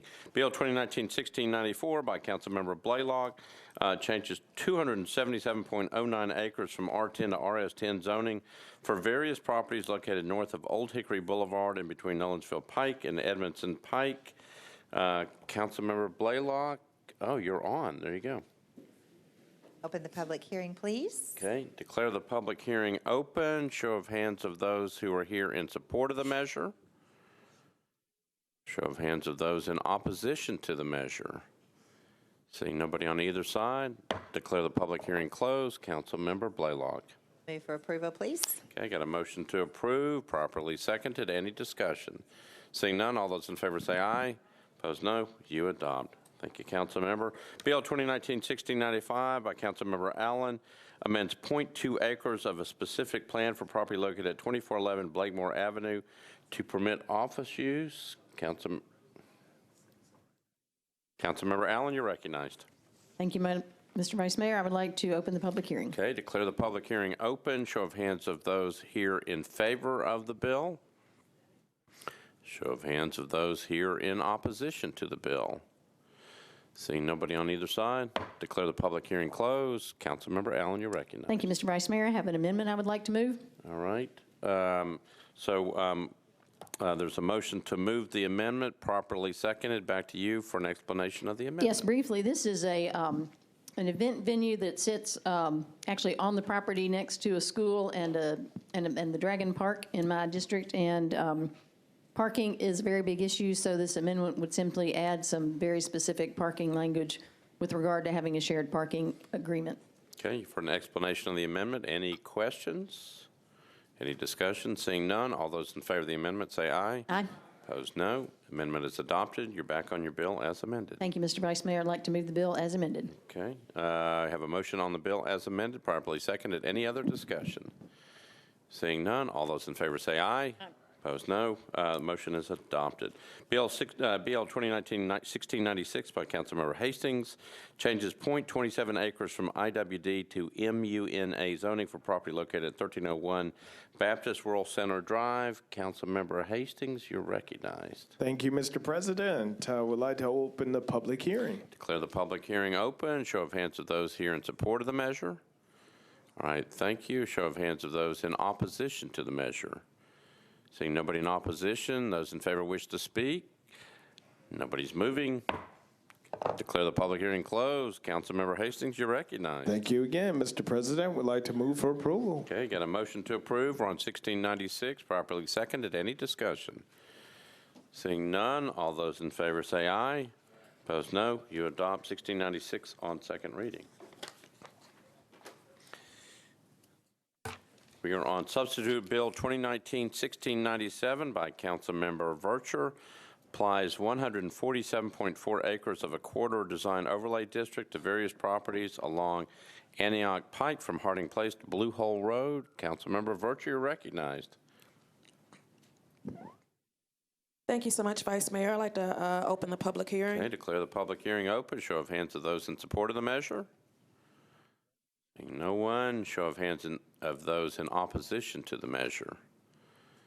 Seeing nobody on either side, declare the public hearing closed. Councilmember Vercher, you're recognized. Thank you, Vice Mayor. I'd like to move for approval. Okay, motion to approve, properly seconded. Any discussion?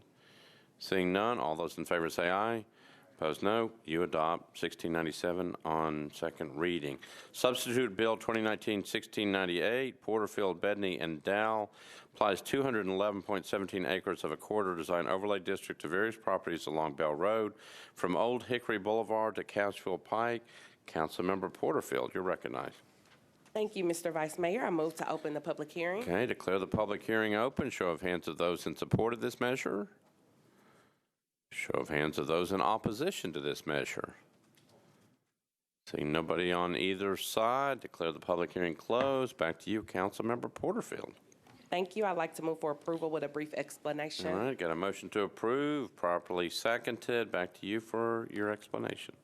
Thank you. I would like to thank everyone for your support. The Bell Road corridor is evolving and transitioning from a residential and agricultural to a more commercial area, and this planning tool will provide us a guideline to ensure responsible development along our corridor and establish standards. It will make it more aesthetically appealing, which our community is in support of, and it will help our property owners to have a framework for design standards, and we would appreciate your support. All right. You've heard the council member. There's a motion to approve. It's been properly seconded. Any other discussion? We're on 2019-1698, substitute bill. No other discussion. All those in favor say aye. Opposed, no. You adopt. Bill 2019-1699 by Councilmember O'Connell. Changes 1.28 acres from CS and IWD to SP zoning for property located at 1121 3rd Avenue North, 300 and 304 Jefferson Street to permit mixed-use development. Councilmember O'Connell is recognized in the kitchen area. Tell you what, we're gonna move on down so we can keep going. BL 2019-1699 by Councilmember O'Connell with some food in his mouth. He is recognized at his desk. Yeah, we'll see. Sorry, I just about gave up after last time. Yep. 1699. Open the public hearing. Open the public hearing. Show of hands of those in support of the measure. All right, thank you. Show of hands of those in opposition to the measure. Seeing nobody in opposition, do you wish to speak? Seeing none, declare the public hearing closed. Councilmember O'Connell, you're recognized. Thank you, Mr. President. For my next trick, I'd like to move approval. All right, motion to approve, properly seconded. Any discussion? Seeing none, all those in favor say aye. Opposed, no. You adopt. Thank you, Councilmember O'Connell. BL 2019-1700 by Councilmember Hastings. Changes 1.23 acres from RM40 to RM40A for property located at 2424 14th Avenue, and from R6 to RM20A for properties located at 2418A, 2420A 14th Avenue North. Councilmember Hastings, you're recognized. Yes, Mr. President, we'd like to actually open the public hearing. All right. Declare the public hearing open. Show of hands of those in support of the measure. All right, thank you. Show of hands of those in opposition to the measure.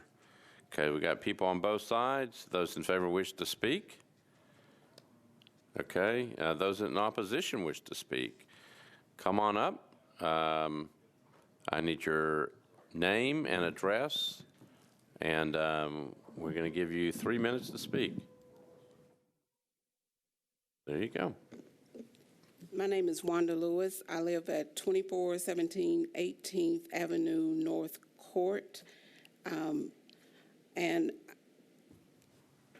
I disapprove of this zoning change. I think the zoning that is currently in place, it better fits that little area of community. It's relatively quiet, even though it's in North Nashville. It is relatively a quiet section of North Nashville. And most of the residents there are, they've been there since the 60s. I grew up there. I'm a native Nashvilleian. My mother is 89 years old and still lives in her current home. I just think that if it's going to, the current structures that are on part of the property, they are single-level duplexes, and that fits the makeup of our community. I'm not sure if the developer is planning to build something, a structure that is multi-level, which will tower over the current properties. I think that wouldn't be a very good fit. And also the property backs up into a dead-end street, which is very, very narrow. And if it becomes a multi-family dwelling, it will definitely increase the traffic. And even now, 2 lanes of traffic cannot move on that street. 1 lane has to stop so one can go around. And I just feel like that's not a good fit. Also, my next door neighbor, as I was leaving to come here, I asked my next door neighbor about this, and they had not even received this mailing. So I'm curious to know how many residents have not even received this mailing to come and voice their opinion as well. Thank you. All right, thank you. Anybody else wishing to speak? Okay, declare the public hearing closed. Councilmember Hastings, you're recognized. There you go. All right. Would like to move for approval. Brief explanation. Okay, so there's a motion to approve. It's been properly seconded. Back to you, Councilmember Hastings. Yeah, I just wanted to, for the constituent that was here, very glad that they came in to speak.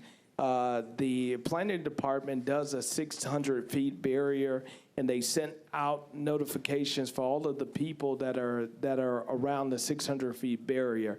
I would love to speak with them and actually answer any questions that they have that I may know of, and if I don't, I will get them with the actual developer of that property.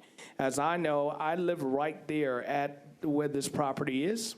My house is, I am dead center, so I do understand the logistics of that area, and I know that there will be some infrastructure changes to the area as well. There's an abandoned warehouse which the property owner owns, which they are codes is all over them to correct that facility, and this will correct that facility by building something that's attainable, other than something that we have had a consistent flow of drugs and also cars abandoned and some other things that are coming out of there that are from copper use that used to be an old copper house or warehouse that was there as well. So I just wanted to say that, and then also if the constituent would, before they leave, I'll go back and make sure that they have my information as well, but I would like to move for approval. Okay. So it's a proper motion. It's been proper seconded. Any other discussion? Seeing none, we're on 1700. All those in favor say aye. Opposed, no. You adopt. All right. BL 2019-1701 by Councilmember Roberts changes 6.32 acres from IR to SP zoning for properties located at 4717 and 4801 Centennial Boulevard to permit up to 345 multifamily residential units and up to 30,000 square feet of non-residential. Councilmember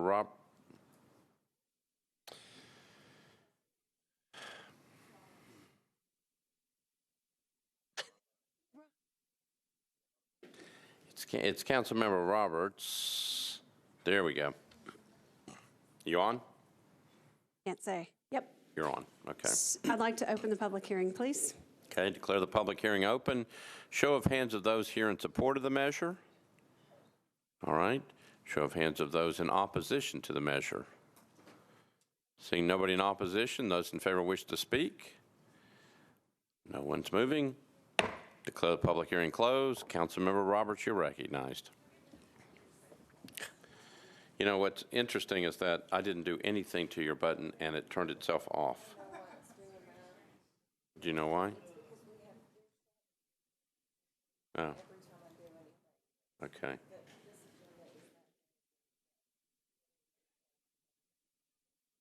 Okay. All right, so Councilmember Roberts, oh, you're on. Okay. I'd like to move for approval. I heard that. All right, so the motion is to approve, particularly after 6 months of meetings, properly seconded. Any discussion? Councilmember O'Connell, you're recognized.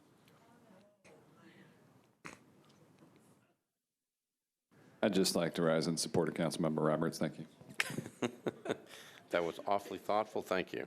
All right, so the motion is to approve. It's been properly seconded. Any other discussion? Seeing none, all those in favor say aye. Opposed, no. You approve. You adopt. BL 2019-1702 by Councilmember Glover. This is changes 3.81 acres from RS 7.5 to SP zoning for properties located at 3 and 1160 Tulip Grove Road to permit 44 multifamily residential units in open space. Councilmember Glover, you are now recognized.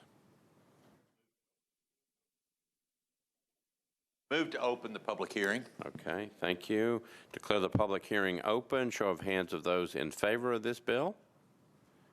All right, thank you. Show of hands of those in opposition to this bill. Seeing nobody in opposition, those in favor wish to speak. Seeing no one, declare the public hearing closed. Councilmember Glover, you're recognized. Move approval. Okay, got a motion to approve, properly seconded. Any discussion? Seeing none, all those in favor say aye. Aye. Opposed, no. You adopt.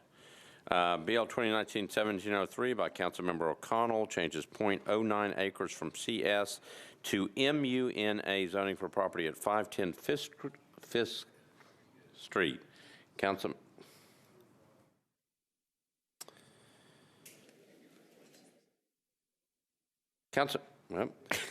Councilmember O'Connell, there you go. All right, yep, okay, good, yep. All right, let's open the public hearing. All right, declare the public hearing open. Show of hands of those who are here in support of the measure. Okay, show of hands of those here who are in opposition to the measure. Seeing nobody on either side, declare the public hearing closed. Councilmember O'Connell, you're recognized. Thank you, Mr. President. I'd like to move approval. Got a motion to approve, properly seconded. Any discussion? Seeing none, all those in favor say aye. Opposed, no. You adopt on second reading. 1704, Councilmember Hastings changes .22 acres from RS5 to RM20A zoning for properties located at 518 and 520 Weekly Avenue, 2019-1704.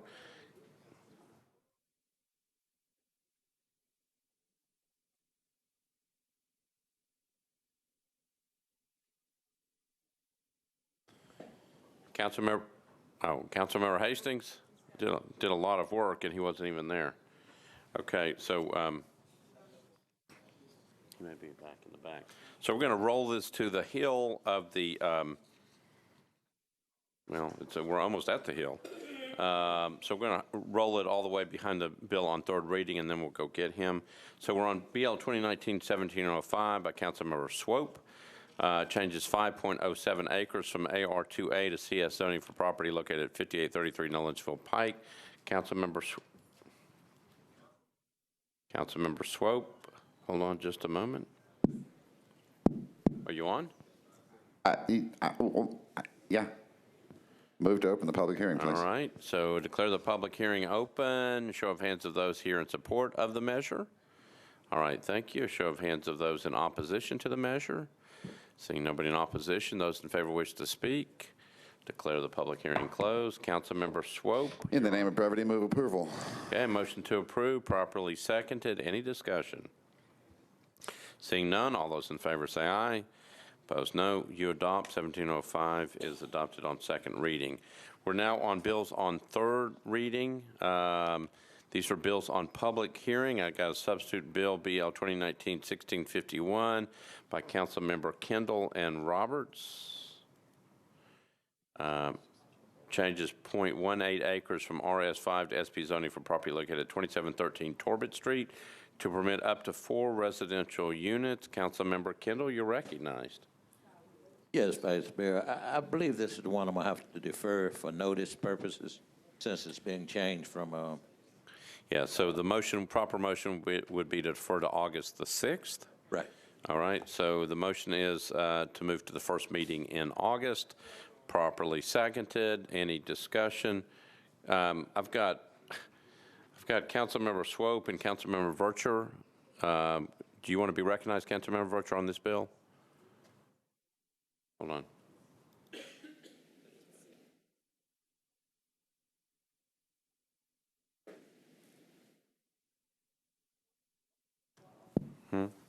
There we go. Thank you, Vice Mayor. Okay.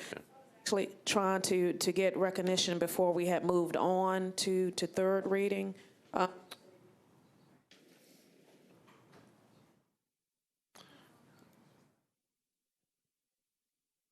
believe we needed to go back to, or I don't know if we're going to take it at the end of, Jameson? Okay, we're going to take it at the end. Okay. Okay. Thank you, Councilmember. Sorry for the problems with the microphone. Did we need to vote on the motion to defer? I don't think we ever took a vote. We're going to take a vote on your motion to defer to the first meeting in August. It was properly seconded. Any other discussion?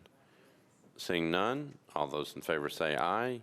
Opposed, no. The motion is adopted. Is it too late to make a motion to get a new PA system? That is a proper motion, and I believe it's just going to pass unanimously. All right, Bill 2019-1704 by Councilmember Hastings. We're going back to that bill. Changes 0.22 acres from RS5 to RM20A zoning for properties located at 518 and 520 Weekly Avenue. Councilmember Hastings.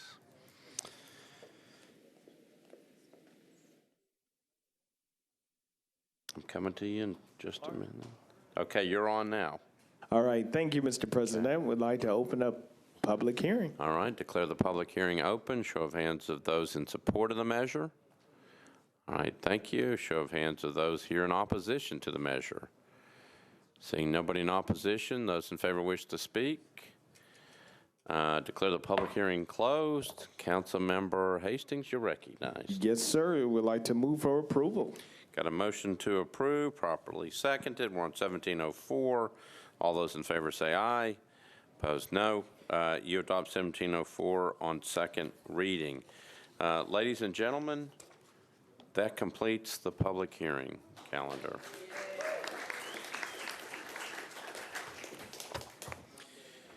All right, we are now ready for items on the consent agenda. Good, we have nothing else between then, okay. So what I'm going to do is I'm going to go through the items on the consent agenda and tell you which ones have been taken off. So these are the items on the consent agenda. Let me know if anything else needs to be bumped off. Resolution RS 2019-1792. These are on the consent agenda. 1793, 1794, 1795, 1796, 97, 98, 99, 1801, 1802, 1803, 1804, 1806, 1807, 1808, 1809, and 1810. Anything needs to be bumped off of that? Okay. Seeing none, then I'm going to read the captions. Resolution RS 2019-1792 by Vercher, resolution approving Amendment 1 to a grant from the State of Tennessee, Department of Human Services to the Metropolitan Government of Nashville, Davidson County, acting by and through the Davidson County Juvenile Court to establish and enforce federal and state mandated child support program guidelines for children born out of wedlock, 2019-1793, by virtue of resolution accepting a grant for the state of Tennessee Department of Human Services to the Metropolitan Government acting by and through the Davidson County Juvenile Court to establish a parental assistance court to provide employment and support services to non-custodial parents utilizing the two-generation approach, focusing on the success of children and the adults in their lives. Resolution RS 2019-1794, by virtue of resolution appropriating the amount of $6,806,400 in the General Fund Reserve Fund for the purchase of equipment, building repairs for various departments of the Metropolitan Government of Nashville and Davidson County. Resolution RS 2019-1795, by virtue of resolution authorizing the Metropolitan Mayor to submit substantial amendment 1 and the 2019-2020 annual update to the 2018-2023 Consolidated Plan for Housing and Community Development to the U.S. Department of Housing and Urban Development. RS 2019-1796, by virtue and Gilmore, resolution accepting a grant for the National Association of County and City Health Officials to the Metropolitan Government of Nashville and Davidson County acting by and through the Metropolitan Board of Health to participate in the Sexually Transmitted Infections Express Data Collaborative to further establish the evidence base for express services and support quality improvement of established express models. Resolution RS 2019-1797, by virtue in Syracuse. Resolution approving Amendment 1 to a Youth Development Center grant from the Tennessee Department of Finance Administration to the Metropolitan Government acting by and through the Nashville Public Library to improve community adults' out-of-school time, educators, families, and school staff. Readiness to support positive child youth development, cultivate safe environments in the lives of children and youth. Resolution RS 2019-1798, Murphy, Virtue, and Syracuse. Resolution accepting a grant for the Nashville Parks Foundation to the Metropolitan Government acting by and through the Metropolitan Nashville Parks and Recreation Department to fund improvements to the Elmington Park tennis courts. Resolution RS 2019-1799 by O'Connell, Virtue, and Syracuse. Resolution accepting a grant from the Ethos Church to Metropolitan Government of Nashville and Davidson County acting by and through the Metropolitan Nashville Parks and Recreation Department to fund transportation costs of youth field trips as part of the Watkins Park Community Center Summer Enrichment Program. 2019-1801, Virtue, Bedney, and O'Connell. Resolution approving a participation agreement by and between the Metropolitan Government of Nashville and Davidson County through Public Works, the City of Ridgetop, and the Robertson County Highway Department for the pavement of Greer Road, RS 2019-1802, Swope, Freeman, and others.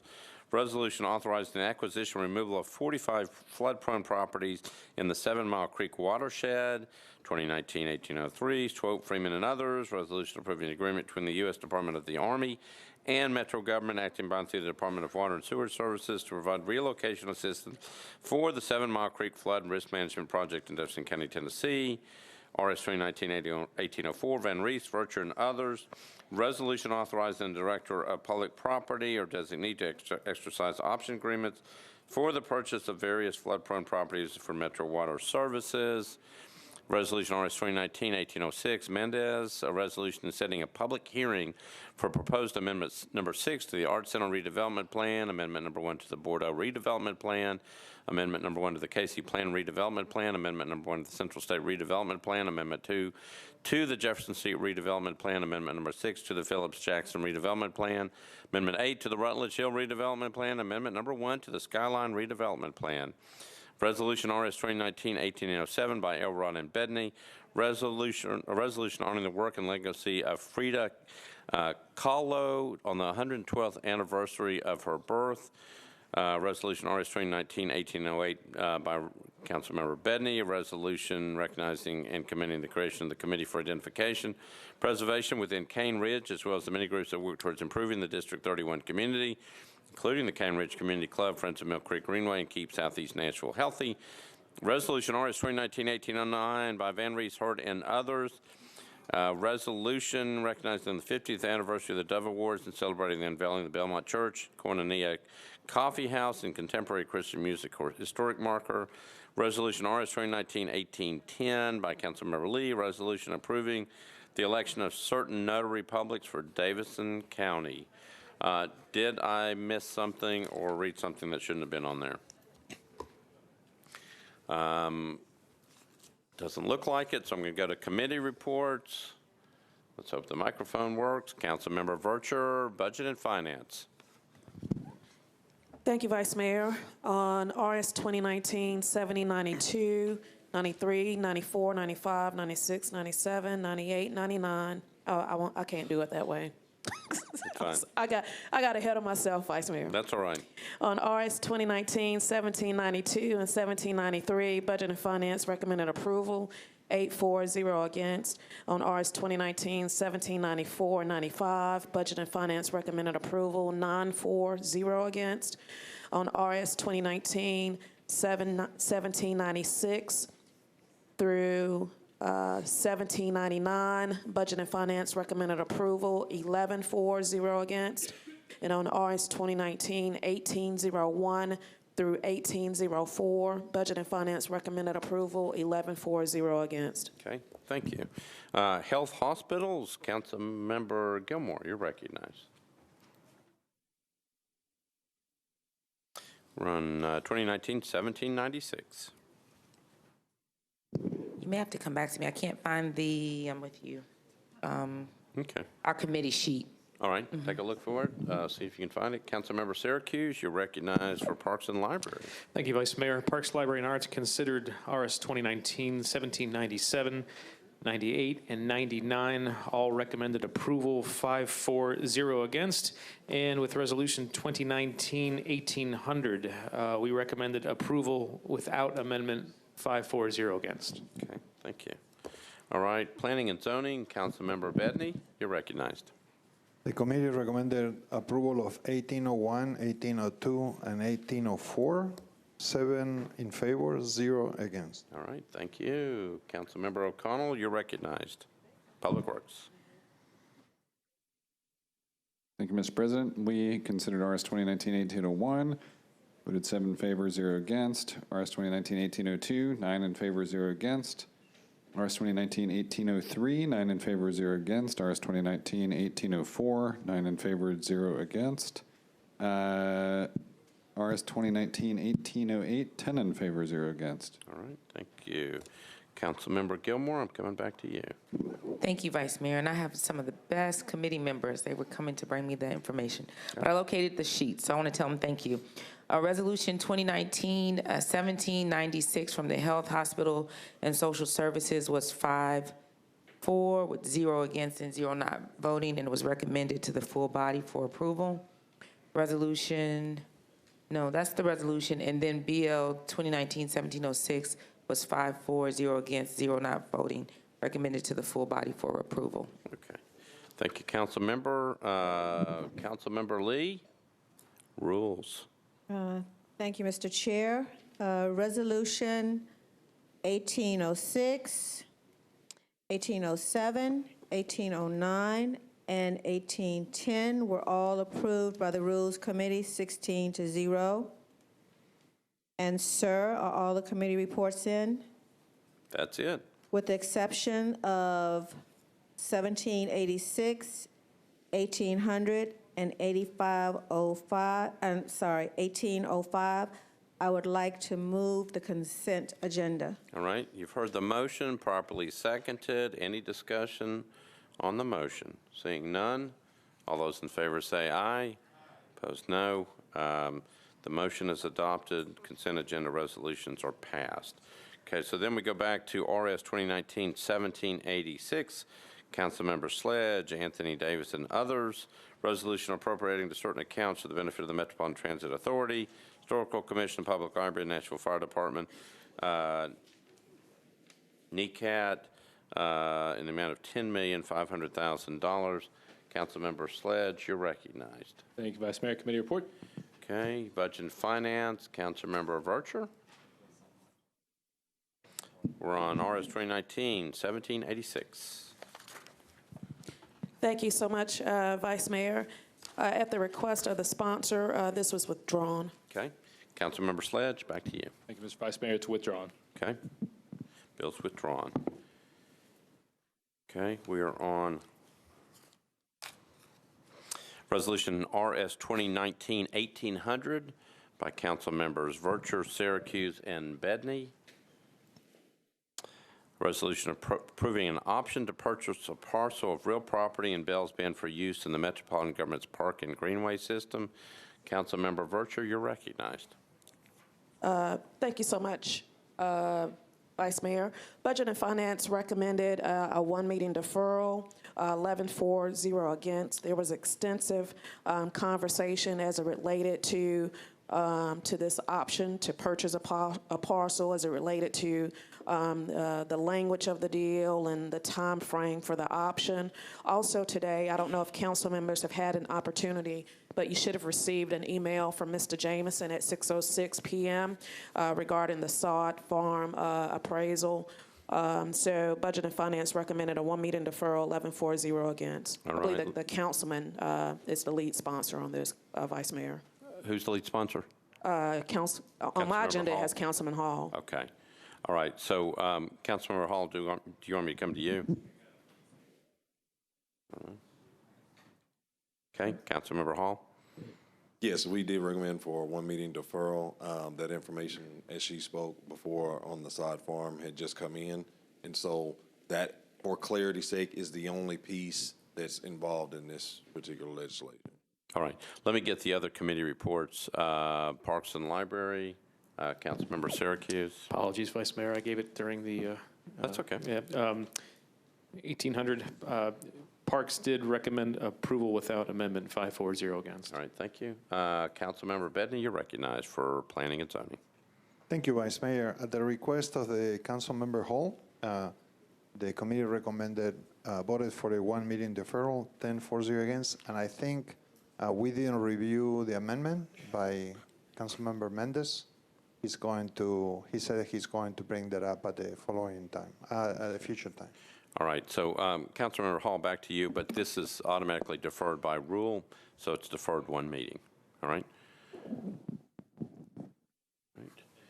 All right, and then Resolution RS 2019-1805 by Councilmember Vercher and Bedney. Resolution authorizing the Director of Public Property or its designee to accept easements for public rights-of-way in connection with the development of the River North project. Councilmember Vercher, you're recognized. Thank you so much, Vice Mayor. Committee reports. All right, Planning and Zoning, Councilmember Bedney. The committee recommended approval, 7 in favor, 0 against. Okay, and Public Works, Councilmember O'Connell. Okay, Councilmember O'Connell. I think you're on. Yep. Yeah. Okay. The typical cues are not present. We voted to approve, 9 in favor, 1 against. All right. Back to you, Councilmember Vercher. Thank you so much, Vice Mayor. Budget and Finance had an extensive discussion as it related to this resolution. There was a motion to defer for one meeting. That motion failed. Ultimately, Budget and Finance recommended approval, 9 for, 1 against. I move for approval. All right. So there's a motion to approve, properly seconded. Any discussion? We're going to try this by voice vote. All those in favor say aye. Opposed, no. The resolution is passed. Okay. There is that takes us to resolutions. We do have a late file resolution. I'm going to go to Councilmember Murphy. You're recognized for a late file resolution. I think you're on. I would like to, yes, I am on. I'd like to suspend the rules for a late filed motion or a late filed resolution. You just tell us what the late file resolution is. It is a resolution honoring the Vanderbilt baseball team Okay. for their extraordinary achievements both on and off the baseball field while setting an example for the youth of our community. All right. Thank you, Councilmember Lee. And apple pie. You're recognized for the Rules Committee. The Rules Committee took this up, and they approved it, and they voted 6-0 to approve this. All right. Thank you. So Councilmember Murphy has moved to suspend the rules to bring forth the immediate introduction of a resolution congratulating the Vanderbilt baseball team. Is there any objections to suspension of the rules? Seeing none, Councilmember Murphy, you're on your resolution. Thank you. I think we all were excited for the baseball team to win the national championship, and so I appreciate your support on this and welcome any co-sponsors. And I'm going to try to schedule this. It's probably going to be when the school year starts back to bring the team up here. So I appreciate your support. All right, got a motion to approve, properly seconded. Any other discussion? Seeing none, all those in favor say aye. Opposed, no. The resolution is adopted. Thank you, council member. We are now on bills on introduction and first reading. We will take these as a group with the exception of 3 measures. Let me go through them. If you've got your regular calendar, on page 28, BL 2019-1767 by Councilmember Scott Davis has to be taken off first consideration and handled separately. BL 2019-1777 by Councilmember Scott Davis also has to be taken off and reviewed separately. And BL 2019-1781 by Councilmember Scott Davis also has to be taken off and reviewed separately. So all other matters will be considered as a whole. Do I have a motion to consider all the rest of those bills? So I've got a motion to consider all those bills, besides the ones I mentioned, on introduction and first reading as a whole. For passage, properly seconded. Any other discussion? Seeing none, all those in favor say aye. Opposed, no. You adopt. Okay, so we are going to take all these together, the 3 that I mentioned as separate. It's BL 2019-1767 by Councilmember Scott Davis. It's an ordinance to amend Title 17 of the Metropolitan Code of Laws by changing from SPR to SP zoning on properties located at various addresses along North 6th Street, at the northeastern corner of Cleveland Street and North 6th Street, 1.75 acres. That's on page 28. Page 39, I'm sorry, page 30, BL 2019-1777 by Councilmember Scott Davis. Ordinance to amend Title 17 of the Metropolitan Code of Laws by changing from RM20 to SP zoning for properties located at 651 and 660 Joseph Avenue and 301 North 2nd Street within a planned unit development overlay district located along the south side of Gray Street. It's 14.38 acres to permit a mixed-use development. And on page 31, BL 2019-1781 by Councilmember Scott Davis, ordinance to amend Title 17 of the Metropolitan Code of Laws by changing from RS5 to SP zoning for properties located at 930 McFerrin Avenue, 907 West Eastland Avenue, approximately 180 feet south of Seymour Avenue, within the Greenwood Neighborhood Conservation Overlay District. It's 2.46 acres.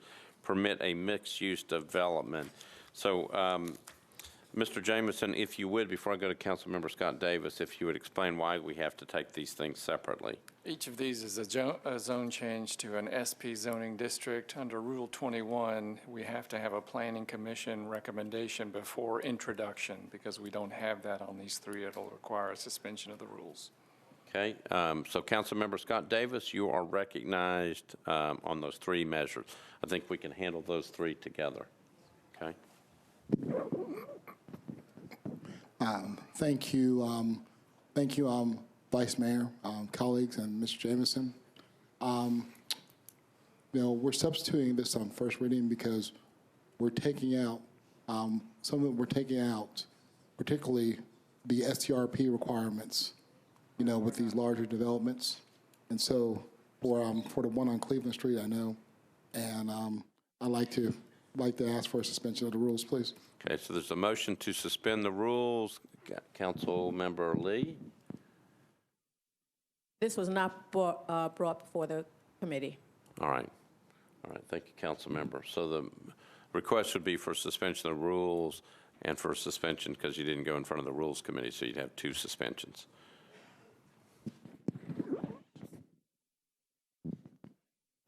Suspend the rules. All right, I'd like to apologize. And I was here in committees, long day, no excuses. I apologize to Councilor Lee. I'd like for the suspension of the rules. Okay, so there's a move to suspend the rules. Any objections to suspension of the rules? 1, 2, 3, 4. Okay, so I saw 2 hands, so it is, okay. Councilmember Johnson? Thank you, Vice Mayor. Mr. Jameson explained this one of the bill has not weighed by Planning Commission. Is this Planning Commission hearing scheduled between now and the second reading? Planning Commission. The Planning Commission considered a rezoning on this property for MUNA. The Planning Commission has not considered an SP. The bill was not introduced as MUNA. This is an introduction as an SP, and the Planning Commission has not considered an SP, and it is not currently set. So by the time we consider for the second reading, Planning Commission does not have a recommendation, that's what I'm hearing? I think depending on the action that happens tonight, then we would have to set it for a meeting, but this is just, because this is just the introduction, this wasn't filed as an application at the Planning Department for an SP, and so therefore it's not set for a Planning Commission date yet. This is the introduction of the SP. So if this body approve the suspension of the rule, do you have a time as far as calendar days concerned? So we have only one meeting in July, which is July 18th. I will have to confirm if we have enough time for noticing. It'll take me a few moments to do that. So, council member, there were 4 hands, so there is no suspension of the rules. So the bills can't be passed tonight. They'll just stay on the calendar and they'll come up. Mr. Jameson, what happened? Do they come up at the next meeting? Come up at the next meeting, there will be some concern as to whether or not it could meet the Planning Commission deadlines. These may have to be introduced on first reading in the next term. Okay. Thank you, council member. All right, so we have a late filed bill by council member Kendall. Glover. Have you, Mr. Glover's got it? Council member Glover, you're recognized. Yes. Hold on just one moment. Okay. Yes, sir. Council Lady Gilmore, for what reason? Yeah, it's a point of order. I just want to make sure I just understood what happened. We're not taking Councilmember Davis's bill on the floor. Is it because it was? I wasn't clear because I thought it was a question. But are you saying it was? Did somebody raise? I'm just confused because I thought someone said they had a question. I didn't hear people say that they objected to the point of order. Yeah, so what happened was we asked if there was objections. 4 hands went up, which would mean that he was not, once 2 hands go up, you can't suspend the rules. And then Councilmember Johnson asked a question, which at that point became relevant just for the information, but 4 hands were up, so he can't. He moved to suspend the rules once 2 hands showed up. He couldn't. Okay, that's why I just want to make sure, but it wasn't tied to the question. It was actually to the objection. It was not tied to the Okay, question. thank you. Okay.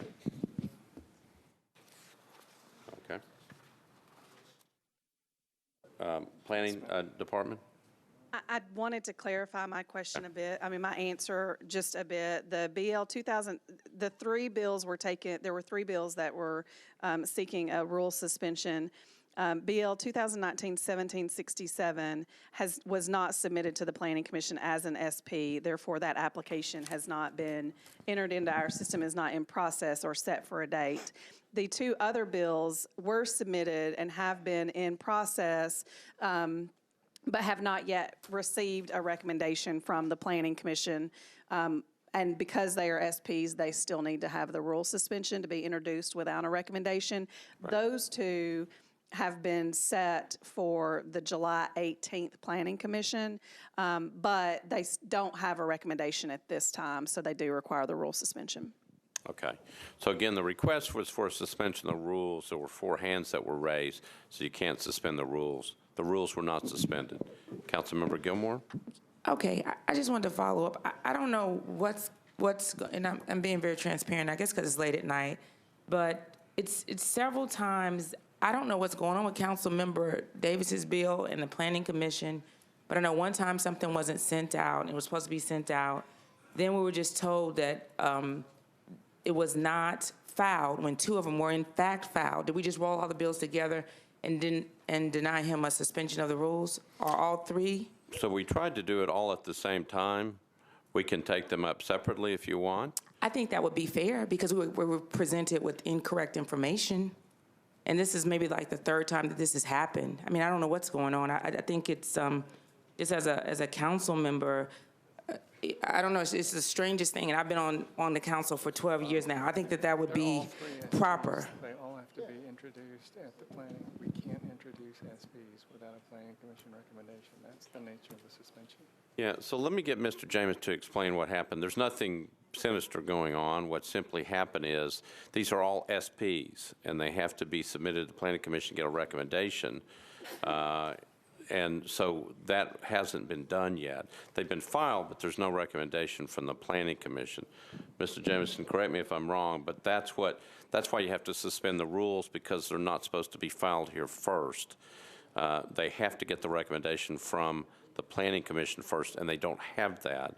Right, but Mr. Vice Mayor, I'm just trying to see, because they don't have the recommendation, is that the council member's fault? Or is that the planning? That's the piece I'm not clear about. And then the other concern was that we were told that they were not submitted, all three, which is a little bit different than them being submitted and no recommendation. Well, there's still no recommendation at this point, but I'll turn to Mr. Jameson and to the Planning Commission for an explanation.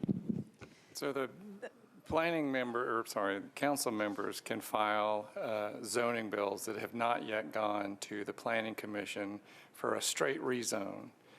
But for specific plan districts, because they're such unique creatures, they always have to start at planning. And so Rule 21, I'll just read the applicable part. Any ordinance applying a specific plan district must have a recommendation from the Metropolitan Planning Commission before its introduction. So these three are all applying SP districts. And that therefore requires a suspension of the rules if they're going to start here rather than start at planning, because we don't have recommendations from planning on any of those three. Okay, so I understand that part. I guess my only question is, if we're saying it's a must, why was the opportunity even allowed to do a suspension? So is it optional or is it a must? It's a must. So why did he even have the option to do the suspension of the rules? Do you understand my question? So because you can always try to suspend the rules. The problem is there's a rule that's in the way that's blocking Councilmember Davis from just doing it. It doesn't have the recommendation from the Planning Commission yet. So in order to get them filed here first without getting the recommendation from the Planning Commission, he would have to move to suspend the rules. Right, so I guess what I'm saying, though, it's not a must then, right? No, he must. If it's up to the, yeah, he must have the suspension, but I'm saying it's not a must that it have a planning recommendation, which is two different things. Yeah, you have to have the planning, the rules say you have to have the planning recommendation. You can move to suspend that rule, and if granted, then you're good to go. But if two people or more object, then you don't get the suspension. Yeah, I think I'm following. It's two things that I think I'm pretty clear about what I'm saying. I think the first piece is I'm saying all three were rolled together. We were presented, I feel as if it was incorrect information. And then the second piece is if he had to have a suspension of the rules and it was based on that information, it's not a must, because if he's granted the suspension, it's up to the council members if we want to allow him to have that. And I don't know with those three bills being rolled together that he was given that opportunity. And that's the piece I wanted to be clear about. I get the part about the suspension. He must have the suspension, but I don't feel like that happened in this particular opportunity, because they were all rolled together and the information was not correct. So we've taken a vote, but if there's a feeling that we want to go back and we can do them individually, then we can see if people, but he has to ask for a suspension of the rule on each of the three. I'm clear about that. Okay. All right, so just to be on the safe side, we will go back, because I know we're close to the end of the term, so let's go through these individually. So the first one up is BL, it's on page 28, it's BL 2019-1767. So, Councilmember Davis, if you want to move for suspension of the rules on that bill alone. Hold on, sorry. There you go. Okay. This is North. This is on Cleveland and North 6th Street. Is that bill? This is on Cleveland and North 6th Street. Okay. Just a point of information. All right. The bill was submitted before our first reading deadline, and the bill did go with the Planning Commission when it was a straight rezoning for MUNA. Now, I could have just taken the MUNA and just taken it the first reading, but the neighbors, everybody wanted to take out the short-term and some of the commercial use. Now, this as a record, I'm okay with this going back to planning. You know what I mean? Because when you take out the STRP requirements, it changes your bill into SP automatically. And that's the thing. It's not late because I didn't file it on time with the staff. It has to have a suspension because for that one I took out the I changed the MUNA into a regulatory SP once I took out those commercial uses that the people didn't want and also got rid of the STRP requirements. No, this is a different bill because it was filed before our whatever the deadline was. But now we check because if I'm wrong, please correct me, planning, Mr. Jameson, that for SP, you know, you have to suspend the rules if you don't have a recommendation from planning. I mean, I could have taken the disapprove recommendation through, but I mean, that's how it is. So that's why I'm asking for suspension of the rules. So I said, hey, fine, let's take it all out. But that's not because I didn't file this thing.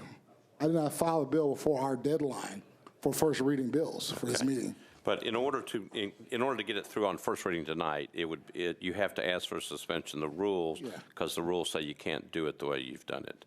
Correct? I mean, because it's an SP, you would have to ask for suspension of Rule 24? 21, excuse me. Rule 21. Suspension of Rule 21. So is there an objection? Does anybody have an objection to suspension of the rules? If so, raise your hand. So enough hands have been raised, so the rule is not suspended for 1767. BL 2019-1777 by Councilmember Scott Davis. Read the caption. This is on Joseph Avenue, North 2nd Street.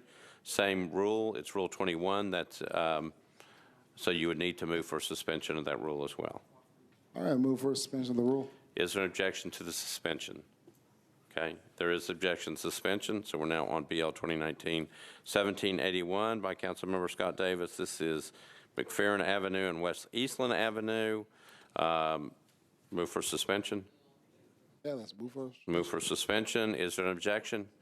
There's more than two hands, so the rules are not suspended, so all bills will show up on first consideration at the next meeting, okay?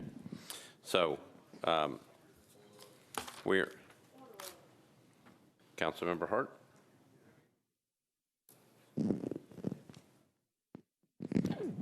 There's no need to provide a reason for objecting to the suspension. You just have the two hands. Just two hands. That's the way it's always been. That's just the way it is. But that doesn't necessarily mean that's right, just because it's always been in place. It's the way it is in the rules, yes. Come on, what? So we need to move on because it's 11:45 and we have a couple of major pieces. Oh, I understand that, but I don't think my 2 or 3 seconds of questioning has prolonged the meeting. No, but the rules have always been followed, and if there's more than I'm just asking for an understanding and clarification. That's it. So if there's two hands that go up, then you can't suspend the rules. All right. So we are ready to move on. We have a late filed bill by it's by Councilmember Glover and by Kendall. He's handling it for Councilmember Kendall. Councilmember Glover, you're recognized. Yes, thank you, Vice Mayor. I believe we do have a recommendation from the Rules and Confirmation, and so a committee report, please. All right. Because I'm going to ask for a suspension of rules. All right, Councilmember Lee, you're recognized. This was presented to the Rules Committee, and we approved it. All right. Councilmember Glover, you're recognized. I move to suspend the rules. Okay, so there's a motion to suspend the rules for a late filed bill for Councilmember Kendall. Kendall, yes. It's a zoning ordinance? Yes, sir, it is. Okay, and it's late filed? Yes, sir. Is there any objection to the suspension of the rules? All right, so Councilmember Glover, you're recognized on your bill. Move approval. Okay, got a motion to approve. This is on first reading, properly seconded. Any discussion? Councilmember Allen, you're recognized. Thank you, Mr. Vice Chair. Can we just get an explanation of why it's late filed?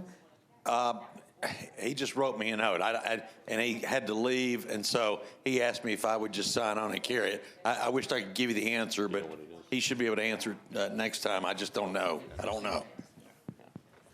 So, Councilmember Allen, I think Mr. Jameson can explain. I think it was a signature error. So I'm just trying to get the measure in front. It was a bill he intended to sign and neglected to. And I think this one, Mr. Jameson, if I may, this one has been approved by the Metropolitan Planning Commission on the 13th of June, is what I'm reading here. That's my understanding, yes. Okay, all right. All right. So there is a motion to approve on first reading, properly seconded. Any other discussion? Seeing none, all those in favor say aye. Aye. Opposed, no. You adopt. All right, so that gets us through bills on first reading. We're now on bills on second reading.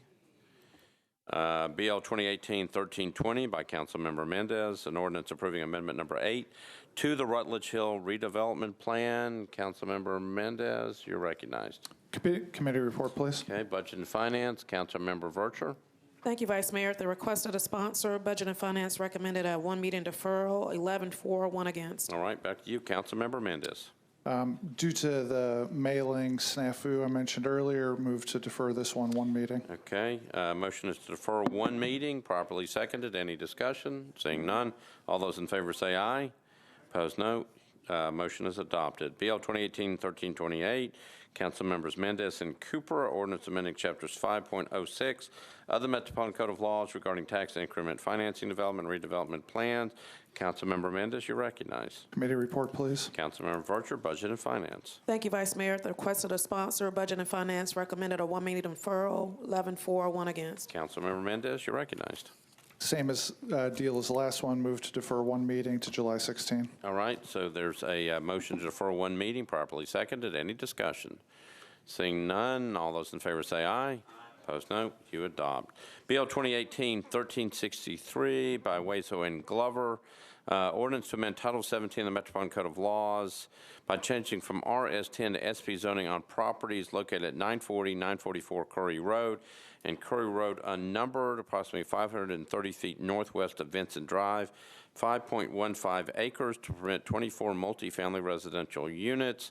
Before I go to you, Councilmember Wazo, I think I need to go to Mr. Jameson for an explanation on where we are on this bill. I think it's Rule 24. That is correct. This is essentially a reinstatement debate. This was previously indefinitely deferred at the Planning and Zoning Commission upon motion by Councilman Syracuse. Councilman Glover, as sponsor, then had the right under Rule 24 to request reinstatement. It's reinstated onto the agenda at this meeting for the sole purpose of debating whether or not there can be an override of that indefinite deferral. So per the Rule 24, this debate is limited solely and strictly to the sponsor who requests reinstatement, presumably Councilman Glover, and the chair of the committee that deferred it, which would be Councilman Bedney, or his designee, which may be Councilman Syracuse. Between those two people only, each is limited to 4 minutes each, and then it goes to a vote, and it's a simple majority vote. If the indefinite deferral is successfully overridden, the bill will then be on the next agenda. It won't be substantively discussed tonight. If not successfully overridden, it is withdrawn from the agenda. All right, so council members understand, so this is trying to put the bill back on the agenda. So it's a discussion between one of the sponsors and either Councilmember Bedney or a designee. So Councilmember Bedney, I'm going to go to you first. Just do you want to do it, or are you going to defer to someone else? To tell you if the microphone was on. Okay, you're on. I'm going to designate Councilmember Syracuse to talk about this issue. All right. So before I go to Councilmember Syracuse, I'm going to go to Councilmember Owazo. So either you or Councilmember Glover can. Okay. So I'm going to go to Councilmember Owazo for an explanation as to why we should put the bill back on notice. Okay. Thank you, Vice Mayor.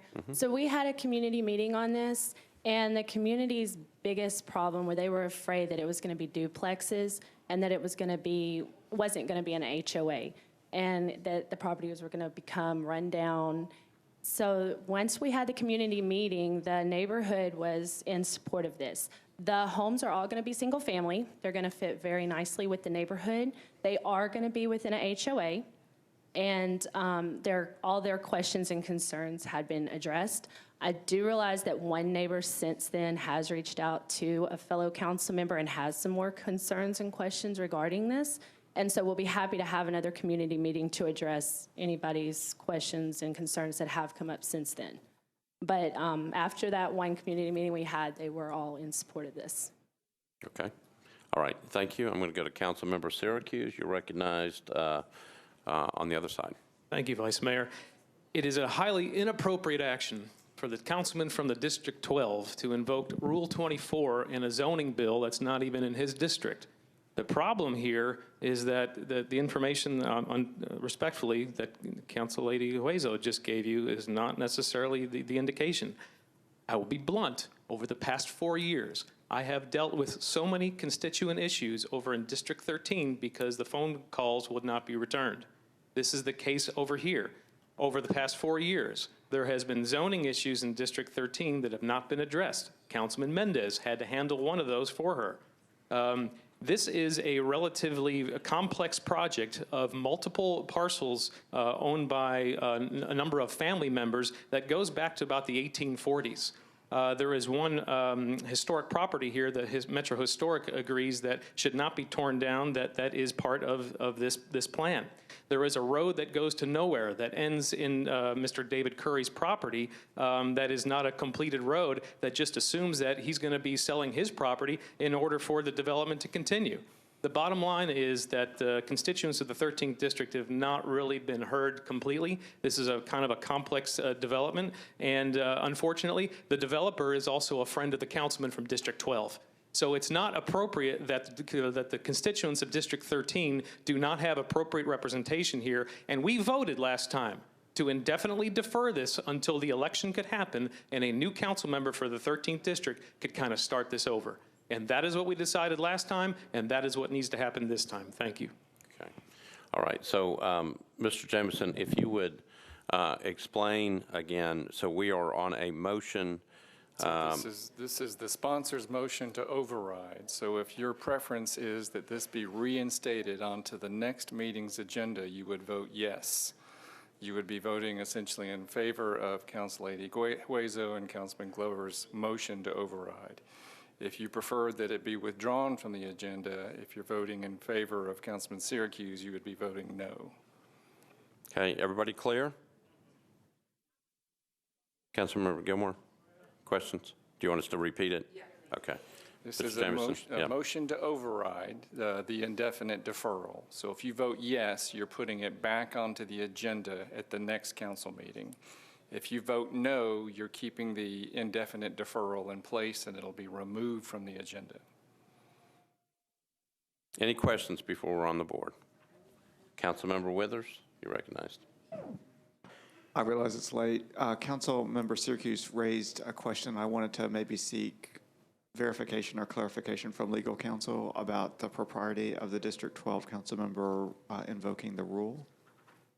It's the Rule 24 allows a sponsor, and Councilman Glover is a signatory sponsor on the bill. Thank you. So again, this is Rule 24. So we don't use this. This doesn't happen all too often. That's why we're making sure everybody's clear. So we're not voting on the bill tonight. You're simply voting on whether to put it back on the agenda for the next meeting. All right, so again, if you want to put the bill back on the agenda for the next meeting, you would vote yes. If you want to concur with Councilmember Syracuse, you would vote no.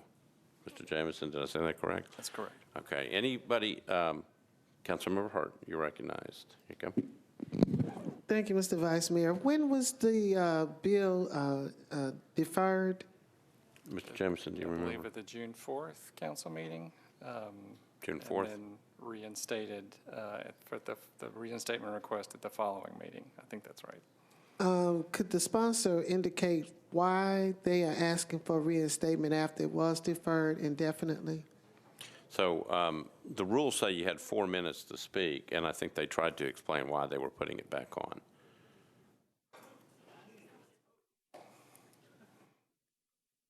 Again, what we've got is, Councilmember Hart, we've got these rules that we're trying to follow. Well, is it possible for for Mr. Jameson to do it? Mr. Jameson, is there a way for you to explain it? I don't have the factual background as to what the sponsor's intent is. I can tell you what the rule requires them to do, and they get 4 minutes each to explain, and they've each done that.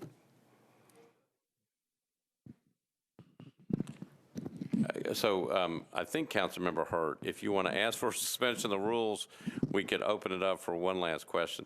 We're trying, this is used very rarely. This is Rule 24, and we follow the rules, and so that's what's happened. Okay. I don't want to ask for suspension of the rule, it may be denied. Okay.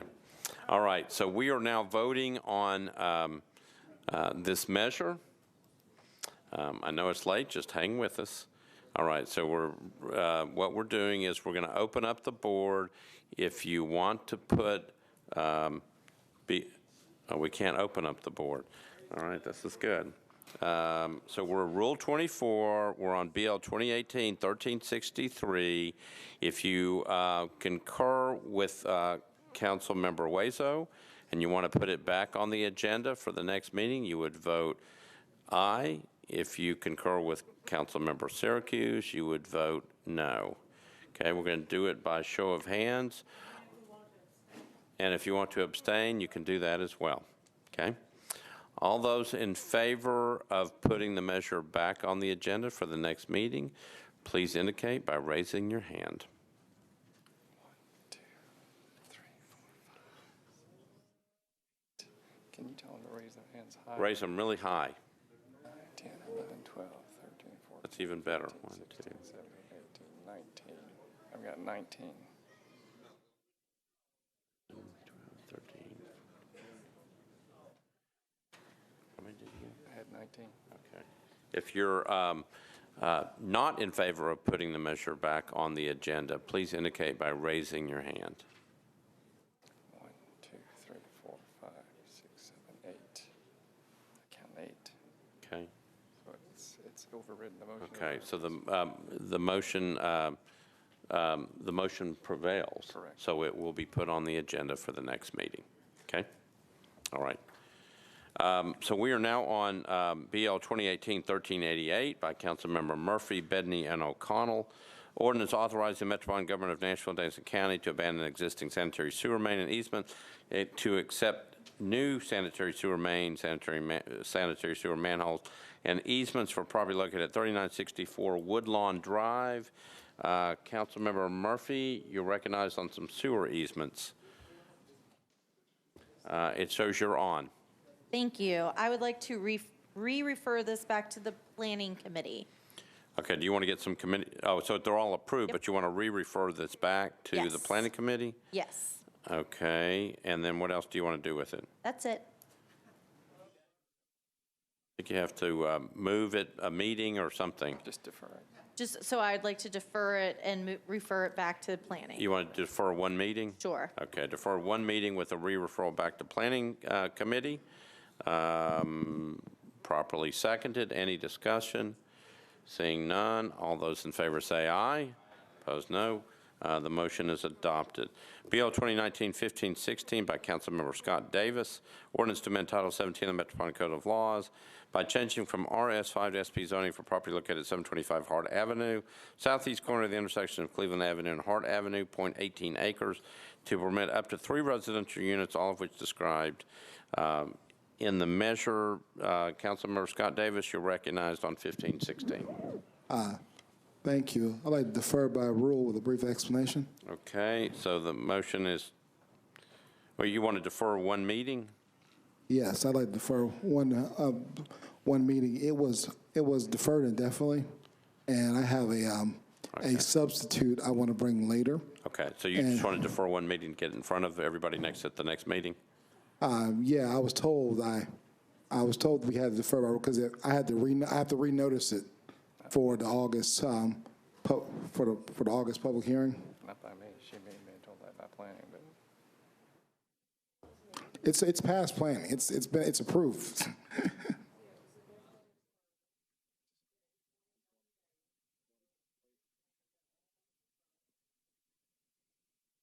Okay. Okay, so he can defer one meeting. His motion is to defer one meeting.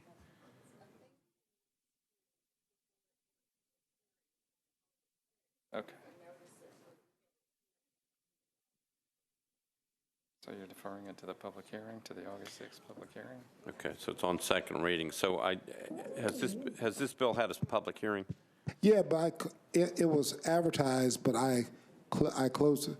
I closed the public hearing. I didn't. No, I'm sorry. I didn't. I deferred it before opening the public hearing. Okay, so you need to get it on public hearing, so you would defer to the first meeting in August. Yeah. Yeah, I did defer to the public hearing in August. Yes. All right, so the motion is to defer to the first meeting in August, so you can have the public hearing can be properly noticed. Yes. Okay, got it. That's the motion, properly seconded. Any discussion? Okay, seeing none, all those in favor say aye. Opposed, no. Motion is adopted. All right, Bill 2019-1524 by Council Members Vercher and Hall. Ordinance amending sections 2.210.010 and 2.210.030 of the Metropolitan Code of Laws regarding definitions of qualified company and qualified project and eligibility for economic and community development incentive grants. Councilmember Vercher, you are recognized. Thank you so much, Vice Mayor. I'd like to move for a one-meeting deferral with a re-referral back to Budget and Finance. Okay, you've heard the motion, properly seconded. Any discussion? Seeing none, all those in favor say aye. Opposed, no. You adopt. BL 2019-1630 by Council Members Mendez, Cooper, and others. Ordinance amending sections 5.06, .050, and 5.06.060 of the Metropolitan Code of Laws pertaining to the requirements for tax increment financing plans. Council Member Mendez, you're recognized. Committee report, please. Okay, Councilmember Vercher, Budget and Finance. Thank you, Vice Mayor. At the request of the sponsor, Budget and Finance recommended a one-meeting deferral, 11-4-0 against. All right, back to you, Councilmember Mendez. Due to the same mailing issue, move to defer one meeting to July 16. All right, so it's a deferral one meeting, properly seconded. Any discussion? Seeing none, all those in favor say aye. Opposed, no. Motion is adopted. Okay, so we are now on substitute bill BL 2019-1643 by Councilmember Hall. Ordinance requiring all existing culverts, inlets, storm drains, and ditches within the T2 rural neighborhood policy and T3 suburban neighborhood policy to be upgraded, retrofitted, and or constructed to current stormwater management manual standards by January 1st, 2025. Councilmember Hall, you're recognized. Whoop, hold on just a second. There you go, Councilmember Hall. This will be deferred one meeting. All right, so it's let's get the committee reports, but I think it's deferred by rule. Budget and Finance, Councilmember Vercher, you're recognized. Thank you so much, Vice Mayor. It was deferred by rule, and Budget and Finance, 11-4-0 against. Sponsor wasn't present. All right, Councilmember O'Connell, Public Works. Thank you, Mr. President. Also deferred by rule in Public Works. Okay, thank you. Back to you, Councilmember Hall. Defer one meeting. Deferred. It's deferred by rule anyway, so it's deferred one meeting. Thank you. All right. BL 2019-1655 by Councilmember Anthony Davis, Allen, and others. An ordinance amending section 2.210.030 of the Metropolitan Code of Laws regarding disclosure requirements for economic community development incentive grant agreements. Councilmember Anthony Davis, you're recognized. Thank you, Vice Mayor. Committee report. Okay. Budget and Finance, Councilmember Vercher, you're recognized. Thank you, Vice Mayor. Budget and Finance recommended approval, 11-4-0 against. Okay. Back to you, Councilmember Davis. Thank you. If I can move approval with an explanation. All right. Motion is to approve, properly seconded. Any discussion? Oh, sorry. Just a quick explanation. Back to you for clarification. If you don't mind. And if anyone has any questions, feel free to ask. But just to run through this real quick, these were the tweaks to the Do Better bill, the Do Even Better, where we were tightening the bill just a little bit from what we learned from the couple incentives. Didn't have a ton of debate in budget, but obviously had the unanimous approval. We're fixing sort of some of the local hire questions you had with asking for a relocation percentage in these new tweaks. We changed it to median wage that we're requesting as opposed to average wage, which can get skewed one way up or down on the pay scale. Comparing that to the average median wage in Davidson County. There was a little language tweak we wanted to make on requiring OSHA requirements just to shore that up. and then a few other small tweaks with qualified companies, well, small but mighty, as it were, making sure that we were tight on that. So ask for your approval again, and if you have any questions, Mr. Jameson will probably be better at asking any legal things than me, but appreciate your support as we tighten this up from what we learned through the process. Thank you. All right, so the motion is to approve. It's been properly seconded. Councilmember Pulley, you're recognized. Thank you, Mr. Vice Mayor. Just a quick clarifying question. I know yesterday we talked about reporting requirements that were added to this Do Even Better bill, and I just wanted to check with Mr. Jameson. Are these reporting requirements retroactive, or do they start now and move forward? So if you've submitted a report, you would not have to go back and tweak it to comply with this if it's eventually adopted. But for future reports that would be required, you would be expected to comply with the code as it currently exists. Okay, thank you. All right, thank you, Councilmember. Councilmember Gilmore, you're recognized. Thank you, Vice Mayor. I had a question, could either be for Mr. Jameson or Councilmember Davis. How many reports have to be filed per year? So I think, sorry, Councilmember Davis may offer some suggestions on that. So right now, we have it at quarterly. We are talking to Jamari in the ECD office about changing that. I also threw it out to members yesterday. If you guys have any feedback, if you don't really need quarterly, you know, and you feel that we could go to, a suggestion was made of semi-annual, maybe as a compromise to annual instead of quarterly. I'm open to that. We're going to talk in the coming week and just kind of lock that in, so. Okay, thank you That so was the much for discussion answering that. yesterday. And I do remember you saying that yesterday. I just wanted to be clear. And then would that require some legislation, or is that something that can be handled administratively? That would be, yeah, we would make an amendment on that on third. So it would have to Absolutely. be an amendment? Yes. All right, thank you so much. I All right. appreciate you. Thank you, Councilmember. All right, nobody else in the queue. The motion is to pass on second reading, properly seconded. Any other discussion? Seeing none, all those in favor say aye. Opposed, no. You adopt. We're on BL 2019-1658 by Councilmember Elrod and O'Connell. Ordinance amending Chapter 12.62 of Title 12 of the Metropolitan Code of Laws regarding shared urban mobility devices. Councilmember Elrod, you're recognized. Committee reports, please. All right. Public safety, I'm going to Councilmember Roberts. You recognize that we're on 1658 by Councilmember Elrod. I actually was not the chair. I passed it to my vice chair, All and right. Councilman Swope is going to take that away. All right. Councilmember Swope, you're recognized. Thank you, Your Honor. On 2019-1658, both substitutes and 1658 as substituted were approved 4-0 against. Okay, so you approve both substitutes, okay? And the amendment, is that right? Yes, and well, the amendment was on 1707. Okay, all right, I got it. Okay. Public Works, Councilmember O'Connell, you're recognized. Thank you, Mr. President. We considered a first substitute as well as a second substitute. The first substitute offered by Councilmember Elrod, we approved 6 in favor, 1 against. The second substitute offered by Councilmember Davis, we approved 4 in favor, 2 against, and 1 not voting. Okay, thank you. Traffic and Parking, Councilmember Hager, you're recognized. On the first proposed substitute, which was Councilman Elrod, it was 2-4, 2 against. On Councilman Anthony Davis, proposed substitute, it was 1-4, 2 against, and 1 abstention. Then on the bill itself, as amended, was amended, but the proposed amendment was 4-0 against, and as amended, the bill itself was 2-4, 2 against. All right, thank you, Councilmember. Okay. Councilmember Elrod, you are now recognized on your bill. Well, here we are. We're moving on to hour 6 of the evening, and we get to talk about scooters. I know I am, like many of you, and probably sick of them, many in the city and even myself sometimes. But, however, I think as the elected representatives of the city, we need to try to work on one of the issues that is really important to us as a city, and that's traffic congestion. That is something that we need to work on solutions. And since scooters were first introduced in May, and since then, I've tried to do everything I can to try to make them work. And tonight is a further step in that process.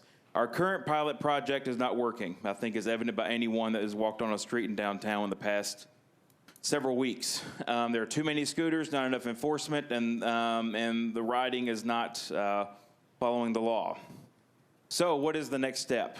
And I think what that next step should be is a complete revamp of our scooter regulations. And I think particularly we need to move as a city to an RFP process, and that will allow us to limit the number of operators, but I think more importantly, allow them to be more tied to Metro, allow Metro to essentially make the operators pay for enforcement through fees that would then go to staff to enforce the RFP and regulations. And I think that will get a better handle on things going forward. So what I'm going to move approval of the first substitute, and what it does is once it is passed on third reading, it would institute a 60-day removal, or excuse me, it would remove all scooters from the streets. And then within 60 days, an RFP process is to start of how to bring them back. And in those 60 days, the Transportation Licensing Commission will be tasked with coming up with that RFP. There are some criteria that is listed in the substitute. But essentially, you know, Nashville is to decide how these scooters operate here in Nashville. It is up to us. And what we're at least seeing now is what we have now is not working and we don't like it. But can we make it better? And I think before, you know, as we try to work through all the solutions and all the ways to try to relieve traffic congestion, you know, we need to try to make them work as much as possible. So this would remove scooters from the streets immediately upon passage.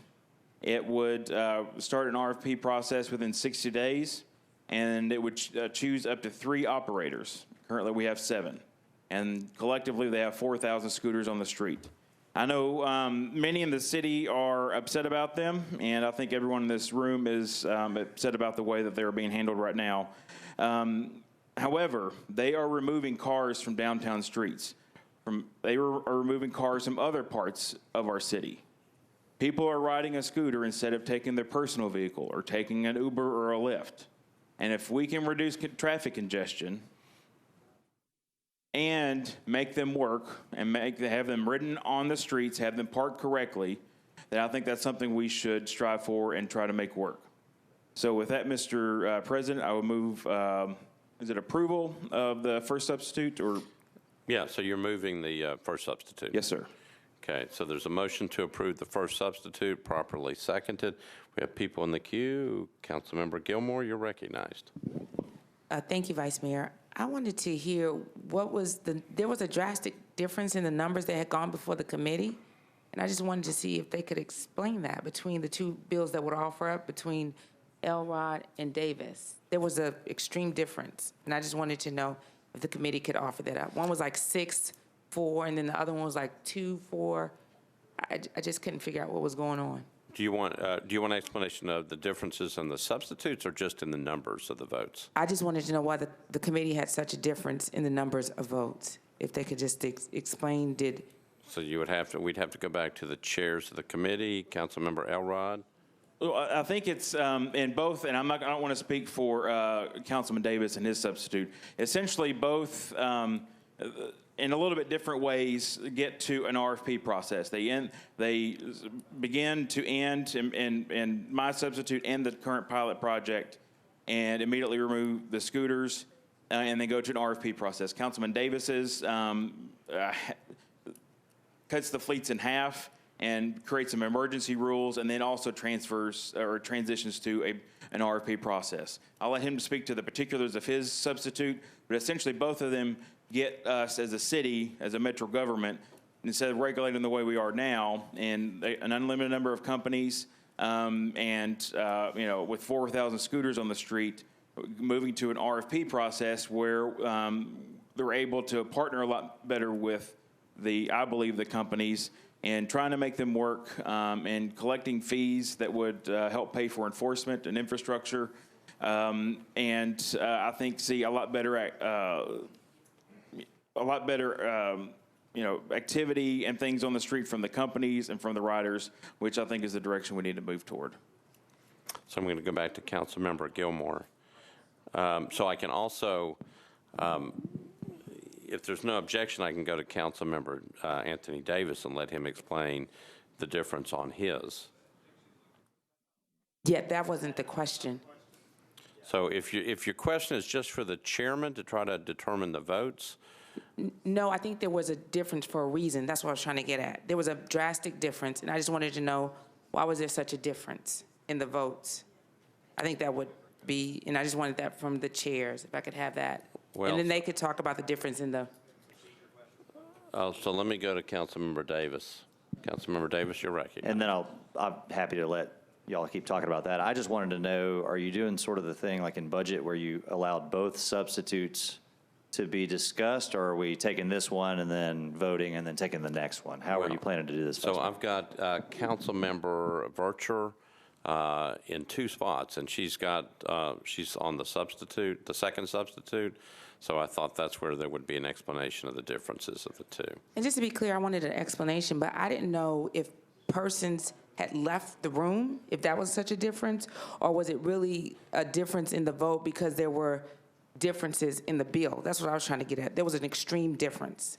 And then I knew they would have the opportunity to explain it, which is a little bit different if we're relying on the recommendation. I think that's the whole point of the chair's recommendation of how many comes out, just listening for how many's for and against. All right, so Councilmember Gilmore has a question about the differences in the votes. Was there a particular committee? Was it Councilmember Hager's? Councilmember Hager's, yes. Councilmember Hager, can you go over your numbers one more time for us? Okay. Sure will. On the Councilman Elrod's proposed substitute, it was 2 for, 2 against. On Councilman Davis' proposed substitute, 1 for, 2 against, and 1 abstention. On Councilman Glover's bill, there was proposed amendment to Councilman Glover's bill, which was really, I think it was the caption or something. It was something minute. 4-0 against. The bill as amended, Councilman Glover's bill, was 2 for, 2 against. Okay. Thank you, Councilmember. Thank you, Councilmember Hager. All right, so I'm going to go to Councilmember Lee. You're recognized. And I don't guess this is a point of information, so I'm not sure. I'll just ask the question. I had 2, and it's on the substitution. So the substitution immediately takes scooters off while they're working through the process. So to kind of understand what that means, I would like somebody to tell me just approximately, not the complete numbers, but approximately how many employees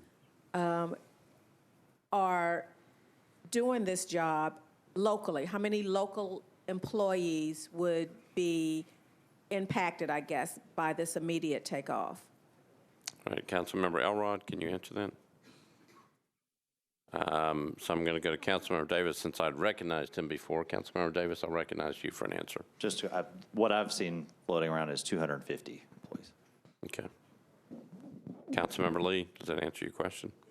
Okay. All right. All right. So Councilmember Vercher, you're recognized. Thank you so much, Vice Mayor. I just want us to get the language and the narrative correct. This first substitute is not a takeoff. This first substitute is an actual ban. So I will ask colleagues, if you can support the second substitute. What it does a lot of the recommendations from what we've seen from the initial pilot from Councilman Elrod, in addition to building upon what the first substitute is. But the major distinction is that the second substitute is not a backdoor ban. Also, with this second substitute, you're getting everything, some of the things that Councilman Elrod just alluded to as it relates to ensuring an RFP process. Also, Councilman Davis just answered the question as it relates to how many Nashvillians would actually be impacted by this, which is 250. I spoke earlier on the short-term rental.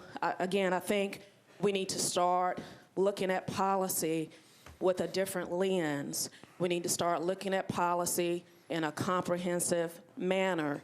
And many of you know, I don't legislate from Twitter likes and Facebook likes and all those kind of different dynamics.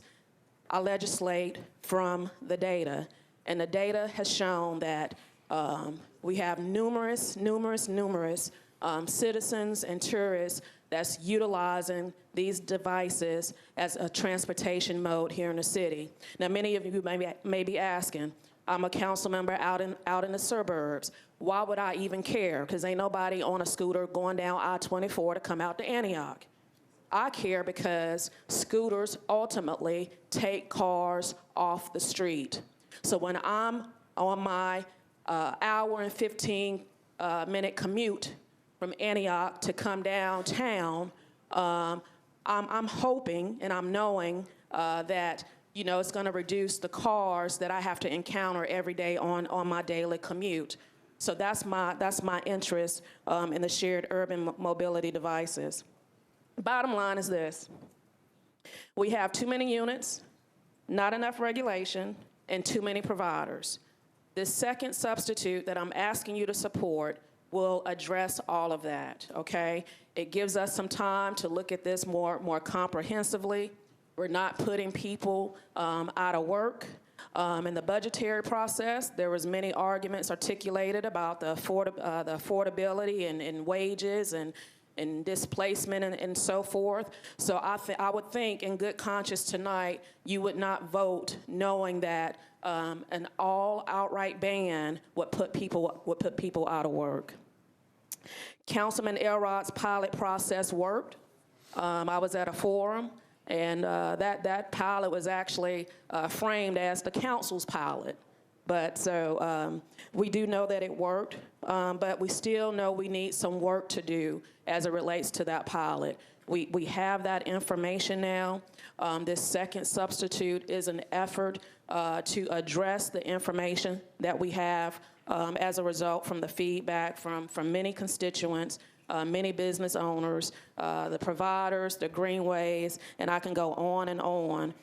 This substitute, I think, represents us just looking at this in a comprehensive manner. And with that, I ask that you support the second substitute. All right, so thank you, Council Member. Let me turn to Mr. Jameson real quick just to make sure procedurally we know where we are. Councilmember Elrod has moved his substitute. It's been properly seconded. We're having discussion on that. I think what has happened is that Councilmember Vercher has the second substitute, so we're not following the way that we did it with the budget. We are actually on Councilmember Elrod's, and at some point we will vote on Councilmember Elrod's unless there's some other procedural maneuver. But we're on Councilmember Elrod's, and then we can take it up at that point as to what happens with Councilmember Vercher's. Correct. So for example, if Councilman Elrod's substitute were to pass, he would then move the bill as substituted, but that would not preclude Councillady Vercher or any other proponent of the second substitute from moving that substitute. If that substitute is passed, it supplants Councilman Elrod's, and it would be the second substitute that is now the bill. Okay. All right. So we're still on discussion. Just trying to make sure we're clear. We'll go back over that again before we vote. Councilmember O'Connell, you're recognized. Thank you, Mr. President. This is a tough one for me. A couple things are true. One, prior to being elected to this body, I spent years as an advocate for multiple different forms of mobility options for Nashvillians, whether they be cycling, walking, using transit, whatever. And I was pretty excited to see that there were pilots underway, for instance, with There is a bicycle form of this that has not been prevalent in Nashville to date, that is not scooters. But generally, that dockless mobility was something that was worth Nashville trying. I think based on the data we've seen, District 19 is the most heavily impacted district in the city of Nashville, and the impacts are pretty clear. People are using these devices. The unfortunate thing is they're using them irresponsibly hour after hour, day after day, and they're leaving us at extraordinary risk of violations of the Americans with Disabilities Act. I have with my own eyes witnessed a gentleman in the Gulch in a wheelchair in the street in the path of travel of cars because he could not pass on the sidewalk because there were too many scooters. He was physically unable to move. I was unable to help him. I was across the street. I have, however, with my own hands, moved several scooters out of the way of a mother with a stroller in one hand and a toddler holding the other in a residential neighborhood in District 19. Actually, I think this was just across the district boundary in District 17 for a community meeting in Edge Hill. But the effect is the same. These operators have known for the past several weeks that this pilot was coming to an end one way or the other. There has been effectively no behavior change. So the promises in the second substitute, I have little confidence that we will see behavior change in a way that actually makes this a mobility device rather than something that is just another nuisance, sometimes dangerous, caused by side effects from our tourism industrial complex. I want more mobility, but we also see that we don't have the infrastructure to support it. One of the reasons that we see people riding on sidewalks is because we have utterly failed in our mission to create complete streets that are safe for all people using the public rights of way regardless of mode. I'm happy to take a deep breath right now while we try this again. I am happy to try it again, but the terms will be on Nashville's terms rather than the operator's terms. All right, thank you, Councilmember. Councilmember Allen. My original question was about process, and I guess I'll just check to see, have we decided that's the way we're going to do it, or is it possible to have both sort of being discussed simultaneously and then we vote between them? Or are you saying we can vote on the first one and then discuss the second one and add it to the first one and in that way we compare the two of them? Mr. Jameson. So I think you could have someone discuss the second substitute in the course of this discussion, but when it comes time to vote, when the vice mayor calls the vote, the pending motion is for Councilman Elrod's first substitute. That'll go up or down. If it goes down, someone can offer Councilor Vercher presumably the second substitute. If Councilman Elrod's substitute, however, is approved, he would then presumably move the bill as substituted, and someone at that point could move the second substitute to replace what you just passed as the first substitute. Okay, so we have options as we're discussing this. So if I have things I want to say about the second substitute, is it okay to say them now, or should I wait until it gets moved? I think you can say it. You can say whatever you Okay, want. let me start now then. I appreciate that. As long as it's appropriate. It would be appropriate, I promise.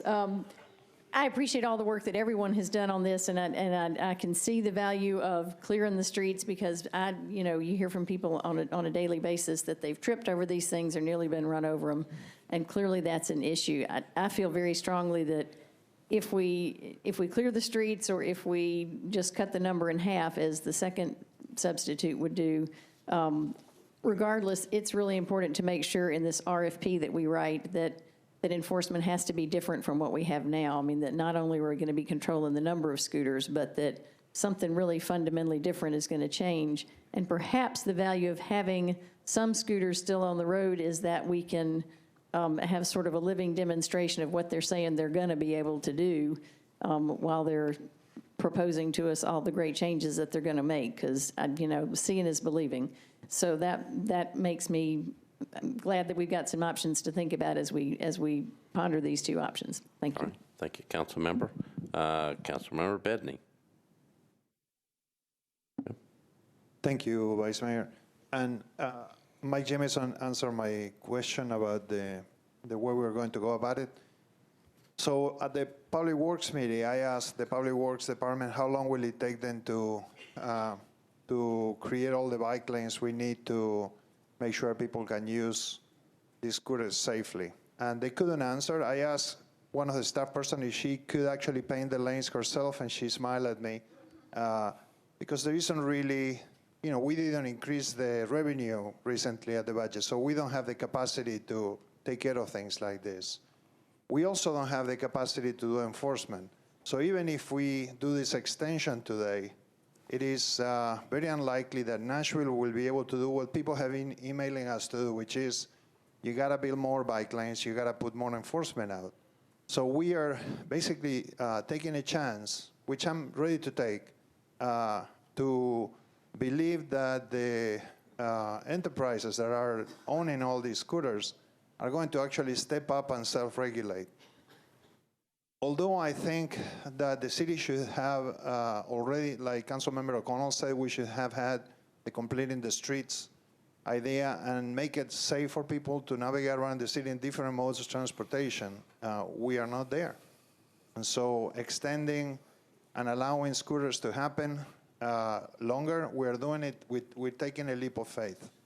So I will ask you all to support and give us a chance to have as a safety valve the legislation that we are co-sponsoring with Councilmember Glover that will allow us to ban this.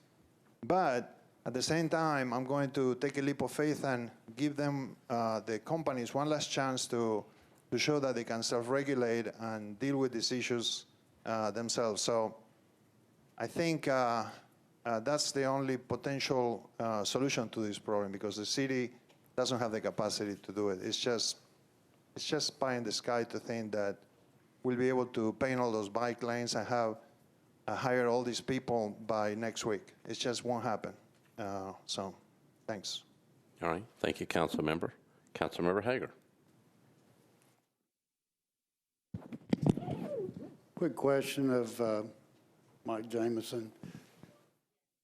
We have two substitutes here. If neither one of those pass, where do we go from there? You'd be on the original bill, Councilman Glover. 1658. All right. No, And- not Councilman Glover's. The original bill, the original 1658 by Councilman Elrod is the original sponsor. He's also the sponsor of the substitute, the first substitute. But if both substitutes failed, you'd be back on the original bill as not substituted. All right, which was the original bill? That was Councilman Elrod's. Okay. All right. Well, let me speak as being on Parking and Traffic Commission. When we initially brought these in, we had a lot of discussion about this at Traffic and Parking Commission. And I'm all for trying new things to see how they work, because I knew that we needed to look at this. And it was a pilot program. And I assume if either one of these passed, the pilot program still ends next year. Is that correct, Mr. Jameson? Correct. April. Irregardless. Yes, sir. So I'm probably more affected by this than anybody else, because I own property on 2nd Avenue. And every day I come out the door, that's a one-way street going uphill, and I will see scooters coming down my sidewalk going the wrong way down 2nd Avenue toward Broad. They come up on the sidewalks, they go down on the sidewalks. I see inexperienced people trying to ride these things. Don't have any experience at all. And it's kind of comical to watch some of these people trying to ride them because they've never had any experience on a scooter. Then they get out here and they get on the roads, or they get on the sidewalks.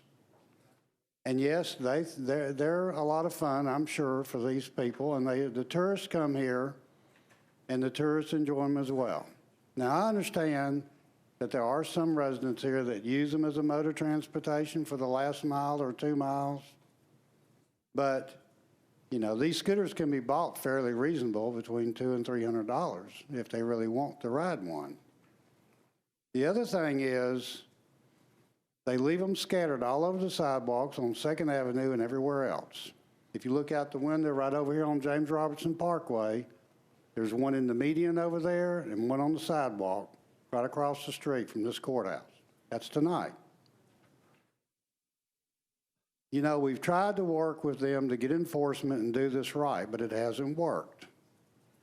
The other consideration is the handicapped people. All they have to do is file with the DOJ an ADA complaint, and then they're going to come down hard on us Won't be the scooter people, it's going to be us. And we've got to do something to rectify that. And as the Councilman O'Connell said a minute ago, he saw this. I see it every day from my office. I see it everywhere in this town. So I don't know what the solution is, but my position was we've tried to rectify the situation. It has not worked. We don't have the enforcement. And I don't think there's any way in the world you're going to get these people off the sidewalks. So I'd love to give them a chance, but, you know, my position is clear what I want to do, and it's just ban them for a while and go from there. Thank you. All right, thank you, Councilmember. Councilmember Anthony Davis. Thank you, Vice Mayor. I'll just talk about the second substitute some as well, since we're sort of just kind of letting it all go now. I'm supporting the second substitute and not the full ban, just for a couple of reasons. First, I think, yes, we all agree the scooters have gotten out of hand. We got ahead of ourselves. It's a little too much too soon, maybe a lot too much too soon. And we have all agreed that changes have to be made. Both these proposals agree that we need this RFP process in 90 days. It's a great step. We'll be able to hold these companies more accountable to Metro government with this RFP process, just that structure versus how it is now. So we're both agreeing that that is the next step. The question is what to do today for the next 90 days to make sure we get there. And so your choices are basically a ban or no ban had been the choices before the second substitute, which is more of a compromising point or a third way here in this interim to make some compromises. As mentioned, they'd be cutting the entire fleet in half right away. I know Bird and Lime have already done it, they told us, just as a show of goodwill. They went ahead and did that. They said they're off the road today. They're in a warehouse, half of their fleet. So it would cut all of the operators in half, 4,000 down to 2,000, the second we passed the ordinance. So if we've got ahead of ourselves, that would make some quick help, at least to your perception to what you're seeing, especially downtown, obviously, if you pull half of them off the road right away. Second, the biggest thing to me out of the sort of the list that you saw of things it would do is the additional manpower to move them into now some of these corrals and things we've created. 2 people per 100 devices, get them off the sidewalks. I know that's not the, you know, maybe riding on the sidewalk is the biggest problem, but being on the sidewalk, this ADA issue is a huge issue. More manpower, get them off the sidewalks and out of our right of way. So again, it wouldn't fix it fully, but that would really help us. We're limiting the hours of operation. We've got those boots on the ground, mandating more helmet activities, get people wearing helmets, signage, no riding on the sidewalk signage, money towards that, the ADA complaint hotline, a few other small things. So again, the company should have done, there was a great point made, the company should have done more before now. That is 100% true. They should have helped us more. They saw, you know, this was sort of, I'd say, you know, struggling with perception. They should have done more. I'm frustrated by that. And I'm actually thankful to the mayor for sort of pushing us to make some real change here. I mean, without this sort of push, you know, maybe they still wouldn't have done it. We'd just be floundering. So I'm thankful to the mayor for that. But I guess, you know, with this debate, you know, we're going the same direction long-term with this 90-day RFP. It's just, you know, can we have this compromise, keep people working, and cut the fleets in half? So that would be supporting the second substitute and not the first substitute. Thank you. All right, thank you. Councilmember Pulley. Thank you, Mr. Vice Mayor. I appreciate it. I think we all have the very similar concerns about the way the scooters are being operated.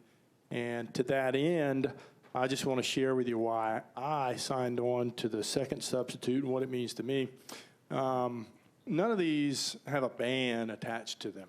They have a bit of a moratorium where they go away for 90 days or ever how many days is in the substitute of the original bill, but then we're coming back to an RFP process, and that RFP process is going to take a period of time, and at the conclusion of the RFP process, then we could very well be putting the scooters back on the streets after an extended period of time when they're off.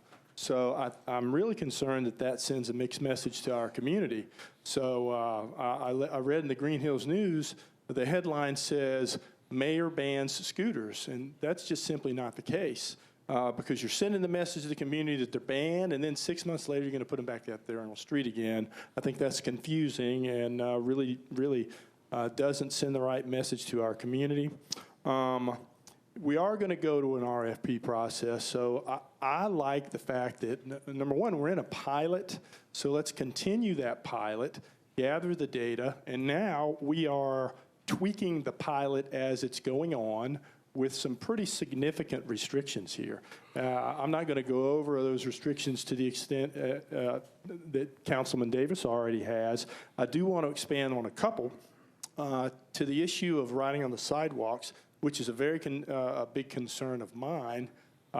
These operators are putting $10,000 apiece, which I believe totals $70,000 into sidewalk signage, so that we now start alerting people that it's illegal to ride on the sidewalks. The hotlines are going to be operated and by the operators, paid for by the operators, and their goal is, this ordinance mandates that they address complaints within 120 minutes and address ADA complaints with a goal to do it within 15 minutes, and they're mandated to do it within 30 minutes. So this gives us some opportunity to see how these operators during this 90-day period will respond to these enforcement measures, because as Councilman Pardue pointed out in the Public Safety Committee, we really are strained in the police department. So if we're going to move forward with scooters, it's going to be incumbent upon us to put a lot of these enforcement provisions on these operators. And quite frankly, if we're going to go to an RFP process in 90 days, I don't know how in the world that we're gonna know how these operators are going to respond if we just simply take them off the streets for 90 days and don't give them the opportunity to do this. So in addition, I would also say that we cut MTA funding, and the data is clear that people are using these things to get back and forth to work, and there are residents who are using these. And to Council Lady Virtue's point, there are cars coming off the streets as a result of this. So, if they can't get their act together and they can't make these necessary changes, I'll be all for getting rid of them myself. But I do believe they deserve the opportunity to get this right. So I'm in support of the second substitute, which does give some pretty strict provisions and put some enforcement in the lap of the operators. Thank you, Mr. Vice Mayor. All right. Thank you, Councilmember. Councilmember Gilmore. Thank you, Vice Mayor. I should have gave everybody pillows. We're having a slumber party here. I stand in support of the Second Amendment, and I think it's because of what everyone else shared. And also, because we cut the MTA funding, I think that's very important. We talk about residents in the city and how they get around, and that is very important. I know 4 years ago when I was working with the Dean administration, I actually got rid of my car. And we say it's sexy to like go green, but it's not in the city when you don't have the proper infrastructure as it relates to the bus. It was a nightmare, but I did it for a whole year, myself and my daughter. In between, we used the B-cycle, because I live downtown, I live like 1 block from the Bicentennial Mall, but we used the B-cycle and the bus, and there is a major gap. And I think that the scooters provide or fill in that gap, and it's about people getting around. And if we talking about taking cars off street, but there are many residents in this city that don't have cars. And we don't think about how they get back and forth to work. And we talk about it all the time, and especially with the cutting of services. And I know about 5 or 6 years ago when we did it, it was being a working person trying to get from one place to another to the county. It was a disaster. So I think that this really fills that gap, and we need to think about not only the people that are getting the cars off the street, but if we really want to be a green city and we really want to improve the infrastructure, a portion of the scooter money goes to improving the infrastructure. Also, I used to ride the bike down Jefferson Street. I almost killed myself one day because it's so bumpy, so bumpy. And so we really need to make sure that that infrastructure is there. And I don't think that getting rid of everything is the answer. And I think with the signage, a lot of time when you give people rules, you usually have signage. There was no signage anywhere when we implemented these scooters, and I think that that will really improve it. And I just think we need to think about the residents. We always think about people that have cars, but think about the people that don't have cars, that have children, that have to get from one place to another. And I think that this is really filling the gap as I look at a lot of residents with their work shirts on, persons that do many of the services that we just don't think about that I see getting from one place to another. So I definitely support this Second Amendment. I think it's an opportunity for the providers to really pull it together and give them the opportunity to do that. And I think as a city of Nashville, if we're really talking about go green, we're really going to have to make it work. Because at this point, as Councilmember Pulley said, services have been cut, and that is going to have a drastic effect on our residents. And it's not as sexy as we make it look. So I would just encourage everybody to go with the Second Amendment so that we can improve the services of our residents and get past our uncomfortability or our inconvenience that we may feel. That's it. Thank you. All right. Thank you, Councilmember. Councilmember Porterfield. Thank you so much, Vice Mayor. I stand in support of the Second Amendment, the second substitute as well.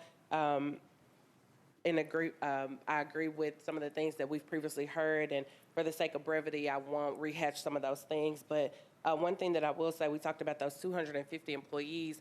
Another thing to consider is the number of people that live in our city that are supplementing their income by picking up the devices and charging the devices. And if you're ever downtown on a Friday or Saturday night, you can see people driving around in vans, picking up these scooters, charging these scooters. And I've had multiple people and constituents in my community tell me that this is how they are supplementing their income and making additional money because of the cost of living in Nashville and having to do those additional things. I was also contacted by construction workers in our city that are working downtown, and they don't have the means to get into the city because they can't pay for parking, or the traffic is so bad, so they're parking further out and they're taking those scooters to get to their places of employment. I do think that this is a good compromise. I think that our scooters are providing a good first and last mile option for the residents of our city. We all know about our transit problems and our issues with congestion and transportation.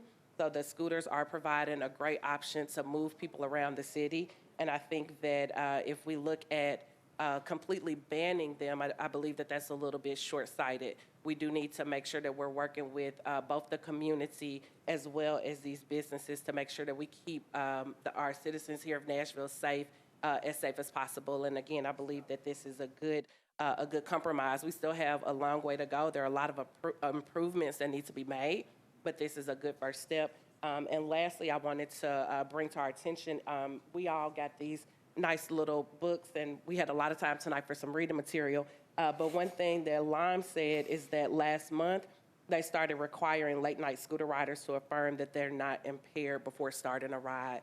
And I think that that is something, we had a lot of conversation outside of this. Constituents have had conversations about people drinking and then getting on those scooters, and that's been a big safety concern. So I appreciate that Lime has at least started that process. So I ask that you all support that virtual amendment. Thank you. All right. Thank you. Councilmember Glover. Thank you, Vice Mayor. All right, so Mr. Jameson, I want to just kind of go through a procedural couple of questions with you, if I may, just to make sure I kind of have it clear in my head. All right, so under the original bill, we have two substitutes. If neither of those are passed, then it goes back to the original bill, and I assume that then that would have to be voted on for it to, quote, pass or fail. Correct. Okay. If we, let's say one of those do, and then we pass, and I don't want to blend these things, but they're going to get blended, and then we pass 1707 as well, they're both sitting out here after second reading, and it kind of has some safeguards. I hate to use words, or not steal the words from Councilman Bednay, but frankly, I think that gives us a little bit of strength. But after third reading, if you had a substitute and you had 1707, my assumption would be 1707 would trump the other bills. Right, it would depend on the order in which they're taken. Essentially, if you have two contravening bills on the same night on third reading, the one that passes last is the one that trumps. Okay. All right. Then the other thing that I just want to, I guess, place a bit of a warning on with this, one of the things that drives me crazy about doing something of this magnitude this late in the term is because we've said we want to put it off for 90 days. Well, 90 days from now, there'll be a lot of new people sitting on this floor that don't really understand, and not being rude to them, but they don't have they can't comprehend what all comes with sitting out here necessarily on this floor. But yet we're going to go ahead and turn everything over with this to let basically a commission do this. But if it doesn't work, it'll be the people on this floor that are continuing to get the phone calls. So no matter which way you vote, I think it is, I guess, and this is my final procedural question, if one of these substitutes do pass and it gets moved forward, it was my understanding in committees that it can be still amended on third. Is that? It cannot be amended on third. But not without a suspension of the rules. Okay, all right. So that's why I was asking that to clarify that as well. Okay, all right. I think then I know where we are. Thank you, Vice Mayor. All right, thank you. Councilmember Withers. Thank you, Mr. Vice Mayor. There's just been a lot of great discussion tonight. District 6, if you do look in your packets, and this is only from one vendor, I realize, but certainly District 19 is the most heavily impacted. I know I have a lot of District 6 constituents who have reached out to me recently to let me know that they utilize scooters, if I didn't know that already. But I have a lot of, in particular, residents in areas that are presently underserved by the MTA, such as the Casey Homes and the Shelby Hills neighborhood. A lot of those residents currently are not very well served by the MTA routes that we have. And then, as others have mentioned, we also have unfortunately not been able to fund even maintaining those routes that we have there. And so that's my concern that some others have shared, is that we do have a lot of traffic congestion in and out of East Nashville, getting over bridges and things like that. This does provide one option that can get folks across town or to downtown or even over to Vanderbilt. I have a lot of constituents that work at Vanderbilt and are able to use this mode of transportation without actually getting in a car. And I think that's a great thing. I just hate to take that away entirely for what is really not all that long a period of time. I mean, we're asking for an RFP in a couple of months. We have been dealing with this issue for about a year. I personally don't see what an additional couple of months is going to change in terms of risk to the city.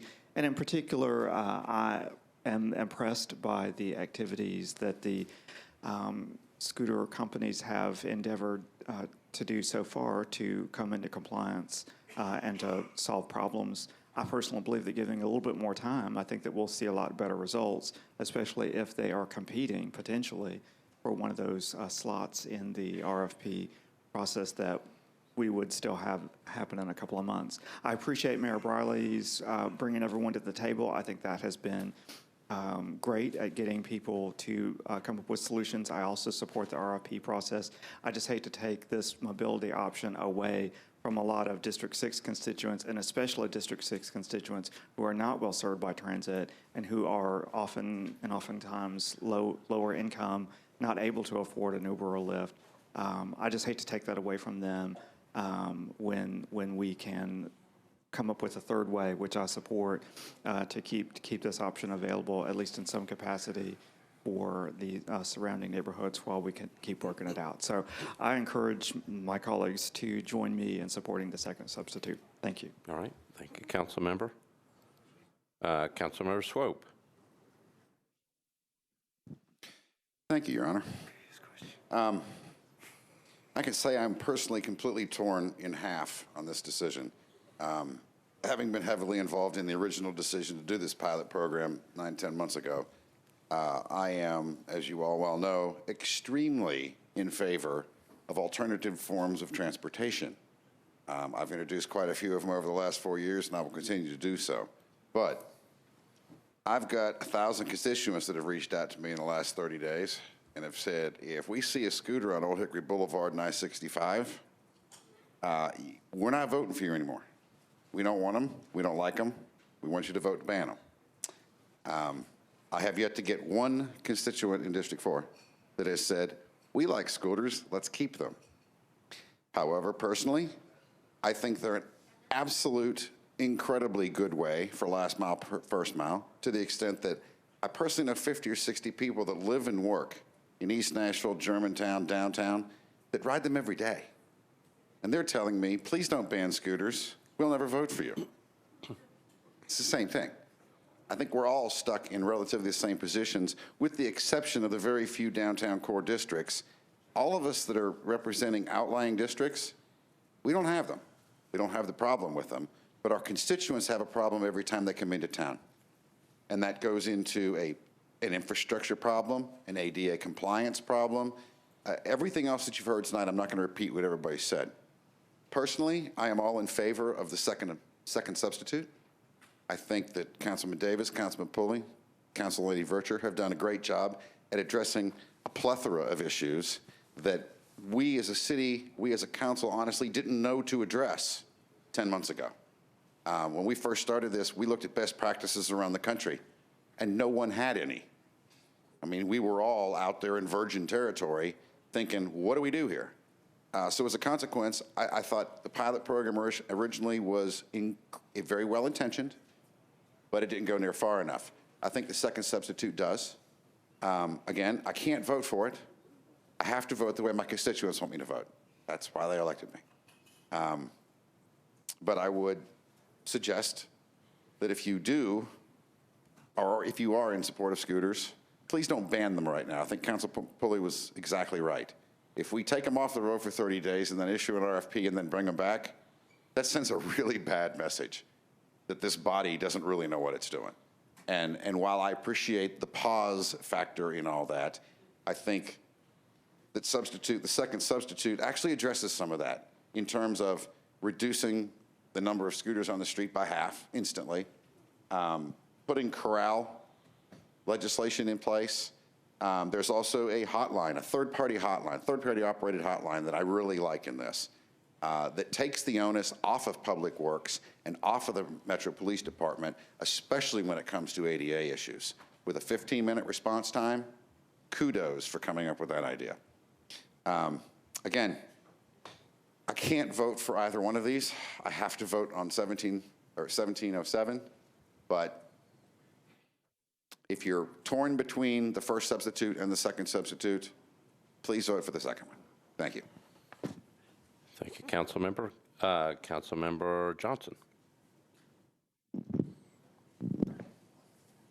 Thank you, Lord Mayor Schuman. Well, Councilmember Swope stated very beautifully. My district is the same way because a suburban, so not so many people utilize, those electric urban mobile device in a district where I represent. However, the majority of the voice says, we don't like them, they're a nuisance, they're dangerous, so if you have any chance to ban them, do it. So that's the voice I'm hearing. However, I hear from several of my constituents who works in downtown, a couple of people, actually I hear their actual experience. They said during the lunchtime, I meet up with my friends, and instead of getting in my car, the scooter is the most convenient way, and I utilize 2-3 times. And I do understand as far as I know, a couple of my constituents utilize a regular basis. So my number one concern is safety. Safety and regulation and enforcement. How we can make it safe. I mean, I do hear there's a regular rider, but for the most of the time, when they put the credit card and then get on the scooter, it's the first time they use scooter. And then we do not have a safe way for them to provide like a bike way, scooter way. So we are kind of providing not really safe environment. So that's a really concern to me. However, I can see the benefit of a first mile, last mile, and good alternative to the automobile. So I am literally torn which way to go. So what I would like to request, I think hearing everybody's comment, it seems like our body is leaning towards probably substitute number 2 to kind of give the industry to, little time to come up with better enforcement and better chance. Sounds like that's the way this body is leaning towards, if I'm not misreading it. So what I would like to ask the industry is, do not wait until the last minute. Keep inventing and make it safer. If this communities are embracing those new devices, just do not wait for us. Just invent and then make it safer and help us regulate and enforce the safety, because. In this second substitute, one line especially I do not like it is they are allowing in the park where paved way. Like Centennial Park, where the paved area, that's where people walk with stroller, with family, with scooter coming in between those walkers. It's not safe. So this second amendment, second substitute, allow those uses in the park. So I would like ask industry to self-regulate, enforce more safety, to not encourage those users to not use in the area where safety is concerned. So as far as amendment concerns, because my constituent, majority of my constituent is really concerned about safety when they come in the downtown. So I will support the substitute 1 to, vote for my constituent, but I understand substitute 2. So I would like to request to make it better. All right, thank you. Councilmember Van Rees. I'm actually going to ask a question. So I understand in the second substitute it talks about 10 p.m. and 11 p.m., but is it true that the commission actually already changed the rules for dawn to dusk and all the folks have agreed to do that? Is this accurate information? Mr. Cooper? Dawn to dusk? Yes, Council Lady, the Transportation Licensing Commission adopted a regulation prohibiting the operation from dusk till dawn. There have been, some of the operators are complying with that. Some are absolutely not complying with that. Well, we'll pay attention to that during the RFP, I suppose. I think that there's information in the second substitute. I don't want us approving a 10 p.m. or 11 p.m. and it overriding what the commission said. That was my concern. So I don't know if it requires a change to the amendment in order to be compliant with what the commission has suggested. Okay, we can always check on that. All right. Thank you, Councilmember. Councilmember Potts.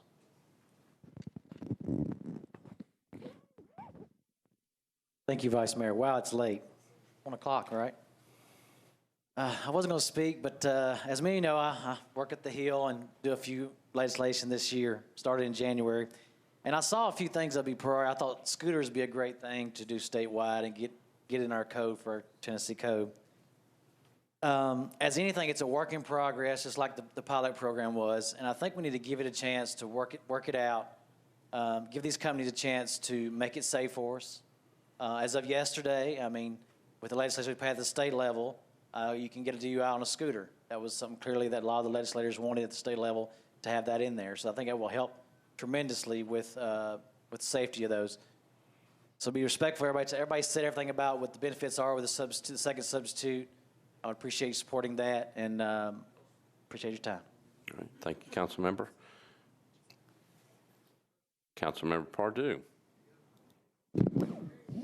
Call a question, please. Previous question has been called, so we're just voting on the previous question. All those in favor of the previous question, say aye. Opposed, no. Previous question prevails. So we are voting simply on Councilmember Elrod's motion to approve his substitute. Okay. Again, we are not on Councilmember Vercher's substitute. That can come next, depending on what happens with this. But right now, we're simply voting on Councilmember Elrod's motion to substitute. All right, everybody clear? And Madam Clerk, I assume the machine is still broken? Okay, machine is still broken, so we're going to have to do it by raising the hands. All right? So They can't do raise this. them high. Do you want them to stand up? Yes. Do you want them to stand No. up? Okay. So please indicate your preference by raising your hand very high. All right? So all those in favor of Councilmember Elrod's motion to substitute, please indicate by raising your hand. 1, 2, 3, 4, 5, 6, 8. Okay. All those opposed to Councilmember Elrod's motion to substitute, please indicate by raising your hand. 2, 3, 5, 6, 7, 8, 9, 10, 11, 12, 13, 14, 15, 16, 17, 18, 19, 20, 21, 24. Okay, so Councilmember Lee.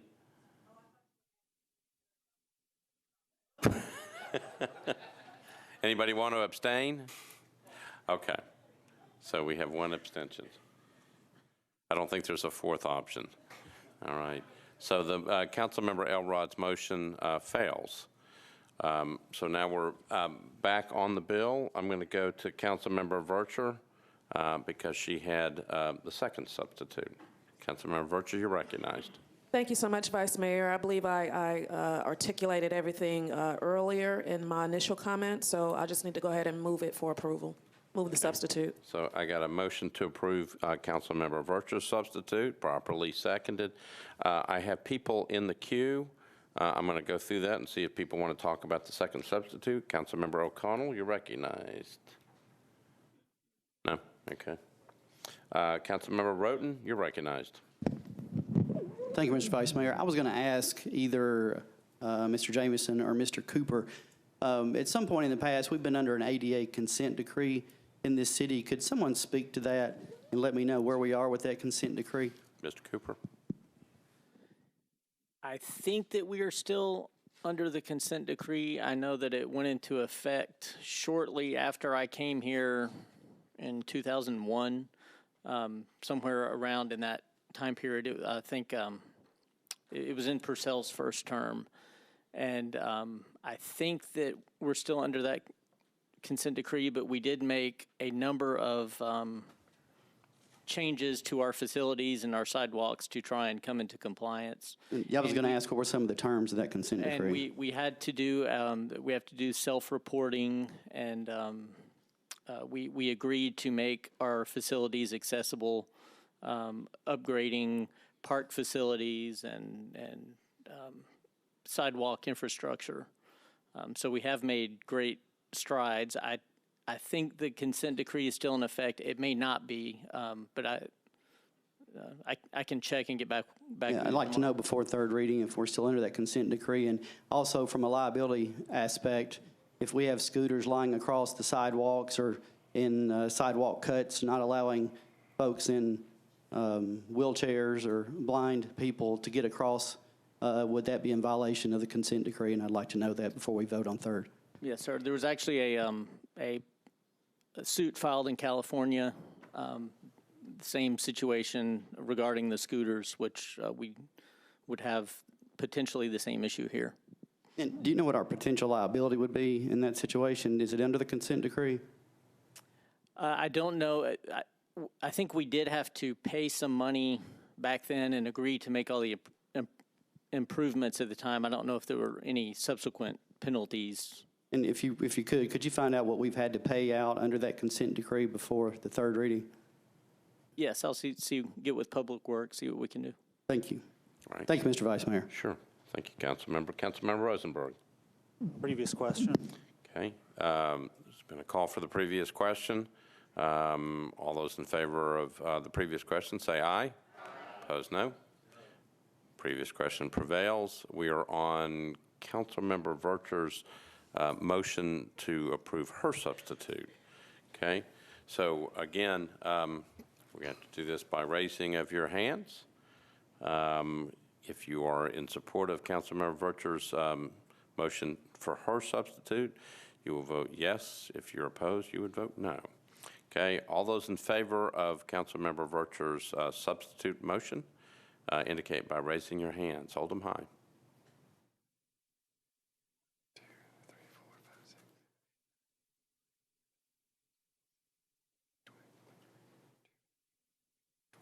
6. 26. I'm looking at the clerk. Do you need a record of who's voting how, or are we given? Okay. Okay. Okay, you got the number? 26. A show of hands. Okay. All right. Okay. So you can put those down. All those opposed to Councilmember Vercher's motion to substitute indicate by raising your hand.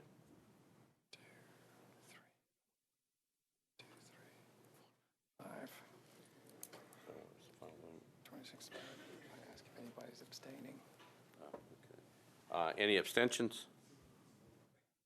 Okay. 1. Okay.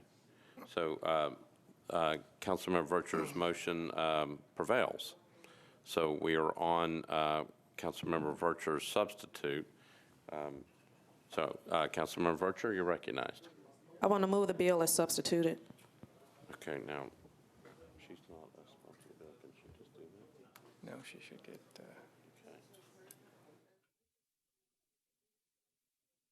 We just adopt our substitute. Now we're on the bill as substitute. Right, I guess she can move the bill, but you've got the. So unless. Because she's the sponsor now, because she's the Okay, substitute. all right. So Councilmember Vercher moves to pass this bill as substituted with her substitute on. That's a proper motion, properly seconded. Any other discussion? If you have a discussion, Councilmember Glover, you're recognized. Thank you, Vice Mayor. So I understand, and I'm going to try to, obviously, we're going to work within what the will of the body is, but because there is no opportunity to amend this as we go forward, I think there's some expensive questions that are still lingering out there on how this goes forward.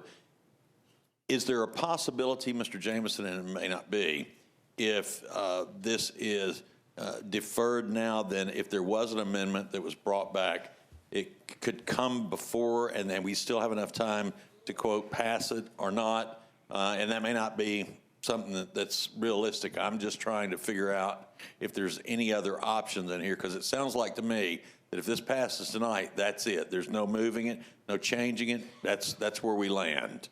So you could suspend it on third with a suspension of you could amend it on third with suspension of the rules, or you could defer it as now substituted, defer second reading to the next meeting and have properly and timely filed amendments considered without suspension.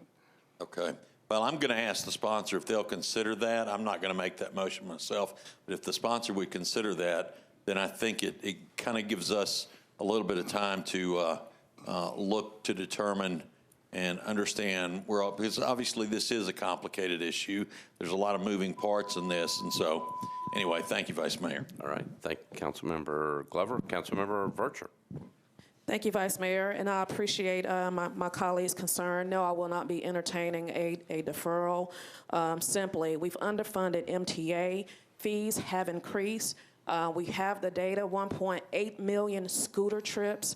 More importantly, we don't need to continue to create uncertainty within markets. This substitute, again, it addresses all those concerns from Councilman Elrod's pilot, the ADA component, it creates slow zones. It creates signage for riders to tell them to do not ride on sidewalks. One of the primary reasons why we have them on sidewalks is because we don't have signage to tell them to not ride on sidewalks. The other part that some council members, and I'm trying to go back to some of the concerns that was expressed earlier, primarily the ADA, to the dawn to dusk concern as it related to what the Traffic Commission has already outlined.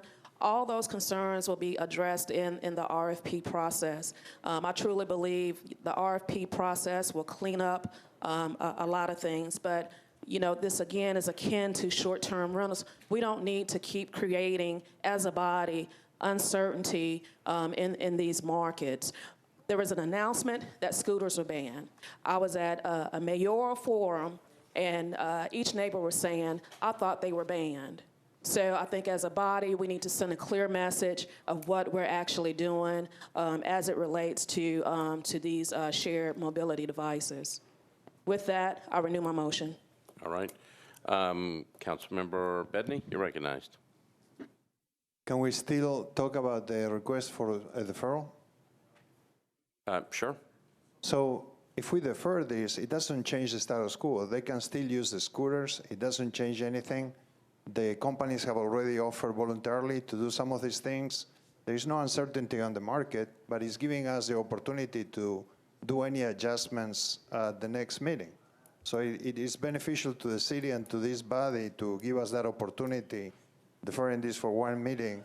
It doesn't change anything on the field, but it gives us some flexibility. So I will ask Councilmember Burchard to consider doing a one-meeting deferral. It doesn't hurt anything, but it creates some flexibility. Thank you. All right. Thank you, Councilmember Bedney. Councilmember Rosenberg. Previous question. All right. So there's a call for the previous question. You're actually the last person in the queue, but we'll go ahead and vote. All those in favor of the previous question, say aye. Aye. Opposed, no. Previous question prevails. We are on the bill as substituted. We are on BL 2019-1658 as substituted. Okay, we're going to do it by show of hands. All those in favor of BL 2019-1658 as substituted, please indicate by raising your hand.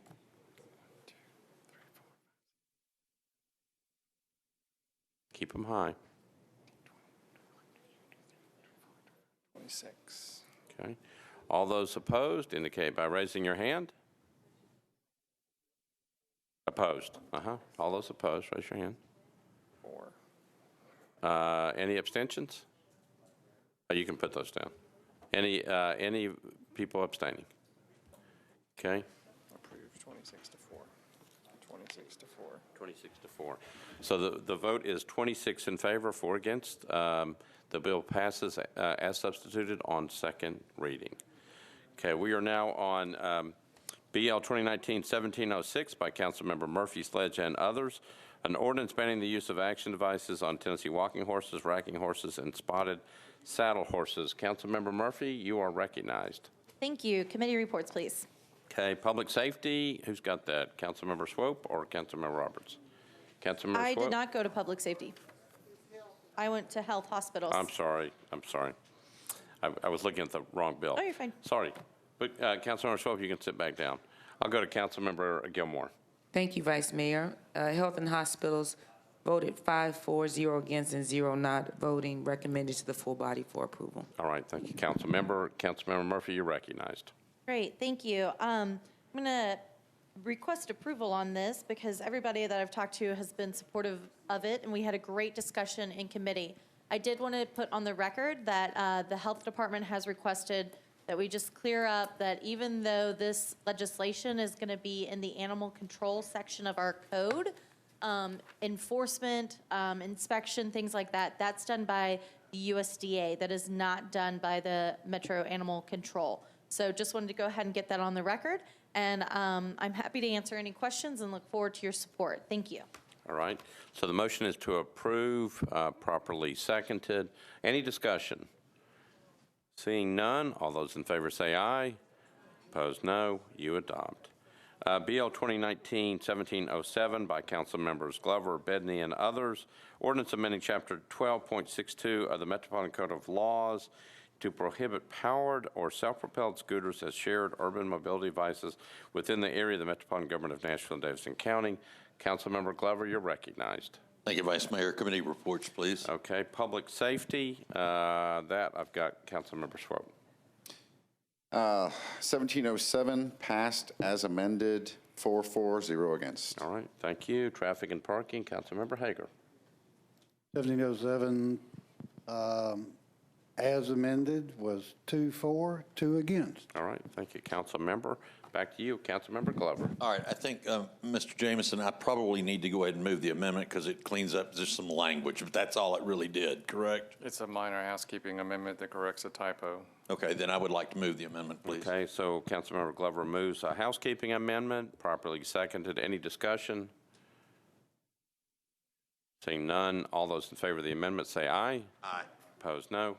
The amendment passes. You're on your bill now. That's okay. You're on your bill now as amended. Okay, thank you, Vice Mayor. All right, so Mr. Jameson, I'm going to ask another, I guess, just technical question. If we go ahead and let's say we pass this one, but we ask that we just hold off, and I will defer it until the last meeting in August, because that will give a chance here for some of this to go ahead and get started. I firmly believe it's not going to work, and the reason I just don't believe it's going to work is because we've got too many people coming in and out of town that is not going to follow the rules. So I hope if it does, great, but I'm afraid it's not going to. So that's my plan. If it passes, I'm going to defer it and move it, or however you instruct me to, Mr. Jameson. I'm going to defer it to the last meeting in August, just to kind of keep it as a placeholder for if things fail. That being said, at the next council, even though this substitute just passed, that does not bound the next council from coming back in and canceling everything and moving it and getting rid of them at all, does it? Correct, it does not. Okay, so I think you call it whatever you want. Again, we'll follow whatever the wishes of the body are. I've given you what my intentions are. I'm going to defer to the very last meeting in August just to see if these things start cleaning up the problems that we're having. Otherwise, then I will bring it back and ask us to go ahead and ban them now, or I guess we look at it in the next session or next term, however we want to. So what's the proper way I should say this, Mr. Jameson? Go ahead and pass now and then ask to defer on third to the last meeting in August? So you want to move approval on second. You want approval on second tonight as amended. Yes, sir. You could move approval on second and then move deferral of third reading until August 20th.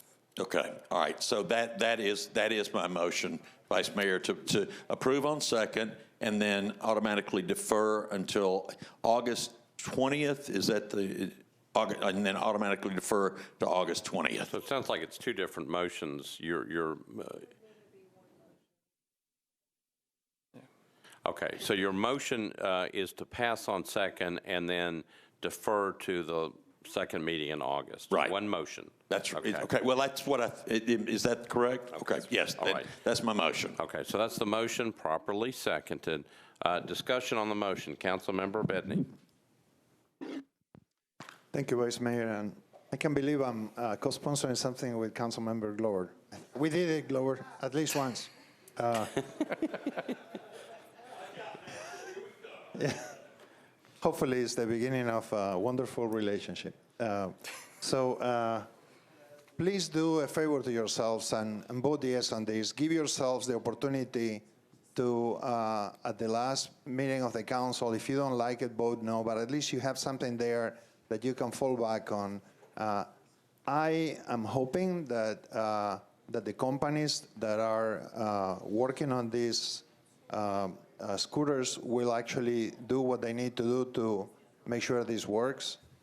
the city doesn't have the capacity. We don't have the ability to do what the users are asking. I doubted that if people are not reading the signs and obeying the speed limit today, I can imagine that they will read the sign saying, don't use the sidewalk and comply with it. I mean, maybe I'm wrong, but so we depend on these companies to self-regulate. If they don't self-regulate, this is just not going to work. So give yourself some insurance there that at least you know that you have something to fall back on. So I'm asking you to support Councilmember Glover's proposal and to approve it on second reading and defer to the last meeting and give yourself that opportunity to revise this. Thank you. All right. Thank you, Councilmember. Councilmember Pardue. I'm turning off your microphone. All right. All right, so the previous question's been called. All in favor of the previous question, say aye. Aye. Opposed, no. Previous question prevails. We are on BL 2019-1707, Councilmember Glover's bill. The motion is to pass on second reading and then defer after that to the second meeting in August. That's what you're voting on. Okay, we're going to have to do it again by show of hands. All those in favor of that motion indicate by raising your hand. 1, 2, 3, 4, 5, 6, 7, 8. Hold them high. 11, 12, 13, 14, 15, 16.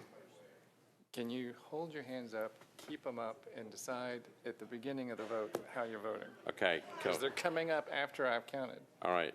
So one more time. Councilmember Hastings, is that a hand up? You can't, you got to hold it up. I'm going to start counting from left to right, so hold them up. 1, 2, 3, 4, 5, 6, 7, 8, 9, 10, 11, 12, 13, 14, 15, 16, 17, 18. 18, 4. Okay.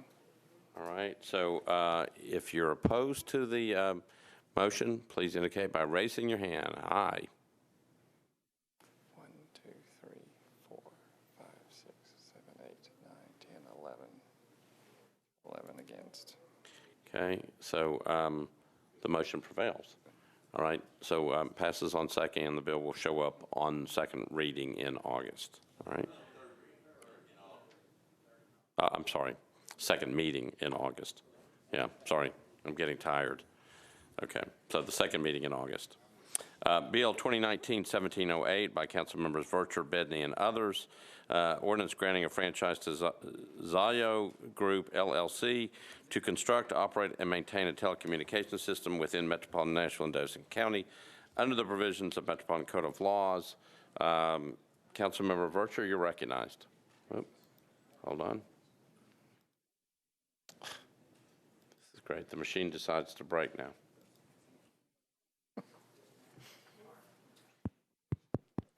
Thank you, Vice Mayor. Okay, now you're on. Thank you, Vice Mayor. Committee reports. All right. Personnel, Councilmember Withers, you're recognized.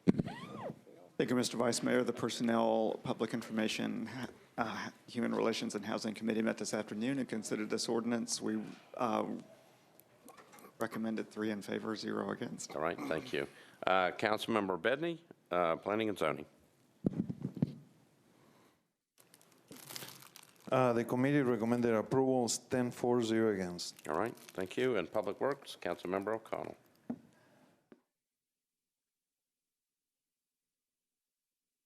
Councilmember O'Connell.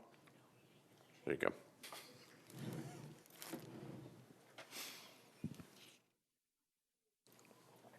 On 1708. Yep. Sorry, we did not have a committee report on this. We had lost our quorum. Okay. Back to you, Councilmember Vercher. Thank you, Vice Mayor. Budget and Finance recommended approval with a re-referral back to Budget and Finance, 11-4, 0 against. There were some concerns and questions raised as it related to the franchise fees, if I'm recalling correctly. With that, I'd like to move for approval. Okay, with a re-referral back to Budget. With a re-referral back to Budget and Finance. Okay, that's the motion, properly seconded. Any discussion? Seeing none, all those in favor say aye. Opposed, no. You adopt. So it passes on second with a re-referral back to Budget Committee. BL 2019-1709 by Councilmember Syracuse, O'Connell, and Bedney.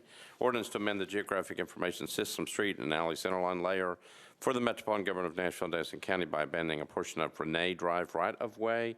Councilmember Syracuse, you're recognized. Committee reports, please. Okay, Planning and Zoning, Councilmember Bedney.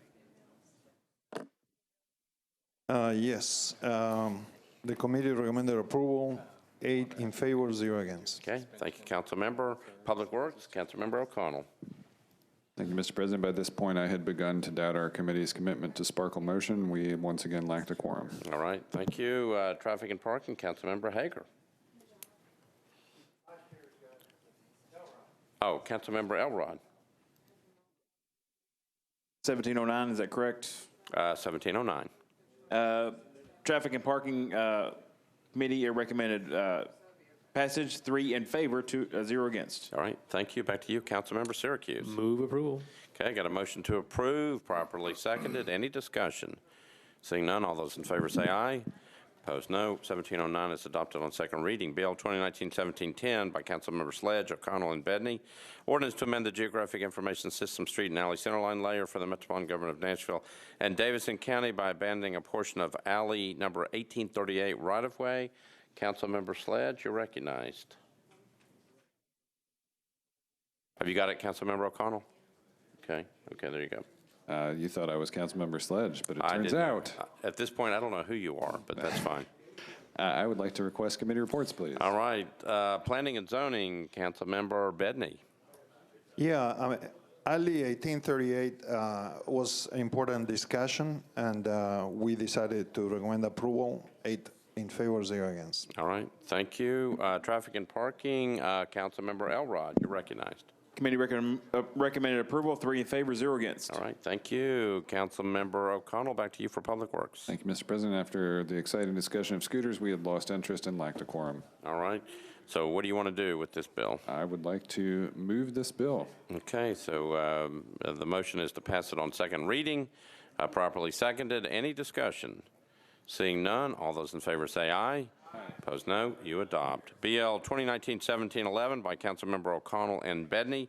Ordinance to amend the geographic information system street and alley centerline layer for the Metropolitan Government of Nashville and Davidson County by abandoning a portion of Ash Grove Drive right-of-way. Councilmember O'Connell, you recognize. Thank you, Mr. President. I'd like to request committee reports, please. Councilmember Bedney, Planning and Zoning. The committee recommended approval, 8 in favor, 0 against. Traffic and Parking, Councilmember Elrod. Committee recommended approval, 3 in favor, 0 against. All right, and to you, Councilmember O'Connell. Thank you, Mr. President. We still lack a quorum. All right, what do you want to do with this one? I would like to move this bill. Okay, so the motion is to pass on second reading, properly seconded. Any discussion? Seeing none, all those in favor say aye. Aye. Opposed, no. You adopt on second reading. BL 2019-1712 by Councilmember Allen, O'Connell, and Bedney. An ordinance authorizing the Metropolitan Government of Nashville and Davidson County to abandon existing sanitary sewer main, sanitary sewer manhole, and easement, and to accept new sanitary sewer main, sanitary sewer manholes, and easements for 6 properties located on Compton Avenue, Belmont Boulevard, and Delmar Avenue. Councilmember Allen, you're recognized. Thank you, Mr. Vice Mayor. Committee reports, please. Planning and Zoning, Councilmember Bedney. 8 for, 0 against. Councilmember O'Connell, Public Works. No quorum. No quorum. All right, back to you, Councilmember Allen. Move approval. Motion is to approve on second reading, 1712, properly seconded. Any discussion? Seeing none, all those in favor say aye. Aye. Opposed, no. You adopt. BL 2019-1713 by Councilmember Hall, O'Connell, and Bedney, an ordinance authorizing the Metropolitan Government to negotiate and accept permanent and temporary easements for the West Hamilton Road Stormwater Improvement Project for 10 properties located along Home Haven Drive, Kings Lane, and Hallmark Road. Councilmember Hall. Whoop. Councilmember O'Connell, you're recognized on this one. Aha, but do you actually recognize me? Yeah. Thank you, Mr. President. I would like to request committee reports. Planning and Zoning, Councilmember Bedney. Approval, 9 for, 0 against. All right. Councilmember O'Connell, Public Works. We lack a quorum. I don't even know why I keep asking you for that. Councilmember O'Connell, what do you want to do on 1713? Let's move it. All right. Motion to approve, properly seconded. Any discussion? Seeing none. All those in favor say aye. Opposed, no. You adopt on second reading. Bill 2019-17-14, Councilmember Kendall, O'Connell, and Bedney, an ordinance authorizing the Metropolitan Government to abandon existing public water mains and fire hydrant assembly and to accept new public water main and a fire hydrant assembly.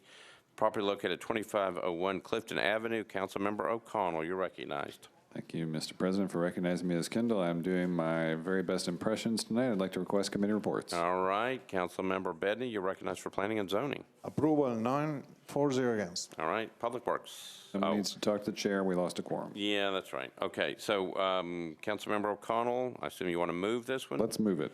All right, move it to on second reading, properly seconded. Any discussion?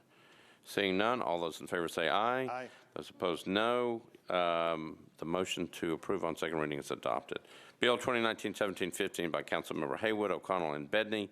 Ordinance authorizing the Metropolitan Government to negotiate and accept permanent temporary easements for the Green Lane Stormwater Improvement Project for 5 properties located on Green Lane and Whites Creek Pike.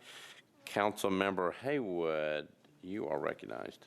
Committee reports, please. All right, Planning and Zoning, Councilmember Bedney. Committee recommended approval, 9-4-0 against. And Public Works, were you there? Okay. So the committee was especially disappointed in the sponsor because she was one of the reasons we lost a quorum on this particular bill. However, yes, we lost a quorum. All right, Councilmember Haywood, what do you want to do? First, I want to apologize. I was in another meeting. Now, I'd like to move it, please. There's a motion to apologize and then a motion to move on second reading. Properly seconded, not the first motion, the second one. Yeah. Motion to approve on second reading. Any discussion? Seeing none, all those in favor say aye. Aye. Opposed, no. You adopt on second reading. BL 2019-17-16 by Councilmember Hastings. This is an ordinance authorizing the Metropolitan Government to abandon existing sanitary sewer main, sanitary sewer manholes and easements, and to accept new sanitary sewer and water mains, sanitary sewer manholes, a fire hydrant assembly, and easements for property located at 926 West Trinity Lane. Councilmember Hastings, you're recognized. Yes, Mr. President. Committee reports, please. Planning and Zoning, Councilmember Bedney. The committee recommended approval, 9-4-0 against. Public Works, Councilmember O'Connell. I rise in support of our lack of quorum. All right, Councilmember Hastings, back to you. Yes, sir. Move for approval. All right, so motion to approve. This is 17-16. Properly seconded. Any discussion? Seeing none, all those in favor say aye. Aye. Opposed, no. You adopt 17-16. BL 2019-17-17, O'Connell and Bedney. Ordinance authorizing the Metropolitan Government to abandon existing water main and accept new water main, fire hydrant assembly, and sanitary sewer manholes for property located at 1500 Charlotte Avenue. Councilmember O'Connell, you're recognized. Thank you, Mr. President. I would like to request committee reports, please. All right. I've got Councilmember Bedney. You're recognized for planning and zoning. The committee recommended approval, 9 in favor, 0 against. All right. Councilmember O'Connell, Public Works. Thank you, Mr. President. Hang on, checking my notes here. Yep, like the quorum. Yep. Okay. Councilmember O'Connell, you're recognized for a motion. Still like to move the bill. Motion is to move the bill on second reading, 17-17. Properly seconded. Any discussion? Seeing none, all those in favor say aye. Aye. Those opposed, no. You adopt on second reading, 17-17. All right, we're on bills on third reading, BL 2018-13-19 as amended. Councilmember Mendez, Vercher, and others. Ordinance amending Chapter 5.06 of the Metropolitan Code of Laws regarding tax increment financing. Councilmember Mendez, you're recognized. Thank you. Due to the same publication issue, move to defer one meeting to July 16. All right, so the motion is to defer one meeting. Properly seconded. Any discussion? Seeing none, all those in favor say aye. Opposed, no. The motion is adopted for one meeting. We're on BL 2019-1537. Councilmember Scott Davis. This is a disapproved bill.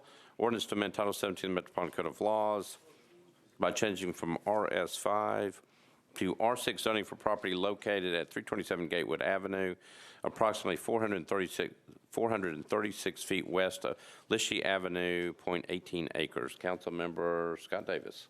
Thank you, Vice Mayor. Committee reports, please. Committee reports. This was referred to Planning and Zoning. Councilmember Bedney, you're recognized. Yeah, the committee was asked by the sponsor to defer to the August 6th meeting, and it was approved, 10 in favor, 0 against. Okay, thank you, Councilmember Scott Davis. Like to defer to the August 6th meeting. Okay, so the motion is to defer to the first meeting in August, August the 6th. Properly seconded. Any discussion? Seeing none, all those in favor say aye. Opposed, no. You adopt. Motion is adopted. First meeting in August. We're on substitute bill number BL 2019-1569 by Councilmember Scott Davis. Ordinance to amend Title 17 of the Metropolitan Code of Laws by changing from RS5 to SP zoning for property located at 1804 and 1806 Lishee Avenue at the northwest corner of Edith Avenue and Lishee Avenue, 2.3 acres. Councilmember Scott Davis, you're recognized. Sorry, committee reports, please. Committee reports, Councilmember Bedney. I think, I'm trying to read these notes, but I don't know that they make sense. Because it says here, Mike, to approve and re-refer, and we are on third reading. If we approve, then it passes. So, Mike James, huh? Councilmember Scott Davis. We need to defer to August 6th. It goes for the planning on July 18th. So that's the motion that the committee did approve. Yeah. I'm sorry. It's almost 2 o'clock. It's way past my bedtime. All right. I think it's way past everybody's bedtime. All right. So the motion is to defer to the first meeting in August, August the 6th. Okay. Properly seconded. Any discussion? Seeing none, all those in favor say aye. Opposed, no. Motion is adopted, deferred to the first meeting in August. Substitute Bill BL 2019-1653 by Councilmember Blaylock. Ordinance to require a flag of the Metropolitan Government of Nashville and Davidson County be presented to the family of a current or former elected metropolitan official, including a current or former member of the Metropolitan County Council, upon the official's death. Councilmember Blaylock, you're recognized. Oh, hold on. Gotcha. There you go. Thank you. Move for approval, please. All right, so the motion is to approve on third reading, properly seconded. Any discussion? Seeing none, all those in favor say aye. Opposed, no. You adopt. All right. Thank you, Councilmember Blaylock. We're on BL 2019-1656 by Councilmember Hager. Ordinance amending Section 6.72.245 and Section 6.74.230 of the Metropolitan Code of Laws to extend the vehicle age at which taxi cabs and other passenger vehicles of hire may be operated. Councilmember Hager, you're recognized. Thank you, Vice Mayor. Move for passage, please. All right, so the motion is to approve on third reading, properly seconded. Any discussion? Seeing none, all those in favor say aye. Opposed, no. You adopt on third reading. Thank you, Councilmember Hager. You're also on BL 2019-1657, ordinance amending the Metropolitan Code of Laws, Chapter 12.54, horse-drawn carriages. Councilmember Hager, you're recognized. Move for passage, please. Got a motion for passage on third reading, properly seconded. Any discussion? Seeing none, all those in favor say aye. Opposed, no. You adopt on third reading. BL 2019-1660 by Councilmember Roberts, Virtue, and O'Connell. Ordinance approving a participation agreement between the Metropolitan Government acting by and through the Department of Water and Sewer Services and Doug Simpson to provide public water service improvements for the Simpsons proposed development. Councilmember Roberts, you're recognized.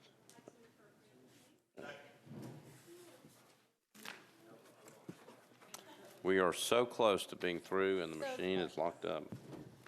Hold on. Okay, you're recognized now. I'd like to move for approval, please. All right, so the motion is to approve, properly seconded. Any discussion? Seeing none, all those in favor say aye. Opposed, no. You adopt on third reading.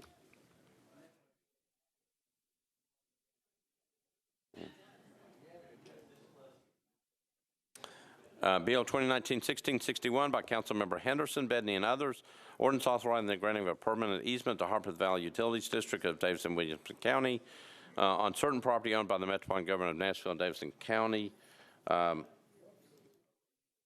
Councilmember Henderson, the machine's locked up on me. Here we go. Hold on.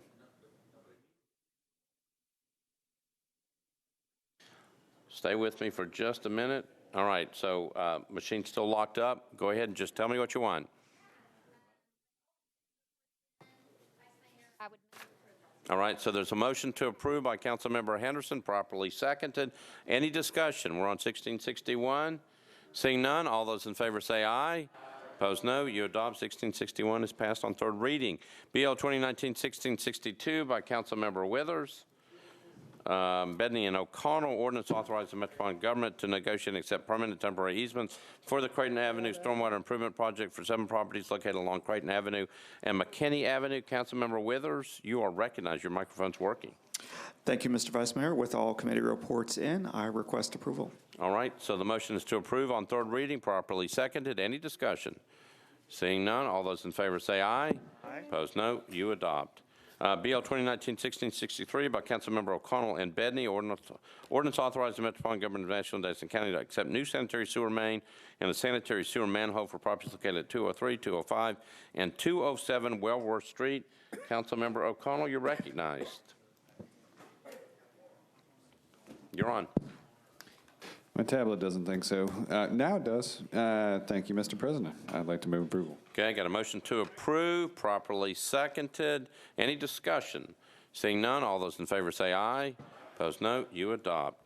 BL 2019-1664 by Councilmember Withers, Bedney, and O'Connell. Ordinance authorizing the Metropolitan Government to abandon existing water and sanitary sewer mains, sanitary sewer manholes, fire hydrant assemblies, and easements, and to accept new water and sanitary sewer mains, sanitary sewer manholes, fire hydrant assemblies, and easements for property located at 707 and 711 South 7th Street. Councilmember Withers, you're recognized. You on? You're on. Hello, I guess I am on. Yes. Okay, with all committee reports in, I would like to move approval. All right, so there's a motion to approve, properly seconded. All those in favor say aye. Aye. Opposed, no. You adopt. Before anybody goes after this last bill, we have to go back and take care of one last thing, so don't move yet. Bill 2019-1665 by Councilmember O'Connell and Bedney. Ordinance authorizing the Metropolitan Government of Nashville and Davidson County to accept new sanitary sewer main and sanitary sewer manholes for 27 properties located at 322 Wallace Court. Councilmember O'Connell, you're recognized. Thank you, Mr. President. I'd like to move approval with a brief explanation. Motion is to approve, properly seconded. Back to you, Councilmember O'Connell. Thank you. In an effort to make this the longest council meeting of the term, I'd now like to read from the Nashville Someday program for District 19 for a few. Oh, sorry. You were cut Sorry, I'd off like to from move that. I got a motion to approve, properly seconded. Any discussion? Seeing none, all those in favor say aye. Opposed, no. You adopt. Okay, now we have to go back to page 3. This is the last thing. BL 2019-1615 by Councilmember Vercher. If you remember, this was yesterday.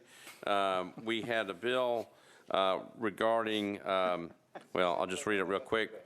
2019-1615, ordinance amending Chapter 17.40 of the Metropolitan Code to require our planning department to provide 3 business days notice of any pre-application conference to district council members representing the affected areas, including copies of any renderings or drawings. There was some confusion about what had happened in the Planning Commission. I'm going to go to Councilmember Vercher.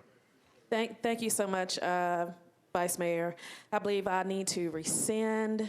I need to ask that we rescind Lady action. Vercher would like to just simply request the council to rescind the vote of 1 deferral so she can make it a 2-meeting deferral. Thank you, Mr. Jameson. Okay, so we have to have a motion to rescind. Correct. Properly seconded. Any discussion on the rescinding motion? Seeing none, everybody who is going to allow her to rescind, say aye. Aye. Opposed, no. The motion passes, and then a deferral to and then a deferral to the August 6th meeting. Properly seconded. Any discussion? Seeing none, all those in favor say aye. Opposed, no. You adopt. I'll entertain a motion to adjourn. I thought she motion to adjourn. Properly seconded. Everybody in favor say aye. Opposed, no. We stand adjourned.